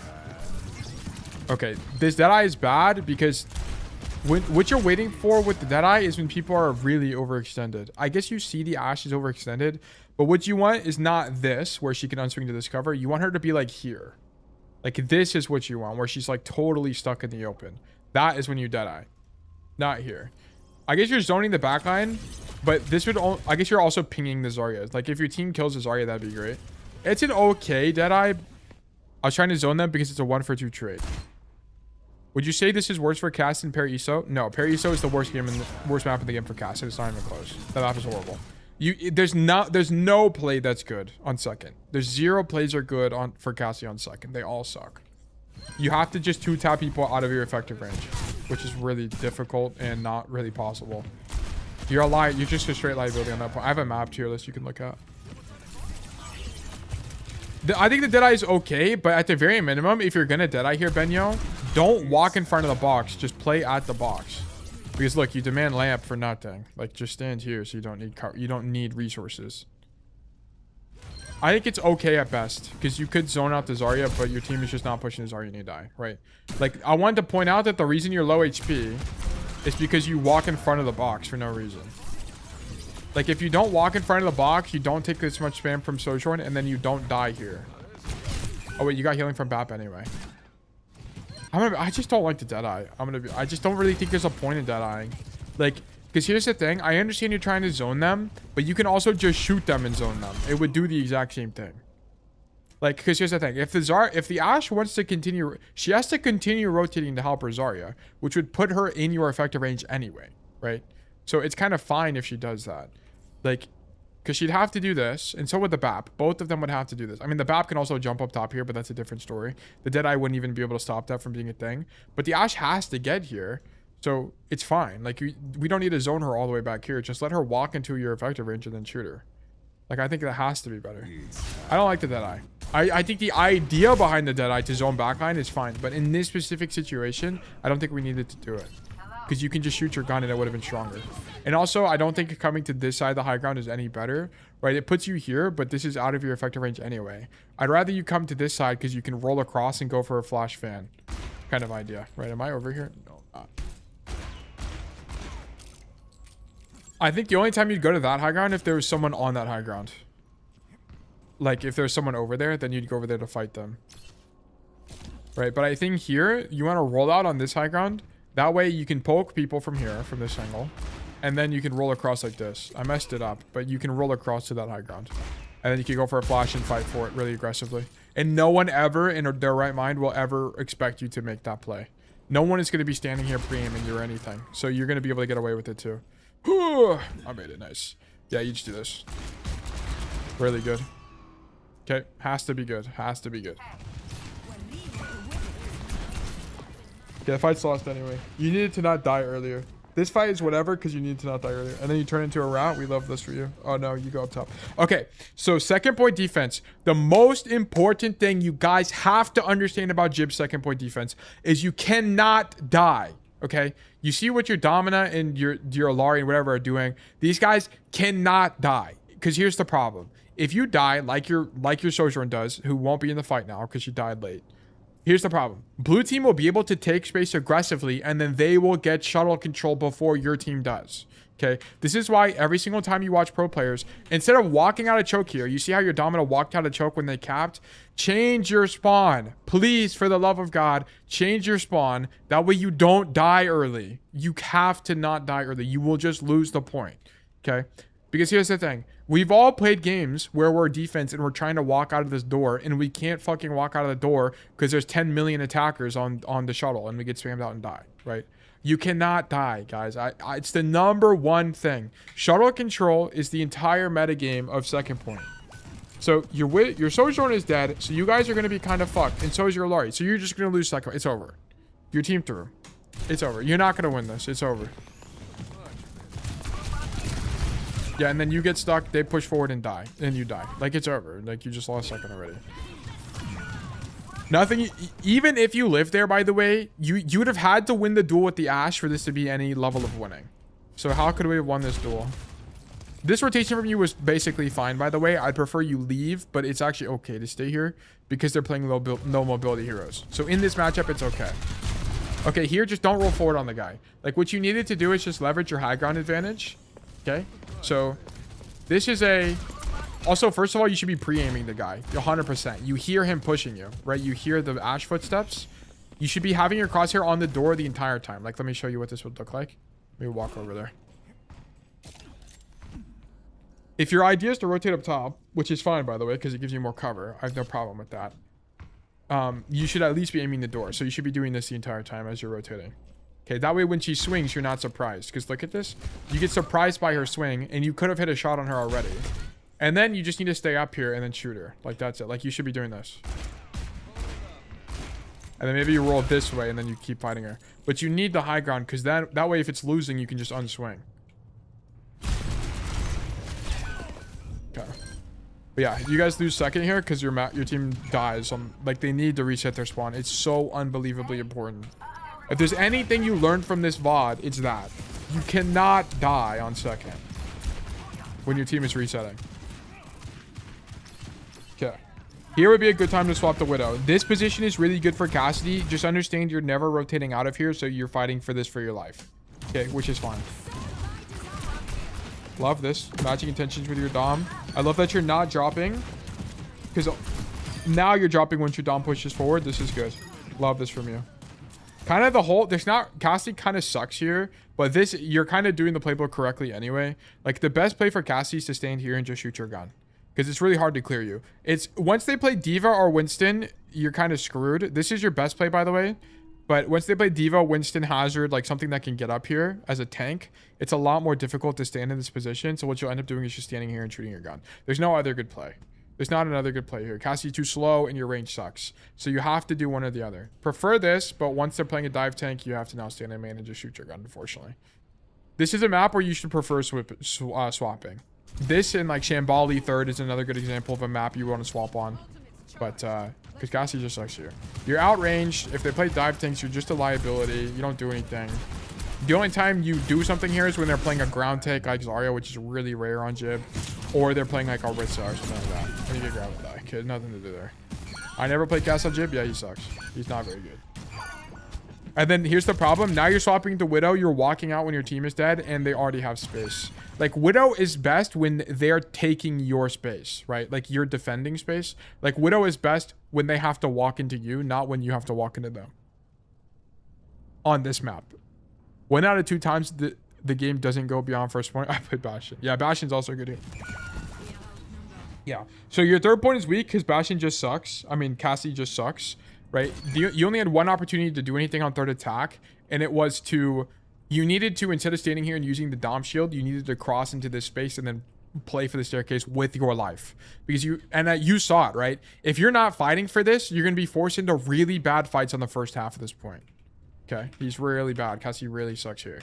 Then, second point defense, you didn't really do anything wrong. You fought the Ashe incorrectly, but your team tossed. Okay? That wasn't really your fault. And then on the first defense, I needed you to play this high ground way more aggressively once you realized they weren't on a dive tank.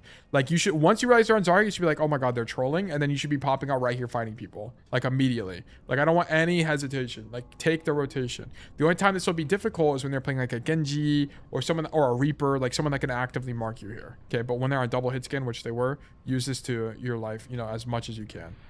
And then your first attack was just kind of weak as well, right? Don't work this staircase or this far side. You had very little impact on both. I need you to either ride the card in main with the idea of using cover and then working the side staircase, or I need you to come up top, okay? Your big misunderstanding is you kind of aren't thinking about the enemy team's matchup. Like, into the enemy hit scan, you're not thinking about it from the enemy team's POV. Like, from the enemy team's POV, it's easy to mark you here. From the enemy team's POV, it's easy to mark you on coast, right? Like, I need you to think about that more. So why are we coming to those angles? Like, you need to be more creative. Think about this, because at least it gives you this, which is harder for the enemy team to mark. Like, look at this. They have to turn their camera and deal with you entirely. You're not already on their screen unless they're back here already. Okay, but that's good for your team if they're all the way back here, because that means your team can push the cart. Okay, so something to think about. And then your second attack, I need you to understand how important shuttle is. Like, you need to be fighting on this angle for this high ground space. You need to be roll teching up here and fighting on top of the boxes. You need to not get forced off the high ground by the Sigma and fight for this aggressively. Right? That's about it. And then your Deadeye was okay. Like, I didn't really mind the Deadeye on this high ground here. I think your Deadeyes probably need the most work, because like you're using Deadeye to zone backline, which is a good idea a lot of the time, but it wasn't good here because the Ashe was zoned anyway, right? She would be zoned because she has to walk into your effective range. So there's not really a point in using Deadeye. Just shoot the guy and it would be fine. And then you also had this Deadeye on third, where you kind of just didn't understand the win condition for your team. You Deadeye here to clear a guy in main space, but really you need to save the Deadeye because you can't do anything unless you have Deadeye on third anyway. Like, you need to Deadeye from here because you can't do anything otherwise. Like, on maps where Cassidy's really bad, the only time you can get a lot of value is with Deadeye itself. Like, that's your pressure avenue. So you need to not use Deadeye, like, waste a Deadeye on a corner like this. You need Deadeye here. That way your team can take space, and then you can actually play the game by coming up this staircase. Okay? I hope that makes sense. I didn't see any other core patterns. Like, I from what I saw, your rolls were mostly fine. There was nothing else, really, that I noticed. But yeah, this is verdict losing. I think your jib was super weak. And, you know, which is really good that you got a jib code. Like, I think after everything I've told you, you should have a pretty winning jib going into it. But okay, yeah. Thank you for the code, verdict loser. Cassidy sucks on so many maps. Yes, he does, unfortunately. Exclamation mark, resolve. Okay, we have 40 minutes before we move into variety. We will do one more. We'll do one more. This will be the last raffle for today. New raffle. Whoops, I spelled raffle wrong. New raffle 300. Okay, now the raffle is open. So now you guys can do exclamation mark enter or exclamation mark claim.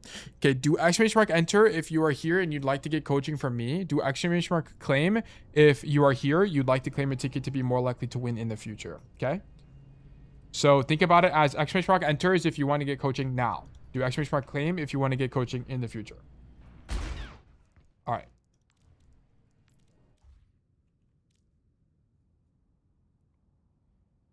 All right. Okay, so did we finish the Rage Bait video? Onron is the worst DPS. I don't want to watch this because it's outdated now. So it kind of just doesn't matter. Wait, there's another The Problem with Onron video? Back in Season 1, there was 5 new heroes, and the one that I'm most excited for was Onron. Looking at her gameplay, she looks... Wait, this guy has hot takes. I love hot take Overwatch videos. Top 10 worst legendary skins. Overwatch has a ton of good... Wait, I need to run ads. Okay, we're gonna run ads while the raffle is going, by the way. Be right back, guys. Do this, ads. skins. This one looks really cool. I forget, do you do 6v6 or no? I will do 6v6, yeah. But it's like, there's not really a point. But yes, I can do it. This one looks pretty cute, but unfortunately there's gonna be skins out there that are just so bad in my opinion. Really? You don't like it? I like that skin. So in this video we're gonna be talking about the top 10 worst legendary skins. Alright, this is a 2x speed if I've ever seen a video like only this. legendary skins, because there are some really bad epic skins out there. For example, this one or this one, like people, really I kind of bad. like that Tracer skin. It's just the hair is kind of fucked up. Because there are some really bad epic skins out there. For example, this one. Like I wish the hair wasn't as fucked up, but I love the yellow. I love the Or this one, the yellow. yeah, these are really bad, but I didn't include those skins because those are epic skins. Keep in mind that obviously these are all okay, it's a little bit too skins fast. in this video. I mean, good for you, but personally I hate them. I hate all of the skins in this video. And also these skins are not going to be in particular order. Number 1 is not worse than number 10. So the first one I want to talk about is Sea Soldier. Yeah. Now this is Soldier's skin. What the actual is this? No, seriously. Yeah, I don't like the color thing is, palette. I see the vision, okay? It's the colors that makes this skin so bad. For example, this one. This is a recolor. This one's pretty cool. I like this color. And this one looks so much better. You see how it's actually not that bad? It's only this one. Not only is not the best skin ever, the colors are just so bad. Red, orange, green. What? Like the design overall is also just really terrible. Who the hell would buy this skin? I need to know in Blizzard who confirmed this skin. Like they're like, yeah. Wait, the gun looks fucking sick though. Okay. skin, absolutely amazing. I'm sure everybody's gonna Wait, come that back. gun looks epic with this color scheme though. That's That actually looks so nice. really No, cool. no, it's absolute dog shit. This skin is so bad. I've never even seen anyone wearing this skin. Yeah, I don't think I've the ever only reason I mean, why I you just would don't have pay this attention skin, in to my skins. opinion, is if you got it like in a loot box and you don't have any other skin for her. The next one I want to talk about is Surfo. What? This skin is good. Now this is This is Rage Echo Bait. skin. So yeah, what is this supposed to be exactly? Like I know you're trying to surf. It's not. How it. old is this vid? It's new. It's pretty new. Yeah, 2 days ago. It is not it. Maybe some people would like this, but like I don't want This like is the a- head, this the is Rage color Bait. scheme. This skin out is of all good. the Echo skins. I like the water head. It Who's looks to like cool. this one? Like I don't get it. Like I actually need an explanation on why you like this skin because Echo has so many, and I mean so many other better skins. The only reason Yeah, why but just because she has better skins doesn't make this means this is a bad you would skin. have this skin That's is the maybe take. if you got it from a loot box, or maybe you just like surfing. Besides that, why? Also, her I just hand don't looks get it. cool. It just I like the doesn't look glove. very nice to me. If you like it, sure, but like, number 8 on the list is gonna be Crustacean. What? He doesn't like crab ball? This is Wrecking Ball skin. Oh my.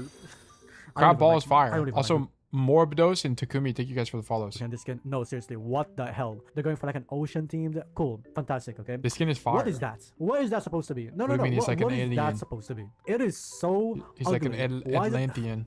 It's so bad. Oh my god, dude. Is it just me? I hate this skin. It's so ugly. This skin is not worth it. Why would you This skin buy is this fire. skin? There's so many other better skins than this one. Again, it might just be the colors again. Maybe if it's different colors, it would be a lot better. But like, this is...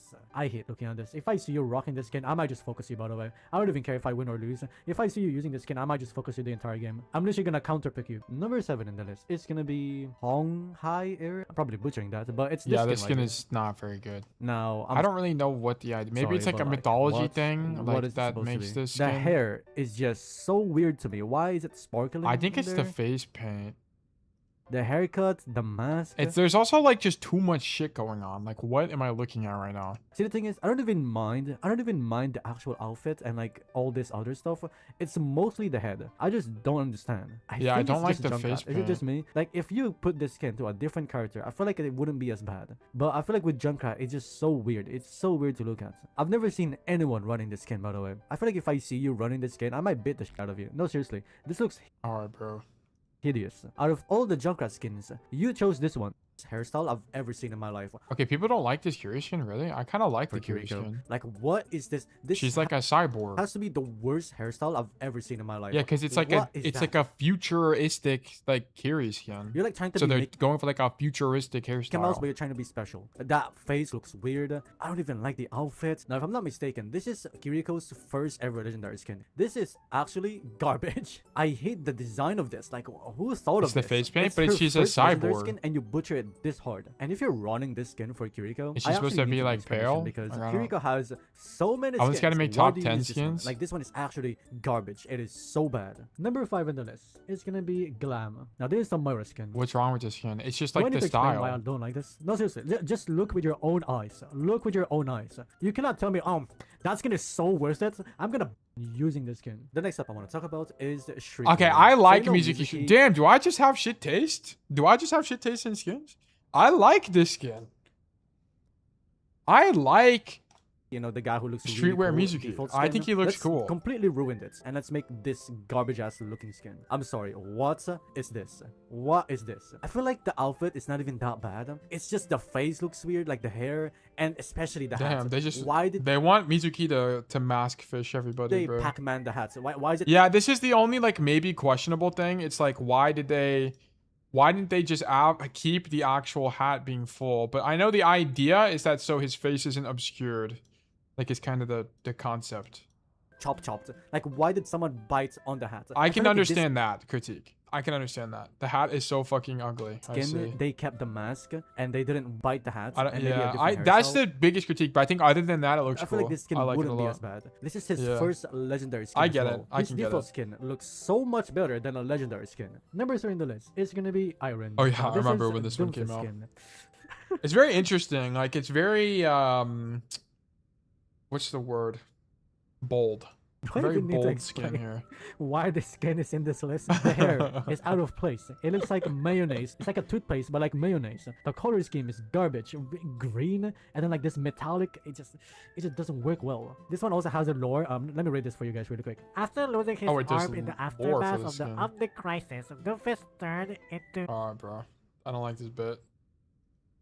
Not sure if I'm saying that correctly. This is a Winston skin. What? Oh, alien monkey. I don't think I've ever seen this skin in my life. What is this? No. Dude, just remove the face paint. Like all the times they add face paint, it just doesn't look good. Remove the face paint, this shit would be peak. No, what is this? Am I just missing something? Is this supposed to be like Cthulhu? Still or like cringing what? out? I feel like Yes, this I might be was Cthulhu cringing. if it's no, I'm not even. Okay. Alright, we're done with this video. What is up with these creators? Like, it's not... Guys, come on, guys. It's not hard. I rock this Winston skin because it's so ugly. Wait, you're one of the select few. Holy moly. Alright, I don't care about that guy's takes. I'm not watching any more of that. Okay. Who won? Rama649. Congratulations, you've been selected for coaching. Let's do great things. Let's do great things. Rama649. Rama, first of all, welcome to Bug Nation's. Pleasure to have you. And second of all, I'm excited to coach you. So your first time getting coaching. What is your username in the Discord? What do I think the worst skin is while we wait for Rama? I'm Rain. Okay, never mind. That was really fast. Okay, Rain. GW. What is your name? Goodweem. GW Weem. Good we am. I don't know. Anyway, this is gonna be. Oh wait, that's the fuck. I'm so stupid. I'm actually so stupid. That's the code. That's the code, not his username. Oh my fucking god. Okay. God. Okay, I'm losing my mind. Okay, this is gonna be. Okay, this is gonna be GM5 on Soldier on Hollywood from Rain. Okay. Console player. So I'm currently GM all roles, but DPS is by far my worst. This game felt like I played really good, but I don't know how to push second. Okay, bad. I feel like my problem is mostly positioning, but I don't really know. I would like you to help me see my mistakes better so I can start fixing them because I know I have them. I just can't see them clearly. Okay. So one thing, by the way, guys, positioning is not like a thing. I think this is a very common misconception that a lot of coaches had, especially at the beginning of Overwatch, is that positioning is something you work on. Like, positioning is not something you work on. And the reason that's the case is because positioning is informed by so many different systems. You can't just like fix your positioning. That's not like a thing. Like, positioning is informed by your effective range. It's informed by like how much health you have. It's informed by your matchup. It's informed by the actual map itself, right? There's so many different systems going into it that you can't possibly just fix your positioning, right? You have to have other systems. Like, there's other things you have to practice and understand to get better positioning. It's not like one thing you do. Right, so I'm not attacking you. I'm just like trying to clarify something when it comes to working on your positioning, quote unquote. There's more often than not some underlying concept you're not understanding or applying properly. Tail, go eat food, please. You're so cooked. I don't even have anything to eat. Like, I guess I can put some rice in the rice cooker, and then like eat rice as I play Dark Souls later. I could do that. I mean, I might just tough it out and make some to eat after. I think I will, because this is the last code. By the way, this is the last code for today, guys. By the way, I will get, if you guys hang out to the end, by the way, I will run an extra raffle for you guys to get an extra ticket for next time. So if you hang around, you will still get rewarded. Make Bulldog. I do have some ramen, but okay. By the way, why do you pick Soldier? Do you just like playing Soldier or what? Make Bulldog eat on stream. I love spicy food personally. Big spicy guy. Okay, this is console and we are on Soldier, so we will have slight aimbot like there. Holy shit, Soldier's OP. What the fuck is that aimbot, actually? Like, this guy just died. Oh, wait, I need to change the rank. This GM. Let me add GM. Bang. Yeah, GM, I got you guys. The aimbot on this guy is actually diabolical. I will not lie. Yeah, I tried Cast a long time ago, but it felt like it's not my thing. Okay, cool. Soldier's fine. You just play a little bit differently. Because the key difference between Soldier and someone like Cassidy is your gun is not burst, it's sustained. Right, so you have a longer time to kill, which means that it's whenever you're angling, you're not really thinking as much about instant killing people. You're thinking more about pressure, It's a lot more like, I mean, you will sometimes with especially when you have Helix, but it's not your #1 priority. Okay, and then you shouldn't be popping heal. Okay, so first of all, you play this fight wrong. Whenever you shoot Baptiste, your idea should not be to go fight this Roadhog from a close angle. You need to be playing distance. Like, you should be swinging to the right side here, because also if you swing right here, not only can you shoot the Roadhog from here after he kills your guy, but also you can go deeper into this space and open up a new angle. So you need to come right. So I think you try to go wider from this angle, but it's not really as important to go wide like this as it is to open up this angle. Because look at this. Like, if these guys drop off the high ground anyway, what angle are they now exposed to? This angle, right? So going main here, going wider in main is just weak to begin with. You need to be coming to the room to shoot them from the side. Okay? Even independent of the Roadhog, you make the wrong play. But yeah, also popping healing station into a Roadhog from this far away is just kind of doesn't make any sense. Just you need to go wider into him, because if you're dying to the Roadhog, he's one-shotting you anyway. So what is the heal gonna do? Right, so just continue going wide, open up the angle against the Roadhog, and then look to help your Ryan. Would be strong. Whoops, that's Reinhardt, not Soldier. Okay. Dude, what the fuck is this aimbot? Look at this. What? Hit every single bullet? It looks like you're cheating. Like, what the fuck? It's actually crazy. Okay. This is okay. So, the only thing about this is once this Mei uses Ice Block, I need you to say, okay, fuck the Mei. I'm no longer going to shoot this guy. Leave it up to the rest of your team, right? Because your team is alive. Your Tracer's about to walk back from spawn, and so is your Weaver here. Screw the Mei. I'm continuing my rotation, and I'm opening up this angle on the Kiriko and shooting the wrong hog in the back. Just continue rotating. My aim is also like this. I won't lie. This is true. The Pillboy aim is actually insane. He's been hitting the Kovacs every single day.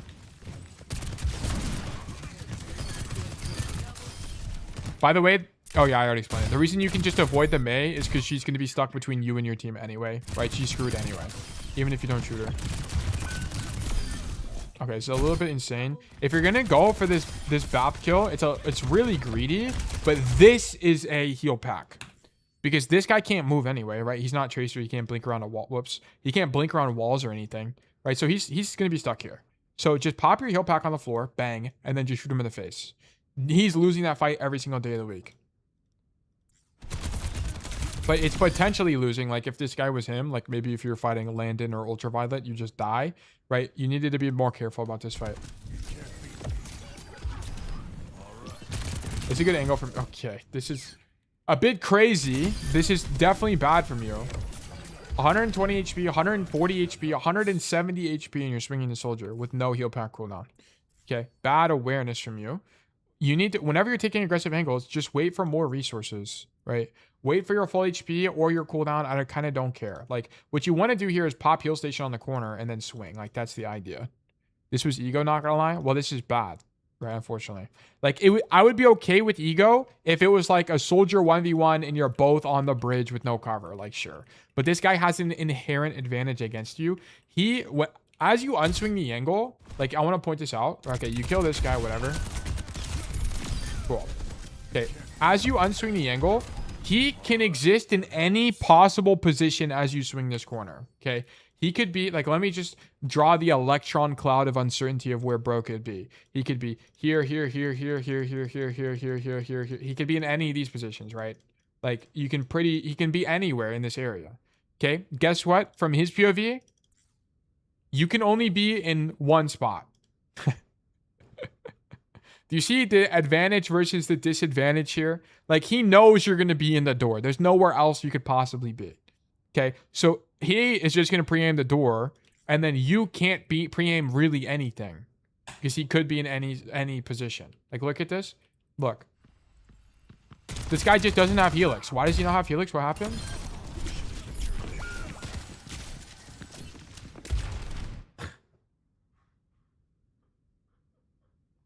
Oh my god. The only reason you kill him is because this guy just sucks. Why are we helixing our Baptiste dead body? Like, what? This doesn't make any sense. Like, yeah, that's the only reason you win, by the way. If that guy had helix, you died every day of the week. Bro killing pebbles? Yeah, he's executing those rocks. Holy moly. Oh, and you die anyway. Okay, perfect. Yeah, he was ass. Okay. Okay, I see. Yeah, we died in the Roadhog. Wow, we don't even cap. That's actually brutal. Okay. I'm gonna be honest. I think here you're winning, right? Okay, what do you see when you walk back from spawn? Okay, you considered swapping. So you were up 1. Oh no, your tracer's also walking back, so we're down 1 right now. We come when we shoot the Kiri. I'll be honest, I think the fight's lost. I think standing back here is fine.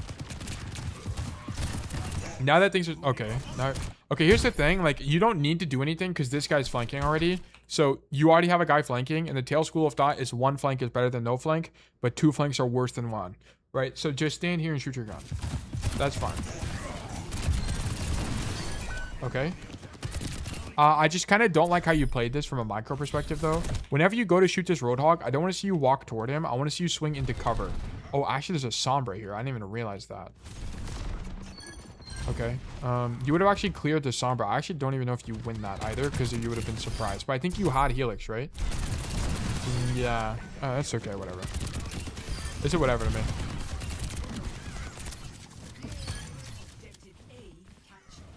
Okay, now we take space aggressively. Fight Roadhog. Soldier's gonna kind of suck here because there's... I mean, he's gonna be okay, right? Like, Soldier is kind of just, like, always okay. He's never, like, fantastic. There's only some maps where he's fantastic. He's just always okay. You just do damage, right? Shoot the jetpack cat. Whatever. Like, I think your whole idea here should just be to work this angle and be, like, try to push out the Roadhog. Because if you can take space into this, it's going to be really strong for your team. Alternatively, what you could maybe recognize is that the Roadhog's playing the deep angle, and now he has no hook. So what you could have done is just ran past them. Like here. Like, run under them, run this way, and then run this way and do this. Yet back cat. Yeah, that's how Bruce says it. I love how the way she says it. Like, scratches something in my brain. Like, you can run under them right now, and it'd be really strong. Like, here, the soldier's shooting you, but the Roadhog is occupied. Dude, fuck it. Boom, I'm under them right now. I'm going this way. Then you just win the game, by the way. You just win. You win. You're going to turn everybody around. You can come here and shoot everybody in the back. You can run all the way over here, walk up the elevator, pop visor. It's game over. Okay, so I'd like to see a little bit more creativity from you. Like, no one is marking you in main. Just use that opening to run past everybody. What the fucking is this tree? Nishimaki, what are we doing? Nishimiyak. I don't know what this guy's name is. Okay, I guess we're life protecting life on the payload. That's my idea first, but my background was dying by Sombra all the time. Let them die. Bro, you have to understand, Juno sucks in a Sombra. This guy needs to swap. And then your Weaver has tools to live the Sombra dive. Okay, your Juno technically also has tools to live the Sombra dive, but it's not your job to peel. Like, you have to get it out of your head that peeling, you need to peel. You peel when it's convenient for you. But here's the thing. If you're always playing on the back foot, now 3 people are shooting Sombra and you don't even kill her anyway, right? Like, that's the thing. You don't even kill her. So are you really doing anything? Not really, right? What you need to do is go, instead of being the cure, aka peeling the Sombra, you need to be the prevention, which is you just go fucking kill everybody because you're the GOAT. Okay, like, run all the way back here, get up here, pop visor, and then you win. Okay, that's what we need. If you're gonna peel, then this Sombra is getting more value. Exactly, right? Like, there's no point. You're doing what she wants her to do. Like, a good Sombra always lives. Okay, shitty tree. I don't really know why we tree, but whatever. But, like, we're just not doing... You're playing defensively here. Like, all of this is reactive, not proactive. You're just shooting whoever. You're praying the enemy team makes a mistake right now. Okay, this pedal sucks because it's out of our effective range anyway. Okay, this is exactly what I was talking about. Yet back cat makes a mistake and walks forward for no reason and dies, right? Like, why is Yet back cat in main like this? This doesn't make any sense. Like, they're just dead. Okay, so we profit from that guy sucking, so we win the fight resultantly. But this is not how good Overwatch is played, in my opinion. Like, we shouldn't just be playing for mistakes. This cat got demolished. Yeah, he died to the aimbot. Insane aimbot. Dude, controller aimbot is actually insane. Like, what the fuck? What is that? Okay, Dinosaur's whatever to me. Okay, now you know the enemy team is in main. Okay, fight's lost. We reset. Sure. Goodbye, yet back cat. Go up top. Okay, Tracer actually left you. Look at this. Tracer! Wait for me, Tracer! And she fucking leaves. She didn't care at all. Brutal. Now your team is back. Take the pedal. Brother, what is up with these people? Weaver, let my dude on the flower. Please. Oh my god. Yo, I asked this before, but you missed it, I think. Do you think Visor's worse than Deadeye? No, I think Deadeye is one of the best DPS ultis in the game. And I'm not trolling, by the way. I genuinely think that. It's not rage bait. I think Deadeye is good. Like, people just suck at using Deadeye. It's a good ulti. Finally, your guy brought you up top. Okay, once you broke out, now Soldier is like super playable because after you get out of the choke, you can actually do something. Whatever, catch these guys. Now you need to reset. Like, whenever this happens and you kill the Kiriko, the fight's won. It's over. Like, the fight's won. Get off the floor, sprint to the high ground, and you need to set up for the advantage. Like, you need to be up here and just shoot your gun the whole time. Or you can, like, jump on this and rocket jump on top of jail. I kind of don't care, but you need to be on a high ground here. Like, you need to make a rotation. Standing here is going to be really bad. Because here's the thing. You're going to get marked here easily. You're going to take a bunch of damage here easily. You're going to need resources. And also, you're going to be able to do marginal stuff here versus if you were just up here. Like, this is just the same thing, but kind of better. You do lose the ability to go deep and walk into their spawn. But honestly, if you're doing that as Soldier, you're probably doing something wrong. Like, we need to be up here right now. Because also, I want to point out, if you're here and someone made this right side rotation, you wouldn't be able to stop this from happening. Right? You want to be here to stop them from using the door. That's kind of the whole idea. Okay, we almost killed that Sombra, but that's not because we're good. It's because I don't even know what that guy's doing. Like, he's just walking into your team. What the fuck, actually?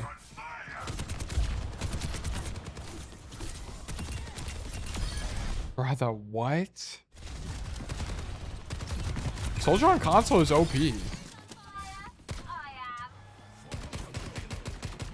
What is this guy's win rate on console? It has to be high, right? Like, it has to be. Overwatch hero. Controller. 49. It's actually, yeah, it's higher. It's definitely higher. Let me check gold GM and champion. Oh my god. 57 as Ashe? What the fuck? Dude, they gotta nerf Ashe. What? She's way too strong. 57 is insane. I mean, I don't get many soldiers with my aim on console. Okay, maybe you're just a goat then. My bad. But you should look up for Ashe Kips on console champion. Dude, it does not... Hit scan is OP. Zimmer's probably? Maybe Zimmer's. Yeah, it could be Zimmer. Okay, this whole time, by the way, like, stop marking this Sombra. Don't care. Let your Weaver and your Moira fight them. Rotate up top right now. Take space aggressively. Stand here. Shoot your gun. Like, I need you to be up here. Because here's the thing you have to understand. Not only do you have time to do this, but you also would be matching intentions with your team. Like, Bernandez and Nightmare are in their spawn currently. Okay, we should also be matching intentions. So take space with them. And then also, you can stand here and shoot your gun and deny this rotation from the enemy team. Because one thing the enemy team wants to do is come up top and open up their own angle. Okay, so you need to stop that from happening. You need to be up top right now. Ignore Sombra. Not your job. Yeah, you needed to be up top this whole time. You would have killed Yet Back Cat anyway, and you also would have been shooting Kiriko from here. And you would stop this soldier from taking this space. And then you wouldn't have died to whatever this is. What do you die to? Yeah, you get hacked and die. Okay, cool. Alright, go next. Sombra's dead. How does this Sombra die? What? Okay, Sombra just gets gaps. Okay, sure. By the way, this is a bad play from the Sombra because even though she's above you, she drops in front of you. This is the key issue. She needs to be behind you right now. Like, somehow. She needed to be, like, honestly be here and then go for the hack. If she was going to fight you there at all. But she kind of just gets gapped also, but whatever. Anyway. Okay. Same problem. Whenever you kill a Sombra... Oh, you do come up here. Just don't drop. You just can't drop here. You need to not drop. Stay up top here, Visor, and you win. Okay. This is an instant win. So when playing against a dive, is it really just a support's job to deal with? What about when they start tilting and flaming in chat? Okay, it just depends. Like a single Sombra, you don't need to help peel a single Sombra. Okay, if your team is crying about a single Sombra, I'm sorry, but your team fucking sucks. Okay, that's the truth. If you find yourself as a support player and you're getting farmed by Sombra, I'm gonna be honest, you suck. You're doing something wrong. Okay, and I don't mean that in a malicious way. I mean that in a you need to just get better at the game way, right? So if they're dying to a single Sombra, yes. If they're dying to an entire dive, you need to make a decision, okay? You need to decide, is it better for me to stack with my team versus, it's going to depend on the map or in the hero you're playing. But let's say you're playing Cass, for example. Okay, you need to decide, is it better, impossible for me to stack with my team and just shoot the people on the dive, or can I flank backline and outvalue the dive? Okay, and just trade my backline out.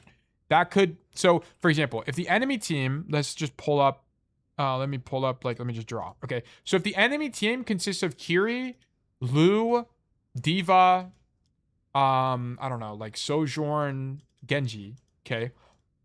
Even if you flank, who are you killing? You're not killing a single person even if you flank, okay? So into that matchup, you're just going to peel dives the entire time. You're just going to stand in main and peel dives the entire game, okay? But if the enemy team is something like Winston, Genji, and then it's also like, I don't know, like Emre, Ana, Mizu.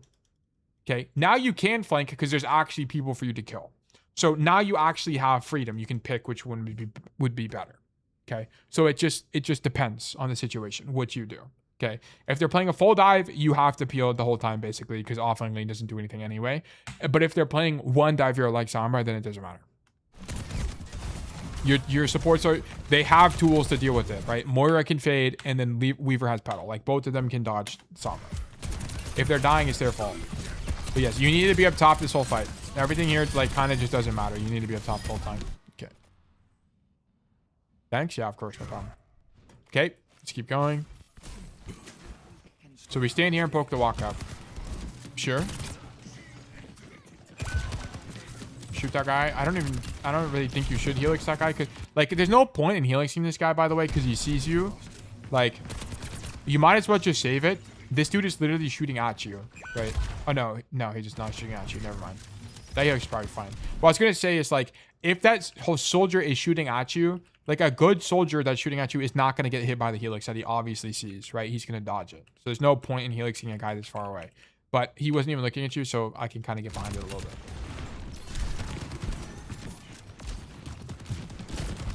Okay, rotate up to cafe. Good rotation from you. Okay, so the only thing about this is whenever you get up here,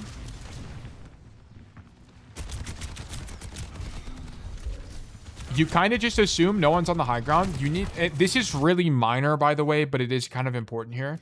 You need to be ready to shoot now on this staircase, because you should be using this as cover as you fight him. So, but anyways, I would never kill him. So should I helix him anyways? Probably not. Like, I think you just helix to Zarya, to be honest. It's super min-maxing. Honestly, it probably doesn't matter that much. Like, if we studied a pro, like a good soldier, he probably helixes that guy. I'll probably want to. Like, if you want to be completely optimal, there's no point, because you should just helix to Zarya for main pressure. But anyway, this is definitely something you should think about, though, because the reason you lose this fight is, look at this. This guy's shooting you with he has cover, you don't have cover, so you have to drop here. Right? You could have had cover if you stop sprinting at the staircase. So just something to keep in mind. You kind of just assumed no one would shoot you.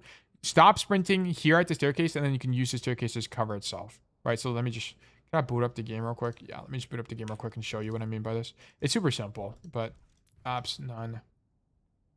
Hollywood. Bro, am I blind? Hollywood, there it is. Okay. We'll play at nighttime, sure. Holy shit, this guy's aim is kind of nuts, dude. Dude, console Overwatch in GM is like crazy. The aim is crazy. What the fuck? Okay, so like what you need to do here is, so you're running back, just get to this point and stop sprinting here, and then play. I mean, the tables are broken, but like you need to do this, because that way if you take damage, you can heal pad here, and then it's way safer, way less likely you die. Okay.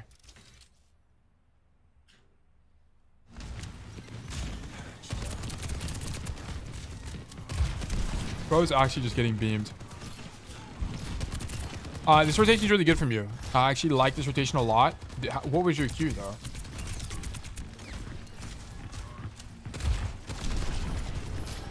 I guess Rhine pin. So Rhine pin goes off, so you know you have more space, so you make the rotation. I'm fine with that. The only problem with this is you have less cover from here, right? I mean, you're on a really awkward high ground for the enemy team to deal with. You just have to keep in mind if you take damage, you're going to like either drop or back up this way. Also know you can stand on this pillar. Let me show you guys. A lot of people forget about this, but you can stand here as well. So you can use this as cover, which is also really good. Just keep this in mind, and it will save you, I promise. It's really good. People just think you can stand here. You can also stand here. You can stand on all of this. Okay. Nice kill. Oh, okay. I mean, I think this is unavoidable, to be honest. Yeah, you seem to realize he took the elevator. That was it. Whatever. You don't want to stage here because it's going to be harder for you to poke the walk up. I think this is more of like a mid fight thing. And I mean, now that your Tracer's dead, it ends up being fine because your team's at a disadvantage. But also, I guess, hold on. How hard is it to fall into Cafe from here as Soldier? Not hard at all. Okay. Just want to check. His angle kind of OP, I won't lie. This is the same thing. You hear him take the elevator. You miss the sound cue again. You heard him take the elevator. You know he's right behind you. So you just missed the sound cue. And then you're late to react. Yeah. Okay. You just need to listen for the elevator. That's it. Awareness problem. I don't mind the angle at all. I think the angle's fine. I actually think the angle is stronger than anything else too. Because like, you deny this rotation, which is really strong. And then if you do take damage, you can just back up. Your Weaver's playing with you. Like, I think this is pretty good. Alternatively, you'd be here right now, but then it's kind of the same problem. And it's actually even worse because the Soldier would just complete his rotation here. So I think it's actually probably your best angle. So this is actually really well done from you. You just kind of get caught because you don't realize the Reaper plays you and you die. So just small awareness mistake. Yeah, so here, I don't even think I'd be going Cafe. I think you have to go left side, by the way. Yeah, you don't want Cafe, by the way, because now the fight, you have to understand, now once you're here, none of these fights are in great range for you. It's okay, right? They're close and you can helix them or whatever, but I'd much rather you leverage the fact that you have a range advantage and come left side and play the door. Because also you deny that, like, if they wanted to flank your backline, they could, and if you came here, you'd also stop that from happening. So not only is this a good angle for you as Soldier, you also protect your team in doing this. So I don't want to see you come in at all, especially when you play Tracer. Like, your Tracer wants this angle. Like, your Tracer does not want this far angle like this. I mean, she can, but it's not optimal. So yeah, whenever you walk back, I don't want to see this because your Ryan's touching point anyway. So you choose the wrong rollout. This is the wrong angle here, and you get flanked by Reaper and die. Okay. Okay, so now you're running back and your Tracer's on point here. I also still wouldn't come to this door. You need to come to this door and pop visor. Look at this. You kill the Soldier, definitely. And then, I mean, even if you don't pop visor, this angle's just better, right? Like, you'd be able to shoot these guys. Then once you hear the Zarya walk up, you just shoot Zarya, then run away once he walks on you. So yeah, I think you missed the right angle here. You just have worse LOS on this angle. It's harder for you to see things. I mean, it's convenient to shoot the Juno, but like, look how much more awkward this is. Also, if you want to swing people further on the right, you have to expose yourself to the people walking in main, which is weaker. Yep, bad play? Yeah, I think so. What the fuck? Oh, you get gripped. I was like, how did you get out of the grab?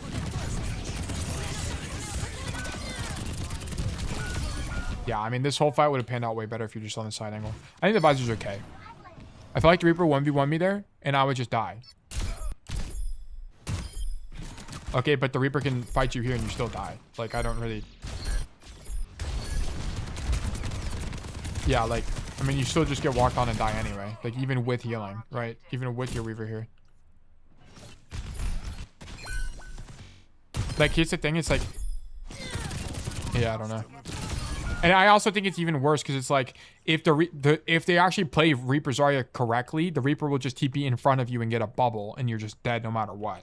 Like, here, at least, he's probably not going to get a bubble on this angle to deal with you.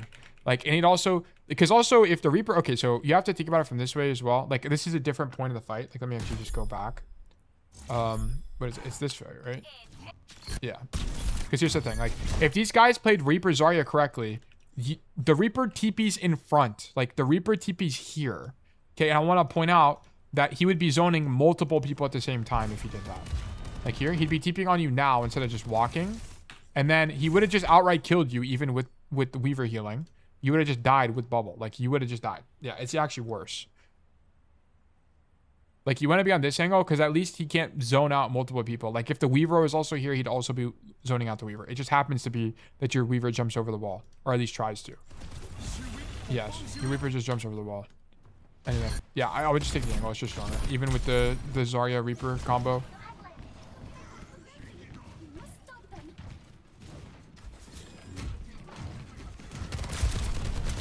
Okay.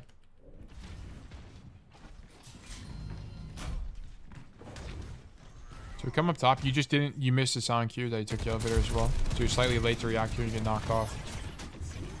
Okay, W grip. We're back up top. We love this for us. I don't know if the helix makes any sense or not. Okay, just shoot that guy. That's sick. Now you should drop. Yep. Clear the Reaper.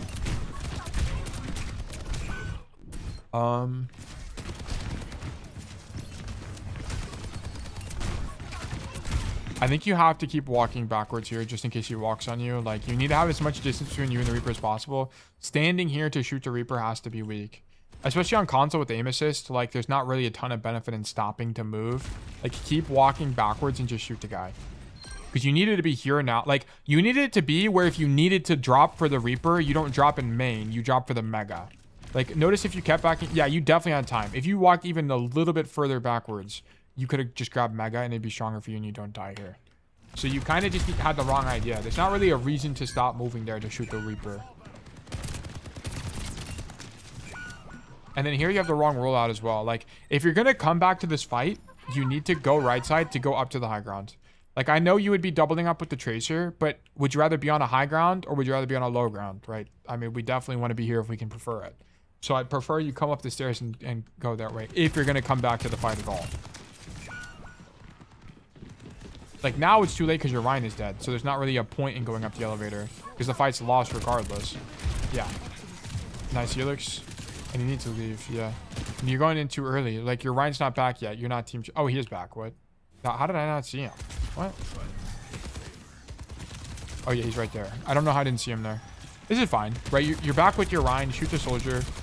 But you need to be brave here. You have to cross. Like, you need to cross because you need to get up top here. If you're gonna get zoned on this space and you're not gonna be able to contribute to the fight. Like, you need to help them win the high ground here. Very important. Nice. Oh, you got stuck on the railing, unfortunately. Wow, you almost died to the... Dude, your Weaver is actually really good. Other than the weird tree on attack, he's actually done pretty well here. But yeah, like, this whole timeline, your core idea should have been to, instead of standing here the whole time, you need to just clear top with your team and then use this high ground above them. Would have been a lot stronger.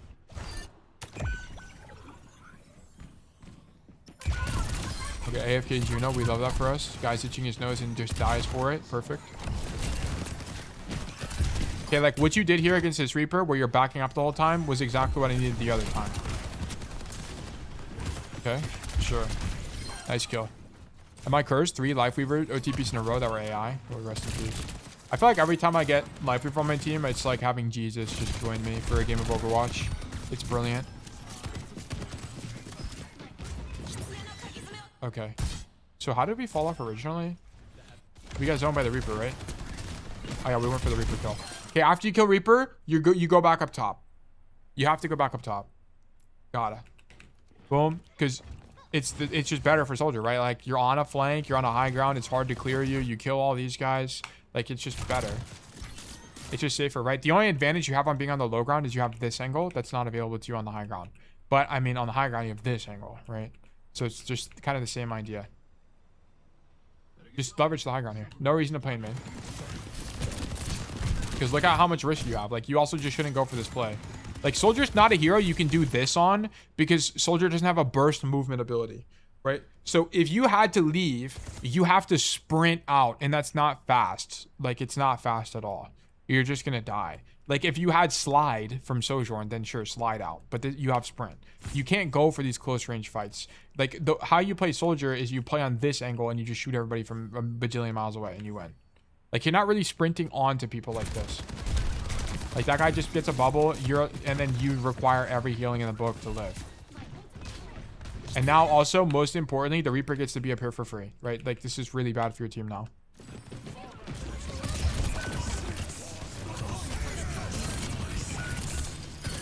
Nice visor. Love the visor from you. Okay. You know what? Now that I think about it, you might not play here.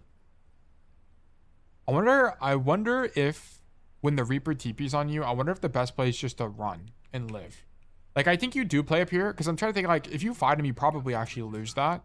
So if he TPs on you, you probably just run away. Like, jump off the high ground and sprint down mid. Like, that's probably living. But, like, if he TPs there, you win this fight here. Like, you definitely win this, especially with Stim, I think. It's going to be pretty hard for him to kill you.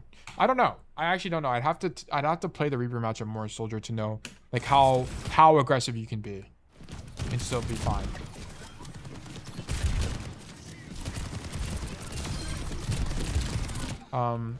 I think popping Stim in main like this is probably weak because your Ryan is holding space in main anyway. I mean, maybe it's okay, but like, I feel like you only kill the Juno because she sucks. Like, as Juno, why are you in the air right now? Like, there's no point in being in the air.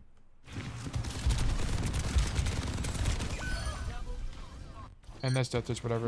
And then you come up top, nice. Yeah, like, this is a really good Stim. Like, the Reaper's in the open. Oh, I didn't realize you can shoot your gun and Stim. What? Wait, hold on. What? Really? You can do that? Hold on. Let me see this. Let me see this. This. Let me get Stim. What the fuck? I did not know you could do that. Okay. Wait, so does it give it to you in the animation? Yes, it's the same as field. Interesting. So, in the animation, do I have it? It's like slightly delayed. Damn, then you should just be... Okay, then yeah, you definitely shouldn't have stimmed here then. This stim in main has to be bad then, in that case. I thought there was like an animation. So this, whatever, okay. I mean, you're just kind of overextending, but anyway, this... When you know they're playing the right side aggressively like this, we shouldn't be stimming in main like this. Because you're not... Like, the chance of you killing someone here is so low. You're shooting through a Zarya and the Kiri and Juno are both in main. Like, you only kill the Juno because she's trolling, right? Like, I don't think stimming here is good. Like, I think stimming to punish people makes the most sense. Unless you consciously were trying to punish the Juno for flying in the air, but I really doubt that's the case. Yeah, you did it as you're swinging the angle, so this is a bad stim. You just happened to kill the Juno who's trolling. But stims like this, where people are stuck in the open, fantastic. Like, love, love, love that.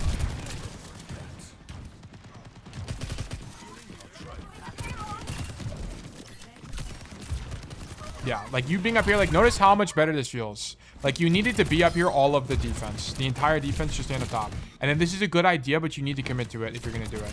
So shoot this guy. Lovely. You probably actually don't even need to drop against the Curie because you see her still, right? So just stay up here. But if you are going to do it, like you got to go all the way and then do this kind of play. Yeah, you're like shooting as you fall. You need to get there first. Like, your idea should have been to just... I'll show you. Never, I'm not on the map. Like, your idea should have been just sprint to the position and continue sprinting and then open up this angle like this. Would have been the idea. If you were going to do that at all. Because you just get caught. You actually end up living, which is miraculous. I don't mind. Like, this whole idea of getting behind them, I think is fine. I actually really like them here.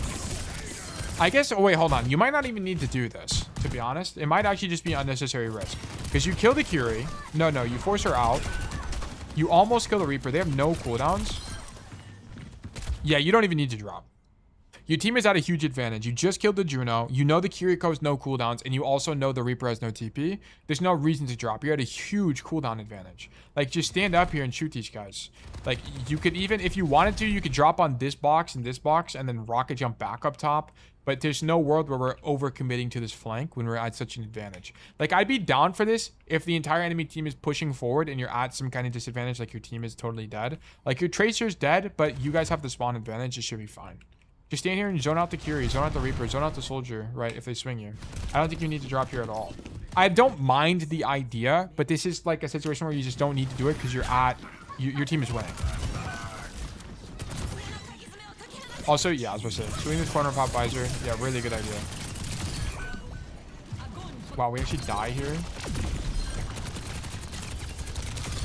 You know, I think you just kind of don't need to be in the open. Like, what's the point? You might as well just play cover, right? There's no benefit to standing in the open on Soldier with Visor. You have aimbot anyway, just play cover. That's it. And then you guys win. Okay, yeah, Verdict losing for sure. The way you played third point defense was kind of weak. There's not a reason to play on the floor if you don't have to. Like, play up top. You should prefer that. And then also, I didn't like your second defense to some extent. Like, we shouldn't be dying to this Reaper pretty much ever. You have to continue backing up and fall to the Mega. That death is really bad, by the way. You can't die there. Like, you just shouldn't be... You had plenty of time to react and back up. You needed to live.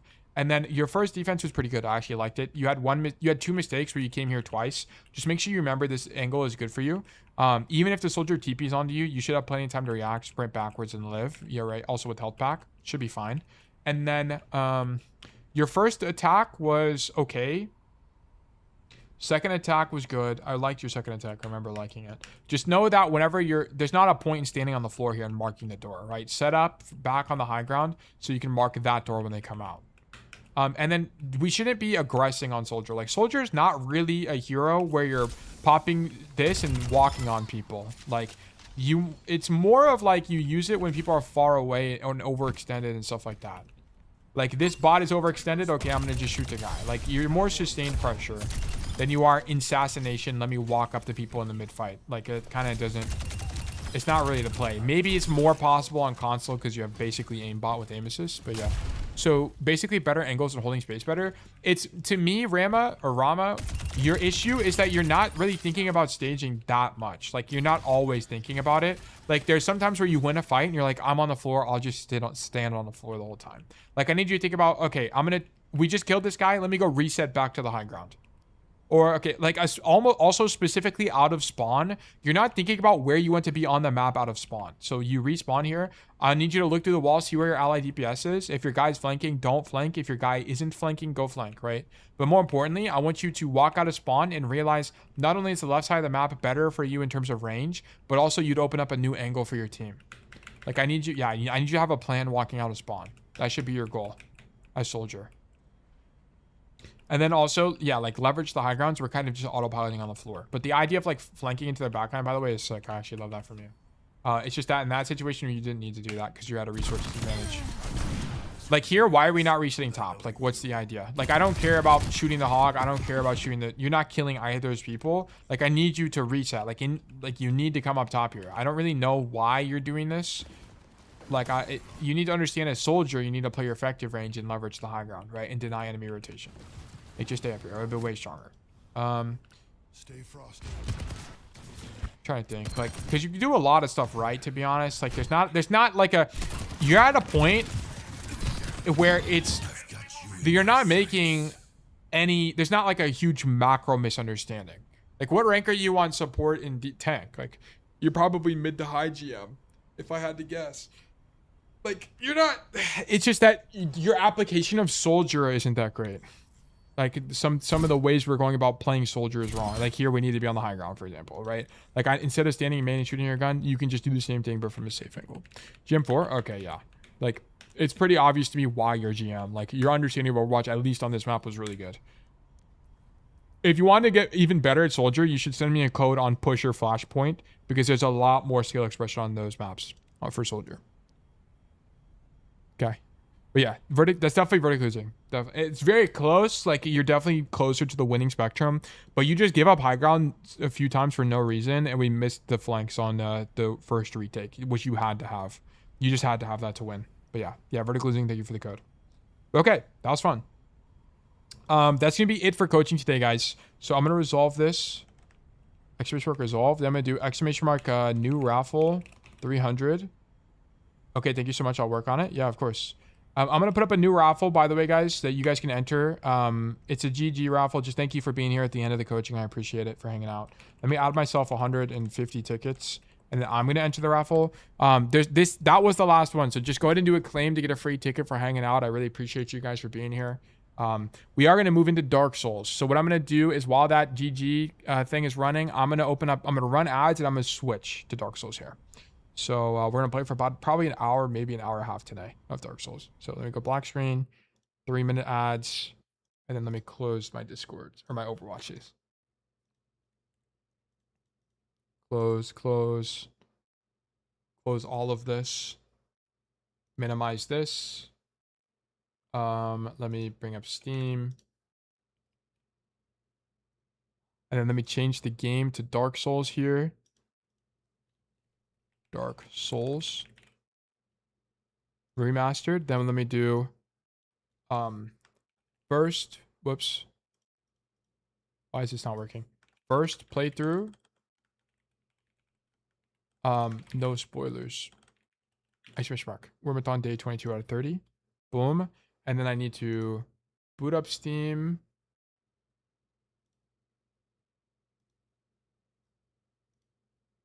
Put up Dark Souls. Dude, I'm actually, after stream, I'm gonna actually make the most diabolical breakfast burrito. Dude, you know what's crazy? I've eaten probably 300 breakfast burritos. Probably not that many. Probably like 150 breakfast burritos since I became vegetarian. And it's still my favorite food. I just love bread. They're just good. Just an egg, like scrambled eggs, and I'll put vegetables in it too. It's really nice. Like peppers and stuff like that, onion if I have it. It's so nice.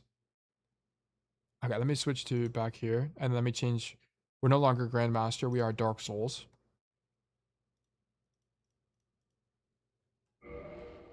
Okay, apparently I have burritos rock. Dude, it is actually. Tails, is it better to stay main if you have an echo flanking? Yes. If you have any ally DPS that's already flanking, don't also flank. It's not, generally it's not better. There's some niche situations where it's better, but it's kind of rare. Dried finger.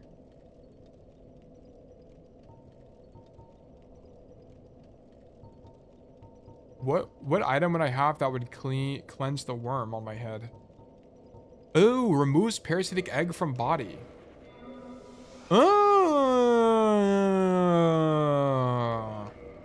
I see. We could have removed that a long ass time ago. Fuck me, dude. My bad. My bad.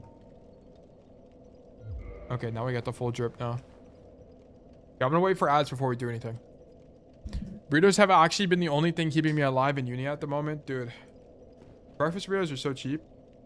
Also, like, I don't know if you can do this in other countries, but in the US, you can buy a box of eggs. Like, not just a pack of 12 or a dozen. It's like 60 eggs, and I just buy those. I go through like one a month. A little bit more than that, like 1.5 a month. You play it on controller? Yeah, I play it on controller. I got a Xbox One controller plugged directly into the computer via USB. And I bought it. It's like a electric, edgy gamer controller too. It's kind of epic. I wanted to get a normal one, but they ran out, so they only had these, so I had to buy it. Because I want to play. I got it for Hollow Knight a long time ago.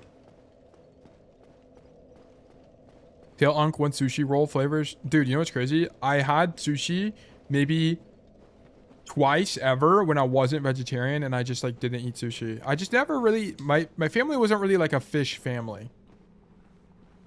We just never really ate fish, so we kind of just never got sushi.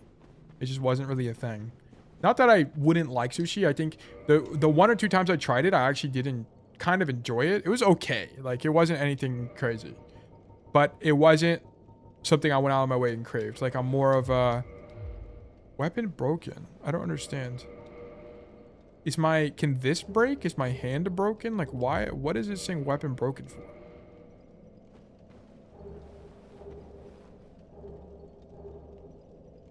I don't understand. But anyway, yeah, we were never really like a sushi family. Oh yeah, I was gonna, okay, sorry. I'm like fumbling the bag right now. I need to do 2 humanities and stoke this fire, basically. No, not drop. Use items too. We were more of a pizza family or a Mexican food family. So I never really did anything with sushi.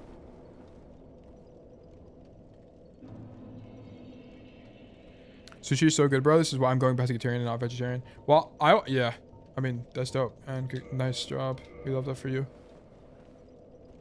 I just went vegetarian for vibes, basically. There wasn't really like any core reason. I just kind of got, I don't know, it's just like weird to me to eat meat. I was like thinking about it one day and I'm like, you know what? I kind of just don't want to do this anymore. And then the nice thing about being human is you just have that level of agency. You can kind of just, Jesus, I almost fell off the branch. You kind of just do whatever you want. It's kind of epic. Which is also why I did it. I was like, you know what? I can do that, so why not? Bro, I won. Oh, I don't think I ever entered the raffle. Did I enter the raffle at all? I don't think I entered. I think I just gave myself tickets. Let me see.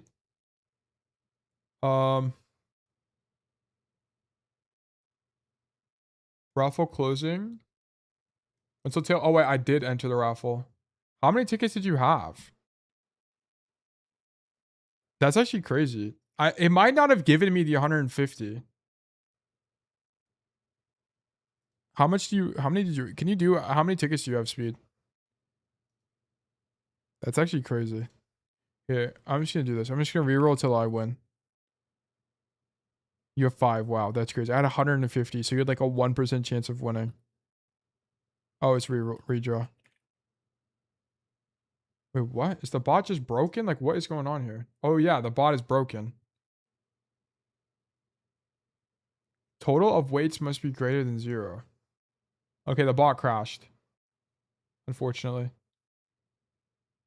Wait, what?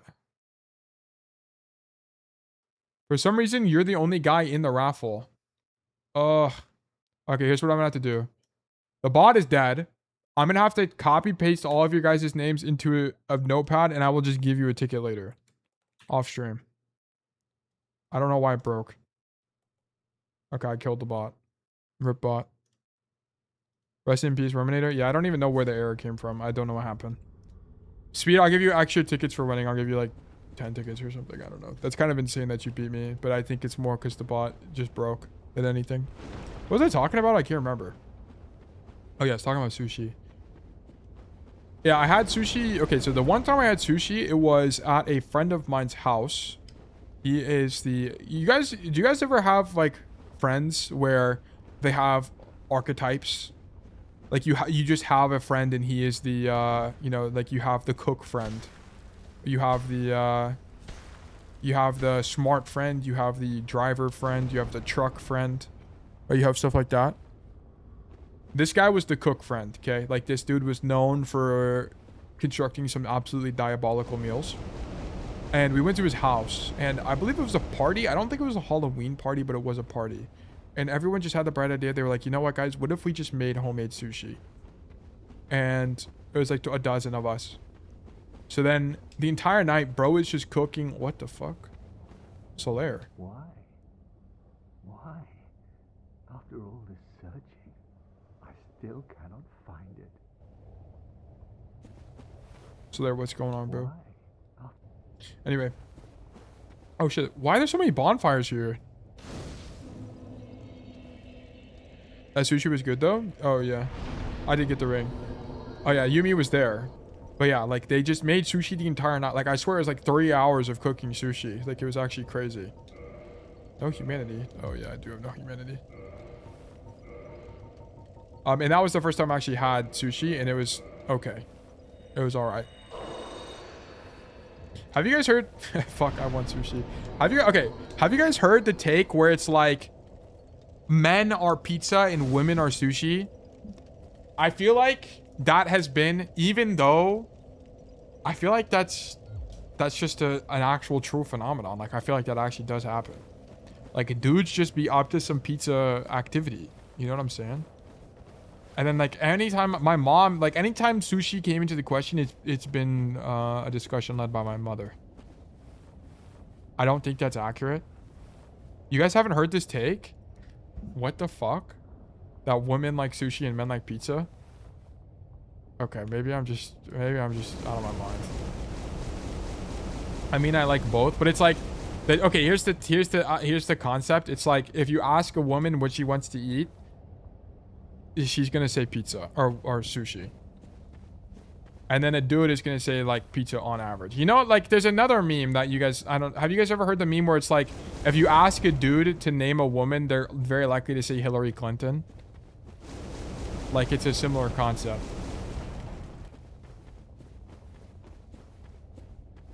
I feel like men as a whole don't pick pizza on average. Really? I feel like if I was given a list of options, what the fucking kind of guys are those? If I was given like a list of options, pizza would be among the top 5 options I choose.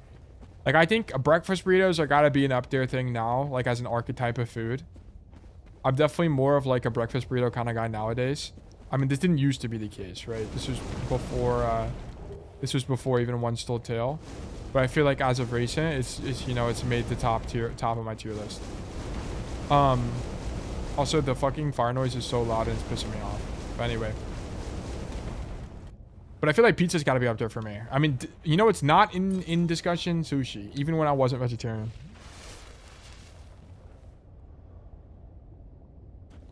You don't know women if you think you are going... Well, no, I'm not like... Okay, like, by the way, this isn't like a sexist thing. It's just like a take that Northern Lion had. Like, it's like an observation. Like, But anyway, what was I talking about? Oh, yeah. So my top, like, 3 archetypes of food has got to be, like, imminent despair. Am I supposed to walk on these? I don't really think... I guess I fight these giant guys. But it's like... If I was choosing... Okay, sorry. My top 3 food archetypes are probably, like, pizza, enchiladas, and, like, or maybe, like, nachos. I kind of fuck up some nachos. You know, nachos might be an all-time goated food type. Okay, let me get out of the... I need to turn down the audio. It's way too loud. I feel like nachos are probably, like, the unsung hero of that food genre. You know what I'm saying? Like, it's got to be up there in some of the most goated food options. Because, like, I feel like even if you're not, like, a normal nacho guy, there's got to be, like, some combination of nachos that have to be acceptable to you, right? Like, you can't be a guy that just, like, doesn't fuck with nachos. You know what I'm saying? Am I just stupid? Where is the... Oh, options up. Okay, yeah. I am just stupid. My bad. There's got to be, like, some combination of nachos that's acceptable.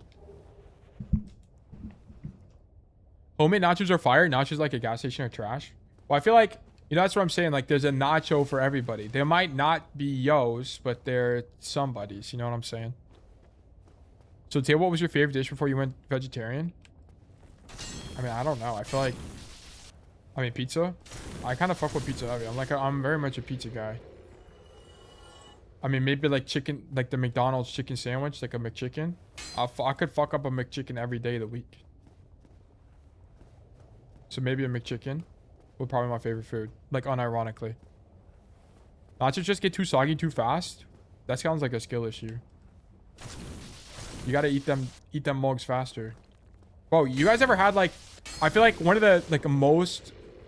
Dude, you know... Have you guys ever played Pokemon and like your fucking Pikachu is paralyzed in 1 HP and then you just pop a forest roar on the motherfucker and he's back in action? Like, that's me, but with a plate of loaded nachos. You know what I'm saying? It's like... My state of grand despair has been ultimately cured by this dish. Like, that's me. Not a skill issue, you stupid MF. What do you mean, bro? Never once in my life have I ever had a nacho gone soggy. How was it? I think, you know, maybe just call me big backed, I guess. Damn. Wait, how did that guy... I killed somebody? What is going on here? Like, dude, damn, chill, bro. Wait, I do an unbelievable amount of damage to these guys. Get this guy a plate of nachos in between VOD reviews. Dude, I'll fuck up some nachos. You know what? I might actually go buy... I don't have any tortilla chips. Like, deadass, I might need to go do such a thing. This is the most obvious mimic of all time. Okay, maybe not. It depends on the sauce. I'm more of like... Dude, do I put sauce? Dude, I'm just more of like a sour cream type of operator. Like, you just give me some sour cream and I'm fucking that shit up. On God. Like, that's all I need. And some cheese, of course. Like, don't get that wrong. Like, honestly, sour cream is like the star of the show. Oh my God, don't let me die, please. Or maybe I'm insane. Or maybe it's like... You know what? The top one ingredient must... I mean, I guess the chips, but maybe that's just a given, right? Like, it's like saying you're eating a sandwich without bread. That don't make any sense. So I don't really think you can rank the chip in the ingredient tier list. Like, I think an S tier... What the fuck, bro? Chill on me. Like, I think an S tier ingredient for a nacho has got to be like a jalapeno or like a sour cream type of operation. I think among the worst, it's got to be like raw onions. I mean, I don't mind them, but you know, they're more on the bottom of the totem pole for me. It's not the highlight of the show. Like, I'm not buying a plate of nachos for raw onions. You know what I'm saying? But you know, I would buy it for some pico de gallo or for some like jalapeno or sour cream. You know what I'm saying? Not gonna lie, onion and sour cream chip is the best chip flavor. That's actually a pretty base take. I feel like of the OG chip flavors, like we're talking American Lay's type of, you know, type thing, I feel like sour cream and onion gets the least respect. It's like the most underrated. You know what the most overrated chip flavor is, and it's like not even remotely close? It's 100 billion% barbecue. Like if you're a barbecue chip enjoyer, I feel like your favorite color is red. You know what I'm saying? Like I feel like those two, like the Venn diagram of those two kinds of people are very, you know, there's no difference. Like I just know your favorite color is red if you like barbecue chips. I don't know if you guys are picking up what I'm saying here. False salt and vinegar, this is false. Don't buy the anti-salt and vinegar propaganda. That's the best chip. Like whenever if I'm eating a bag of chips and the roof of my mouth isn't fucked up as I you know, as I come, you know, toward the end of the bag, something has gone wrong greatly. Is pico de gallo goated? It's like, isn't it literally just like vegetables? It's like fruit, it's like onion. What even is in pico de gallo? I don't even know. There's no onion, is there? It's like tomato and something else. I don't even know. The best chip is the 7-Eleven hot chip, but barbecue flavored chips are good though. I'm not saying they aren't good. I just think they're like grossly overrated. Like if you could choose, if you had infinite chip available to you, why are you choosing barbecue, right? Like there's so much other greatness to be explored. Like even a sour cream and onion, I think is a little bit respectable because it's like where else do you get that kind of taste? Like if I want to eat barbecue chips, I'm just gonna eat barbecue. You know what I'm saying? Like what am I indulging in this for? Pico de gallo is onion, tomato, lime juice, and cilantro. I see. I understand it now.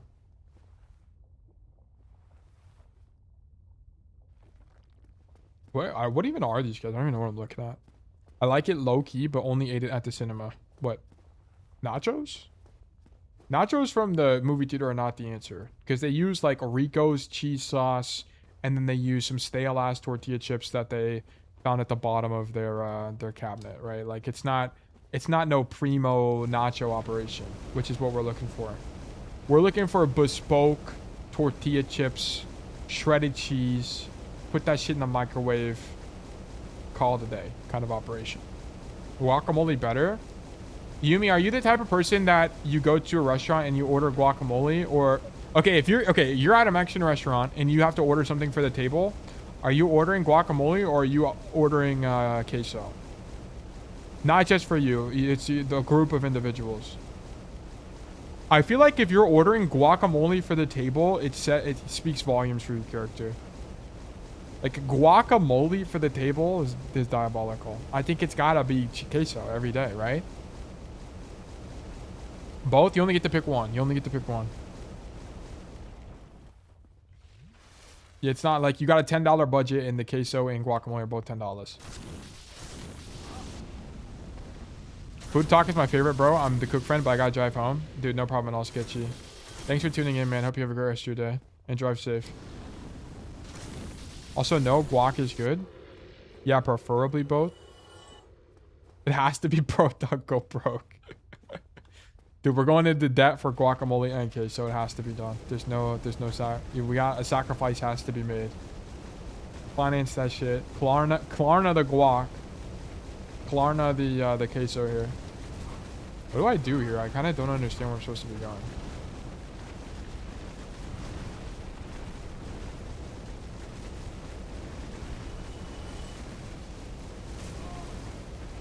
I prefer guac on my meal instead of rather on chips. Yeah, I think guac is more like I fuck with guac on a breakfast burrito. I can fuck up some guac, but it's not like a shareables kind of thing. You know what I'm saying? Like that's more of a queso. Like I feel like that's more queso coated.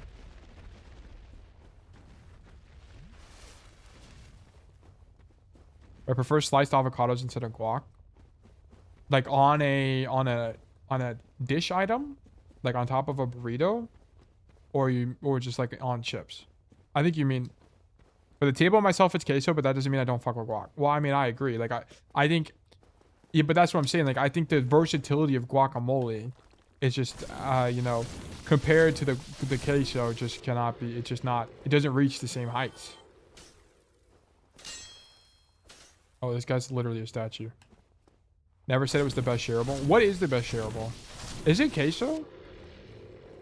Like, I feel like, you know what? I feel like buying wings for the table would be better if wings weren't so expensive. You know what I'm saying? Like the dollar to value ratio of a chicken wing is just kind of like not that high compared to queso, I feel.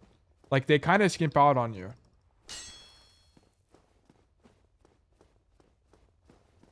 Queso the streamer. We love that guy. They always skimp out on the slices. Oh, of the avocado? Yeah, they do. You know, and you know what's funny? Avocados are fucking cheap as hell, too. Like, they'll charge you $3 for sliced avocado on top of your shit. And I know damn well they spend 50 cents at most on that avocado. Like, brother, I understand you're a business, but come on, give me something a little bit more economical here. You know, I can meet you halfway. Oh, no, chips and salsa. Oh, yeah. You know what? I forgot about salsa. I'm gonna be honest, salsa gotta be the most overrated sauce of all time. I know this might be a hot take, but I feel like it must be the truth. I feel like, I enjoy a salsa, but like a salsa at every meal, like, come on. And also, I'm just not that kind of guy. Like, I just don't, like, I don't wake up in the morning and be like, you know what, I could fuck up some tomato. I'm more like, you know what, I could fuck up some cheese from a pasture-raised cow. You know, I could fuck that up. It's like they refill and don't realize how many baskets you've gone through until your actual meal shows up. It's actually true, actually. You know what, now I think about it, maybe salsa is actually deservedly goated. Because it is light. It's like tomato water, you know what I'm saying? Like you just get a little bit of a little snacky in before the meal. You know what, I changed my mind. I've been convinced. Maybe salsa is based. And there's like different flavors of salsa. Also, what the hell is this guy? Why did this guy just appear out of thin air? I feel like, is ketchup salsa? Surely not. Because I feel like ketchup is more of like a sour umami kind of operation. I hate tomatoes, but I love cheese. However, I'm lactose intolerant. Yeah, you're making a great sacrifice if you do indulge in the cheese. And that cheddar or the provolone. Okay, there's loot. Oh, shit, there's loot there. Large soul of a brave warrior, but... Damn, I have 22,000 souls. I don't even know how that's possible, but I guess I do have that many. To be honest, I don't take any of your food opinions seriously because you're a vegan. Well, I'm a vegetarian, which is slightly different. Vegetarian is I just don't eat meat. What the hell is this guy? Vegan is you don't eat any animal products at all. So, like, that would be, like, no cheese, no milk. No, you can't even have like gelatin because it's got animal product in it. Like there's a bunch of stuff you just like kind of can't eat.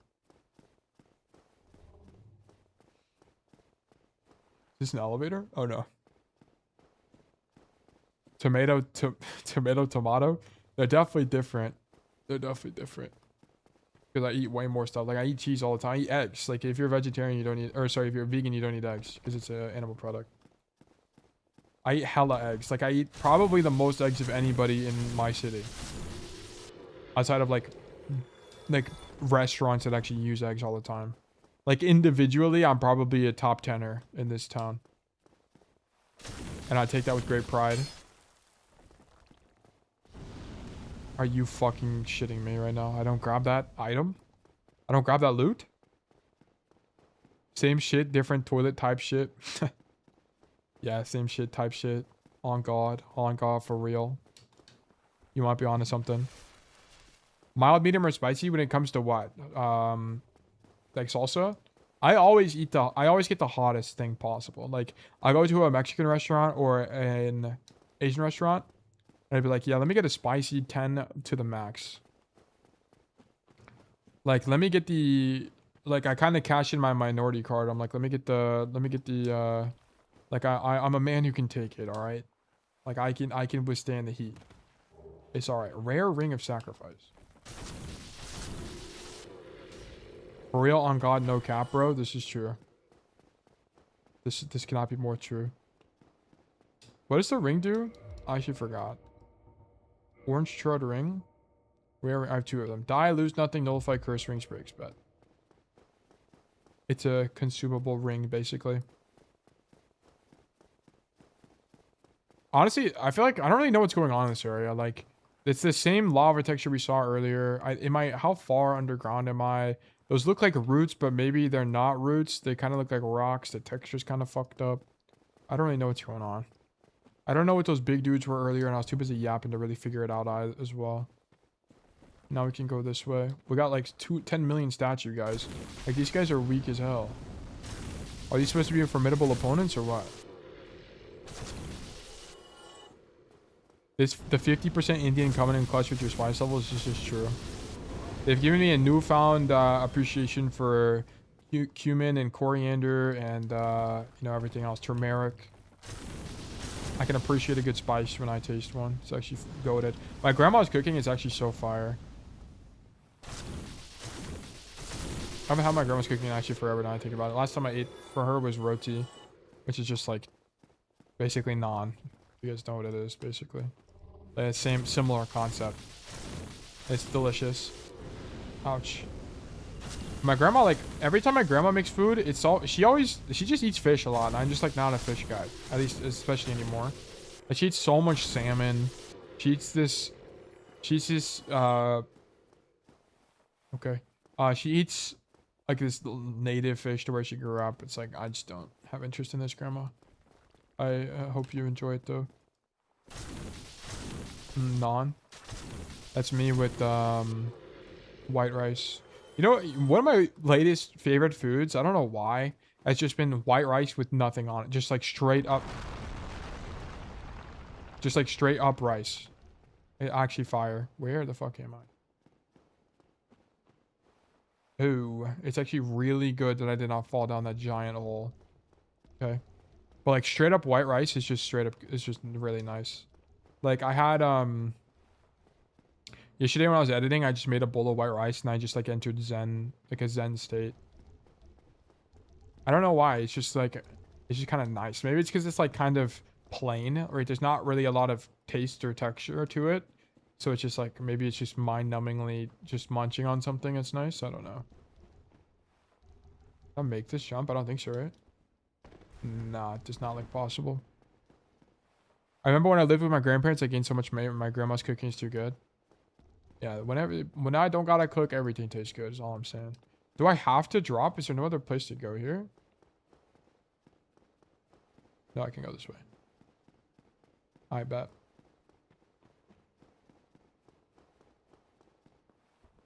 Nowadays, I don't really cook that much. I mean, I guess I cook every day now I think about it. I'm always cooking like eggs or something or rice. I made fried rice the other day as well, which is good. Okay, I don't really think there's another way to go unless it's this. Yeah, it's this way. I made fried rice the other day, which was delicious. I didn't realize how easy it is to make fried rice, by the way. It's really easy.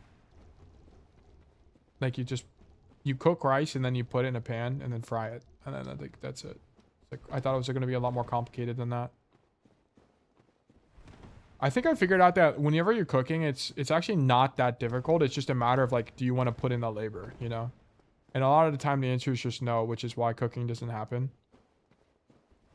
Or at least for me. I also didn't really grow up in a household where cooking was the thing. Like, we didn't cook all the time. Like, we cooked like once and then we would have leftovers for a few days and just eat leftovers and then just rinse and repeat. Or maybe that's just the normal course of operation. I don't know. Okay, can we not poison me? Silver Brave Warrior.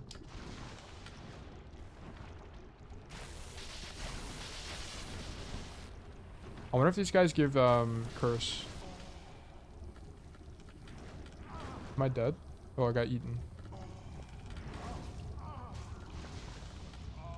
I should have just grabbed all the loot that was down here. I ate out too much? Yeah. I think one thing I did is like, whenever I think about eating out, it's like, okay, can I just like buy that but cheaper from the grocery store? And it's like, yeah, most of the time you can. Like I used to crave burritos. I would just buy microwavable burritos and just microwave a burrito. Or like I used to crave what else? Like a pizza, I would just buy a frozen pizza and then put it in the oven and save a bunch of money. Teeth toilet enemy? That might be the teeth toilet enemy. He's not very nice. Bro got flushed. 26k gone? What do you mean? Does my soul get devoured too? I can't go back and get it? Does this enemy just delete the souls? Also, I guess I could have Homer boned and leveled up. I need to figure out, where do I go? This area is really confusing. Because it's not really like landmarks. It's just like giant trees everywhere. This area kind of sucks. I think it's... Oh, it's that one over there. Okay, I need to run all the way over there. This is definitely a bottom 2 area, and this is definitely number 2. The other poison block place was way worse than this, but... Also, I don't like the rats. But the rats, once I figured it out, wasn't that bad. Like, I could tank the inconvenience of being poisoned 24/7. I don't think you getting those back, broski. I doubt you don't die. What is this self-doubt? Speed, you must believe in yourself and me, most importantly. Don't forget that part. We gotta lock in. Yeah, I'm about to get these 29,000 souls back or whatever. I'm about to level up, and I'm about to do great things. This is not the right way. I lied. Dude, I can't tell where I'm supposed to go. Oh, never mind. There's a giant temple. Maybe I should be looking at the giant temple. That might be a little bit intelligent. Is it that route? I can't tell, actually. I think it is. Oh my god, I'm dead. I'm not dead. Yeah, I know a Dark Souls area is bad when I have nightmares about it afterwards. Yeah, this is me right now. I'm not just having nightmares, I'm actually just living them. In just straight despair. This is definitely a bottom 2 area. No, I believe in myself. Kato. Or Keiko? I don't know what you meant to type. See? Saw. Nah, dude, you gotta believe in me. I'm about to make it. What would All Might do, guys? That's how I live my life. All your Mizuki coaching has inspired me playing right now. Well, I hope you win. Surely you've learned great things. I feel like Mizuki was very interesting to try to learn. I think support just kind of bamboozles me a little bit. Because a lot of it is kind of reactive playmaking, which I think is weak. But it's like, it's not really the state of the game that you're thinking about playmaking in terms of. It's relative to the other supports on the enemy team. Which opened my eyes a little bit more. So we go this way. Then we go down, right? Yeah, I went down. I'll just kill these guys so they don't attack me. Ouch. Ouch. I thought I was out of range. My bad. I wasn't listening a lot, to be honest, but I'm just playing him like a mix between Tracer and Muyoung. I see. I think you'll probably find great success. A lot of the times, like... GM, like if you're GM on DPS, you can definitely in GM on support. It's not really a question. A lot of the ideas transfer. The difficulty is when you're going from support to DPS because you don't really learn. Support doesn't really teach you the same level of proactivity, which is kind of the key issue and where my misunderstanding happens as a coach. Which is why I'm really grateful for the All Heroes coaching because it's helping me understand more about the game. But I do feel bad because I'll get a VOD and I'll be like, I kind of just don't know what to say here. Motherfucker.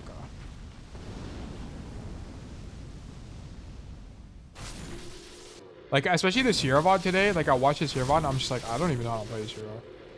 Sierra is just such a weird... Oh, yeah, I don't want to go that way. I want to go back this way and grab my souls, if possible. Like, Sierra is such a weird hero. That's such a weird VOD to look at. Because, like, he was taking angles and still just not doing anything.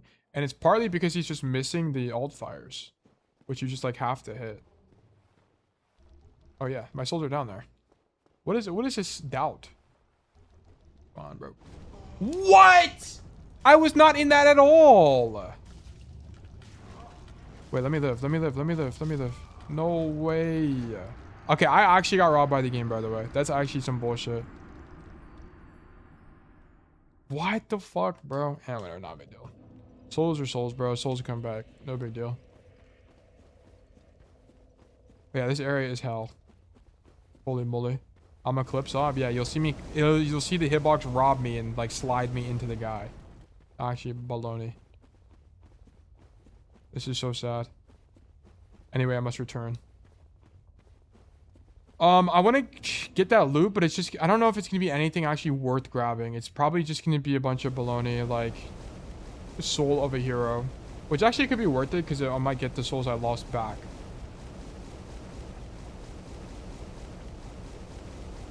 So maybe it'd be worth it. Sometimes you flush, sometimes you get flushed. Yeah, I think yeah, they flushed me many a times now, unfortunately. It's been burned into my memory. They've changed who I am as a man. Okay, I think the plan is to go back and not die this time. And I had like 2,000 souls, but I kind of just don't care for them.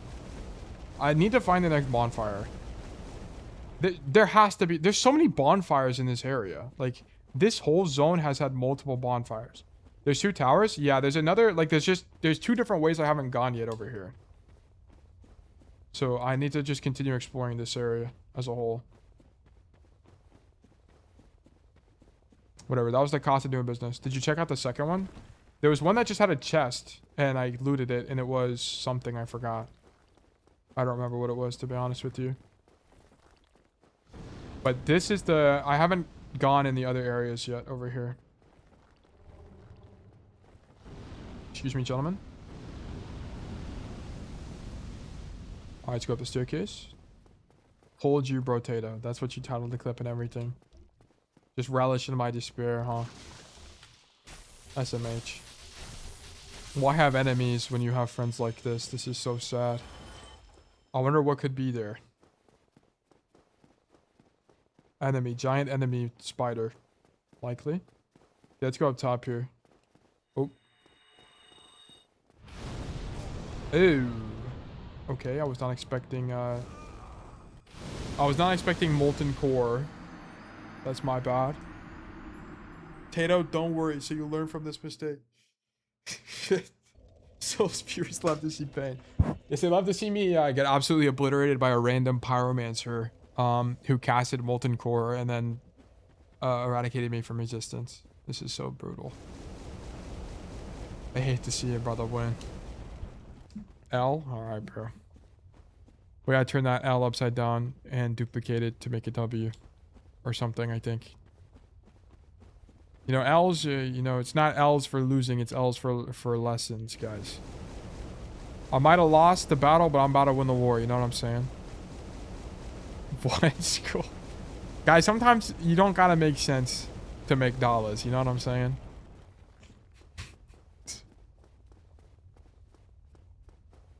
Yo, Tail, what's your top 5 things that make you rage bait the most? Sigma having no footsteps and Zen. That's a top 5 rage bait. That shit pissing me off. It actually is the most annoying thing on planet Earth. What else? What else rage bait? I can't actually think of anything else that kind of like... Most things I just don't care about. Like when people complain about Cassidy, for example, I'm like, alright, bro, sure. You're entitled to your own opinion. Positioning? What do you mean? I feel like I don't get rage baited by positioning. I get... When people like are genuinely trying to... Most of you guys are just stupid about it, so it doesn't rage bait me. But like if people try to genuinely convince me that the Deadeye perk is better, that shit's also annoying. But it's less like rage bait and it's more just like stop being annoying. You know what I'm saying? Like it's... Maybe... I guess none of this is rage bait. This is all just shit I find annoying. I don't know. I mean, maybe it is the same thing. Maybe that is potato, you know what I'm saying? People who don't listen to you when you're trying to help. Oh yeah, that shit is top 5 annoying. It's like, why ask me for coaching and then not listen to me? Like, what is the point? Like, don't get coaching. That also is so fucking unbelievable. That shit actually... Okay, that is rage bait. That makes me unbelievably pissed off. Yes. Dude, get me out of here. This guy is too strong. I'm not equipped for this. I need the Bulber guy to stop moving around. Damn, the Pyromancer's too... Oh my god, good dodge. Oh, I got him. Nice. Wait, I got the same drip as bro, though. Oh. Izolith Catalyst. I want that. What? It doesn't do any damage. Catalyst of the Witch of Izolith of long ago when her daughters were still flame witches before they were engulfed by Chaos Flame. Before the birth of pyromancy, their wands were mediums for sorcery, but knowledge of the flames were... I can't even equip it. Why? I need 14 magic, okay. I'm trying to help Tell understand why new perk is better. When people tell him I'm not reading all that. Did someone tell that to me? If someone did, that shit definitely would have pissed me off to an ungodly degree. That shit, like, what the fuck would be the point of asking for help and not read advice? That shit would rage bait me to an unbelievable amount. Because just you're wasting time. Like, wasting my time is actually so annoying. Be wary of liar. Oh, I have the... Wait, what? What just happened? Oh, this is the Izolith Catalyst. I thought I had the demon thing equipped. Where's my demon spear at? Can I get one demon spear? Thank you. No, but I know you.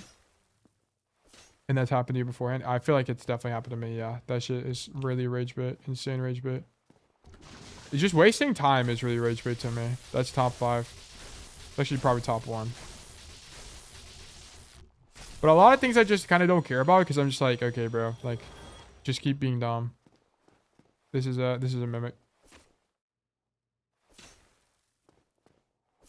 No, it's not a mimic, I guess. Pyromancy, Chaos, Fire Whip, I bet. Yeah, but most, like, I kind of built thick skin and I kind of just tank a lot of shit now. Like when people, I don't really get it anymore, which I think is interesting, but I used to get some hate comments on my coaching. And I'm just like, okay, cool, bro. Okay. Try projectile. Good luck. Be wary of danger zone. Oh, what the fuck? Dude, you know what this reminds me of? Rolling around at the speed of sound. Got places to go, gotta follow the rainbow. Shout out Sonic Adventures 2, rolling down the hill to speed of sound. Bed of Chaos, as opposed to the cot of chaos or the sleeping bag of chaos. Or what about the bed of harmony? Okay, alright, bro. Little onion hands. My bad. Okay, so this ring on the floor is a great indicator of where he can and cannot reach. Nice.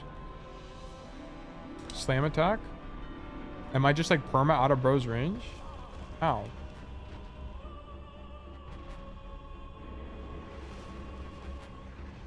Okay, what if I get really close to him?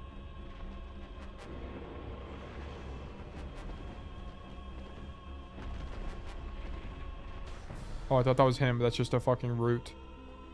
What is this? It's a wall. Level designers, did we really need to put a wall like that here? Like, you couldn't have thought of a more creative way to put a wall down? This guy just doesn't attack me here? What do you mean, I can't hit him? What is this boss?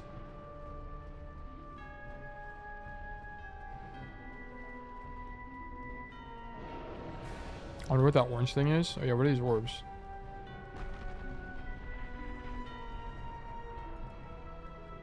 What is this? Oh, it's his hand. Brother, what?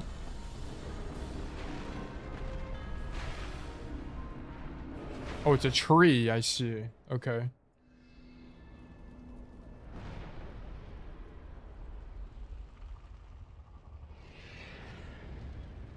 Okay.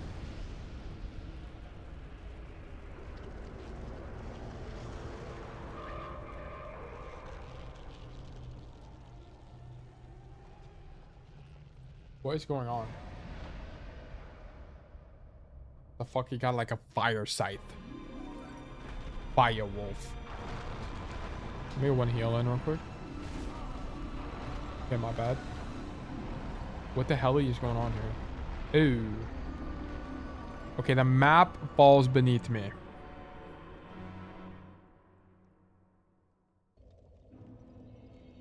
Okay.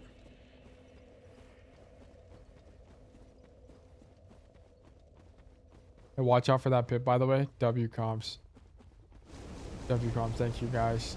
Thank you for looking out for me like that. I really do appreciate that, actually. That's actually epic. Dude, this is the walk back. It's this long. Surely there's another bonfire.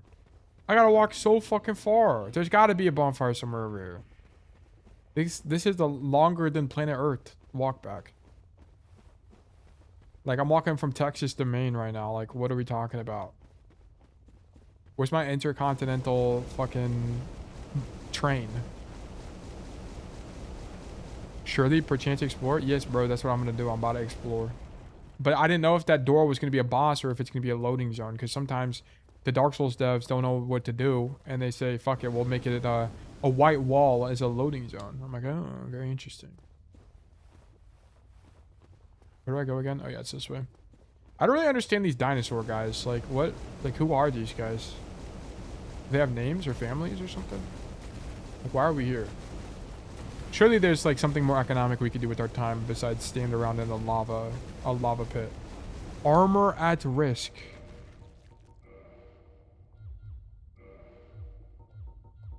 Okay. Tail, I am burning. Dude, W comms. I might have been burning in the lava, maybe.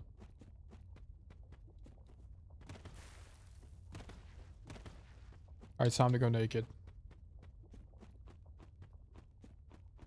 Alright, let me get a bonfire going. One bonfire going. Excuse me, gentlemen. Please don't tag me with your fire spells. No! I'm dead. I'm alive. I'm alive. I'm alive. Never mind. I never had an ounce of doubt in my ability here. I've shown nothing but confidence in myself.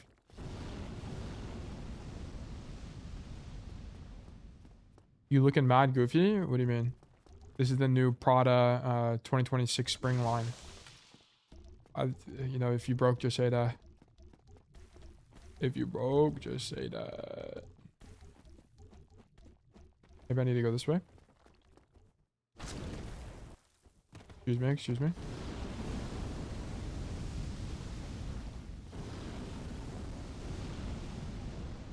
Is this just like one ominous man in a long hallway? Or is there like loot over here? Excuse me, is he gold? Nah, he's normal looking. Nice try, bozo. Huge. Wear your armor? My armor's about to break and I don't want it to break because it's kind of OP. So I'm not wearing armor. What's over here? Brother. No, fuck. Yes. Yippee! Twinkling Titanite. Is it a bonfire? What am I looking at?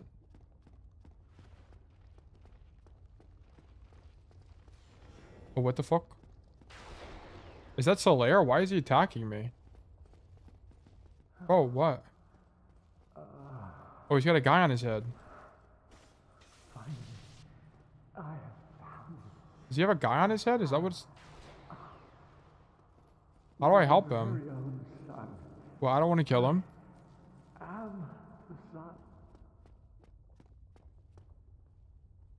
Now he's going away. How do I help him?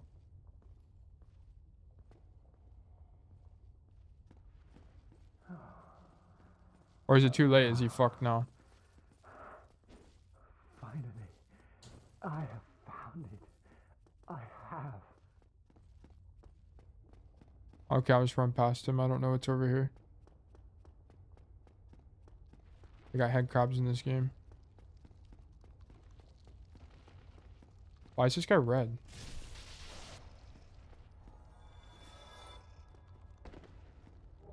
Sunlight maggot.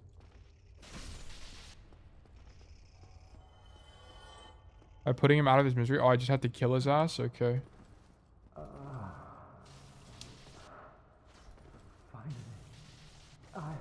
Fuck. I have my very own son. I am the son. Bro, let me heal. Why am I like staggering? Dude. Heal, heal. Why is it not letting me heal? Bro, why? Bro is. I need bro to chill out. There we go. Because he keeps putting me in this thing. It's like I can't heal when he's talking to me. Fuck.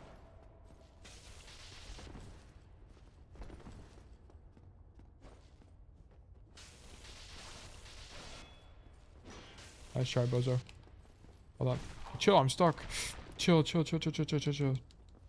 Double heal going. Nice.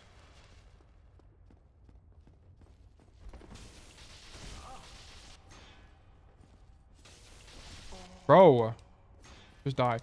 Just die, just die, just die. Nice. I'm sorry, Solaire. Wait, why does his body disappear? So dark. This is so sad. Humanity. Sunlight. Everything. Wait, I got some cool ass shit now I can wear. To honor Solaire, we will wear his armor. Sunlight Maggot. When worn on the head, it emanates blinding light, which is why it's known as this.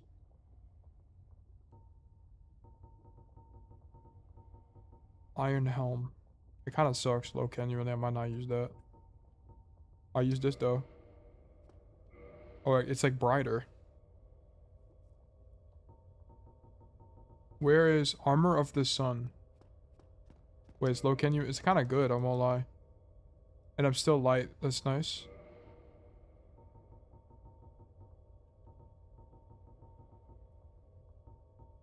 I don't even know what gloves he had. Oh, is it night gloves maybe?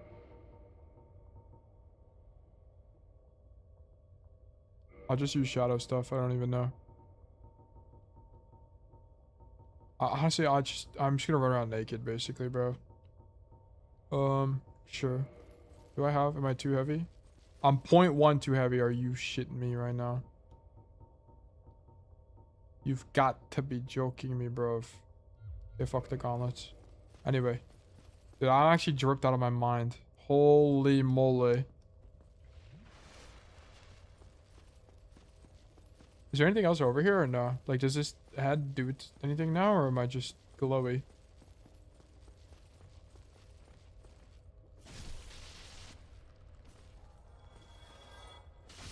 You're done. Good night, Bugs. Thank you for tuning in, Poppy. Hope you have a great rest of your night. Thank you for joining us. Oh, this is a fast travel now to the other door.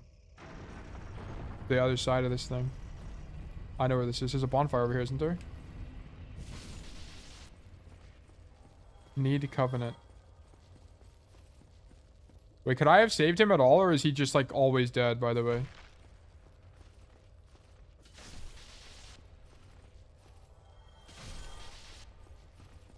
Or like, did I need to be in his religion and that's like the only way to prevent it? That seems like probably it if I had to guess. You could have, but you need to get 30 humanity to the Spider Keeper. That's insane. 30 humanity is crazy.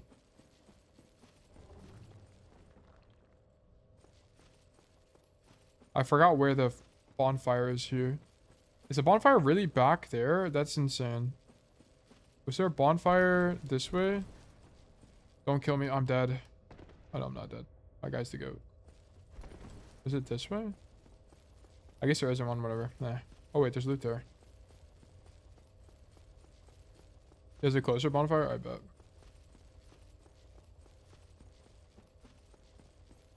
Bro, this is rage bit. What do you mean I can't grab that? Bro! Bro, give it to me! Oh my god, bruh. Fanny. This is so sad, actually. This is so sad. First I lose Solaire, but I get some cool drip, I won't lie. This shit actually low genuinely some drip. I shine bright like a diamond now. Oh, we gotta go back. We gotta find a campfire and sing our campfire songs and get up to great things. But there's nothing but obstacles between me and the destination here, such as giant demon guy, who I have 0 interest in killing. Lost Azalith. Alright, bro. W Lost Azalith.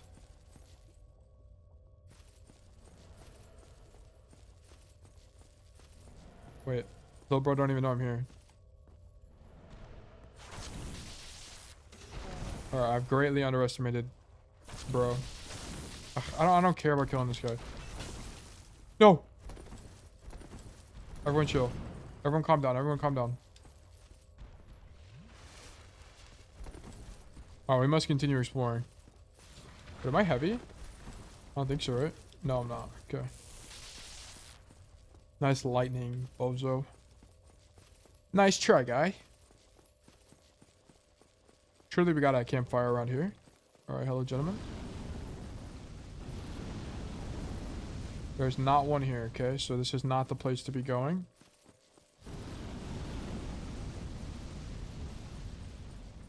The roll spam is crazy, but it's called iframe maxing, guys. Like, just say you don't know Dark Souls, SMH. They're not actually, like, these guys, they just don't know what they're talking about. Dude, I'm actually the goat at Dark Souls. I've beaten every single boss. I beat them all, actually. I beat them all first try, actually. I'll even say that. Wait, this guy didn't respawn. The hell? Is there a campfire over here?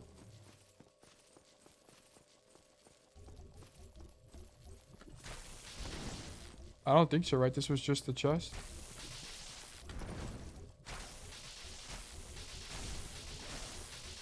Come on, die.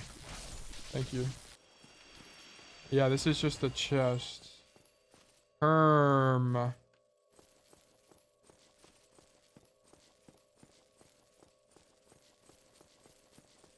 Just fight the boss low key. Is the boss easy? There's no thing here. I also don't have any Essences. Oh,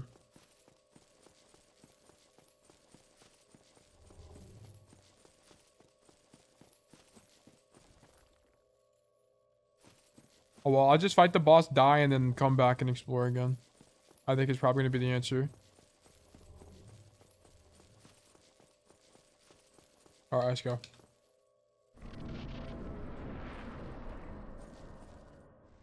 I wonder if I have to do that first step again or not. Or, because it's on both sides, right? So do I have to do both sides without dying and then he just, like, explodes? Is that the whole, like, boss mechanic? Oh, I don't have to do it again. That's kind of epic. Okay, nice. Nice try, but...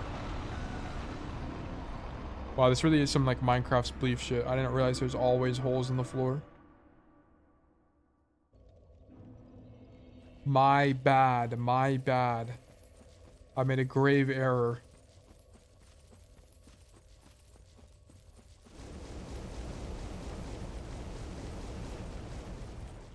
Okay, the science has yielded us some information, but not much.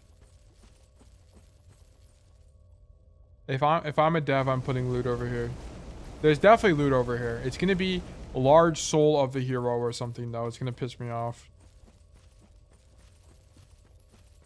No, that someone wrote baited or something over here, or fatty or something. I just know it. Resignation ahead. Devs, why the fuck did you put this here if there's nothing gonna be there? Come on, dude. Should have got that closer bonfire. That's true. I should have got that closer bonfire that I didn't see. They need to put just like giant. You know, you guys ever played COD Zombies? They need to do that, but with bonfires, like where the box is. Just have a giant fucking beacon of light that tells me where to go. That'd be epic. Or even more so, they should just like draw lines on the floor to point me in the right direction.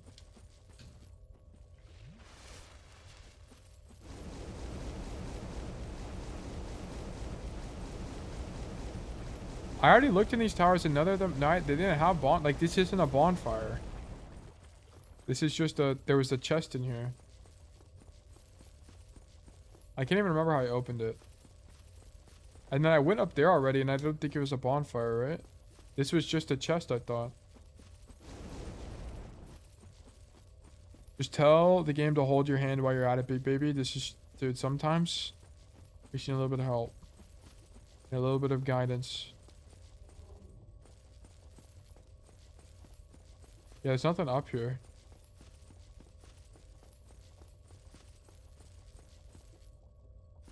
Where do I go? If that's not the... Where have I not gone? Okay, I mean, that's definitely the world border. There's a bunch of these fucking dragon guys around. That doesn't have it. Is there anything back here? No. It has to be this way. There's nothing else over here. It has to be in this complex somewhere. Imagine if it had another floor. What, this thing? Oh, I didn't even realize. Illusory wall. W comms. Alright, cool. Nice. I didn't even realize there was like a bottom. I don't know why. I just didn't think about it. Dude, I wonder how many of these things do I have? Soul of a Great Hero. Also, I should use the Twin Humanities. Let me do that real quick. Twin Humanities, use item, yes. I'm greatly interested in this. We're gonna do a reverse hollowing. Bada bing, bada boom. Nice. And then I'm gonna do a Kindle operation. No Amazon. I don't think that message was there for me when I first played. Oh.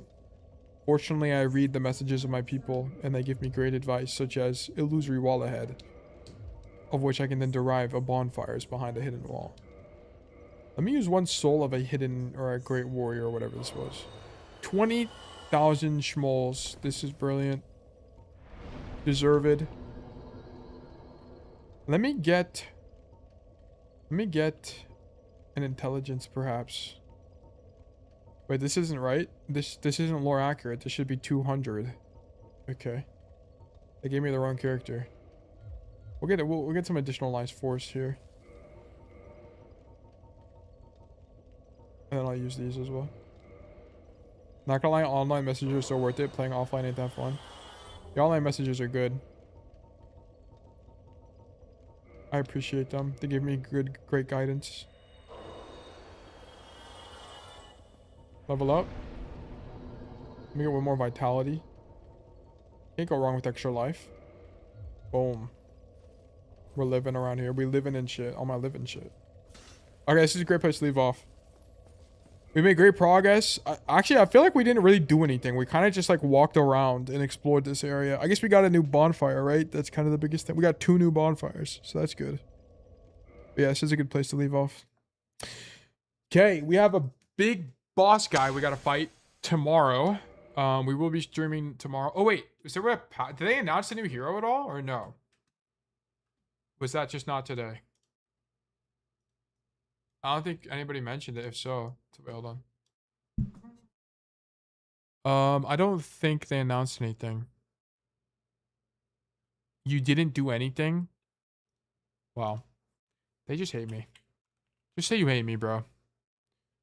Play Overwatch? No, there's nothing. No story, no announcement made today. All right, whatever. Okay, that's gonna be it for me today. Plan for tomorrow is business as usual. So we're gonna be doing what we usually do and being chilling and doing more coaching and playing Overwatch. So we would love to have you guys. But that's gonna be it for me today, guys. I just want to thank you all for being here once again, and I hope all of you have a fantastic. Don't forget tickets. Oh yeah, wait. Oh wait. Oh yeah, I added it to a list. All right, but okay. Thank you guys for being here. I hope all of you have a fantastic rest of your day. Bye-bye.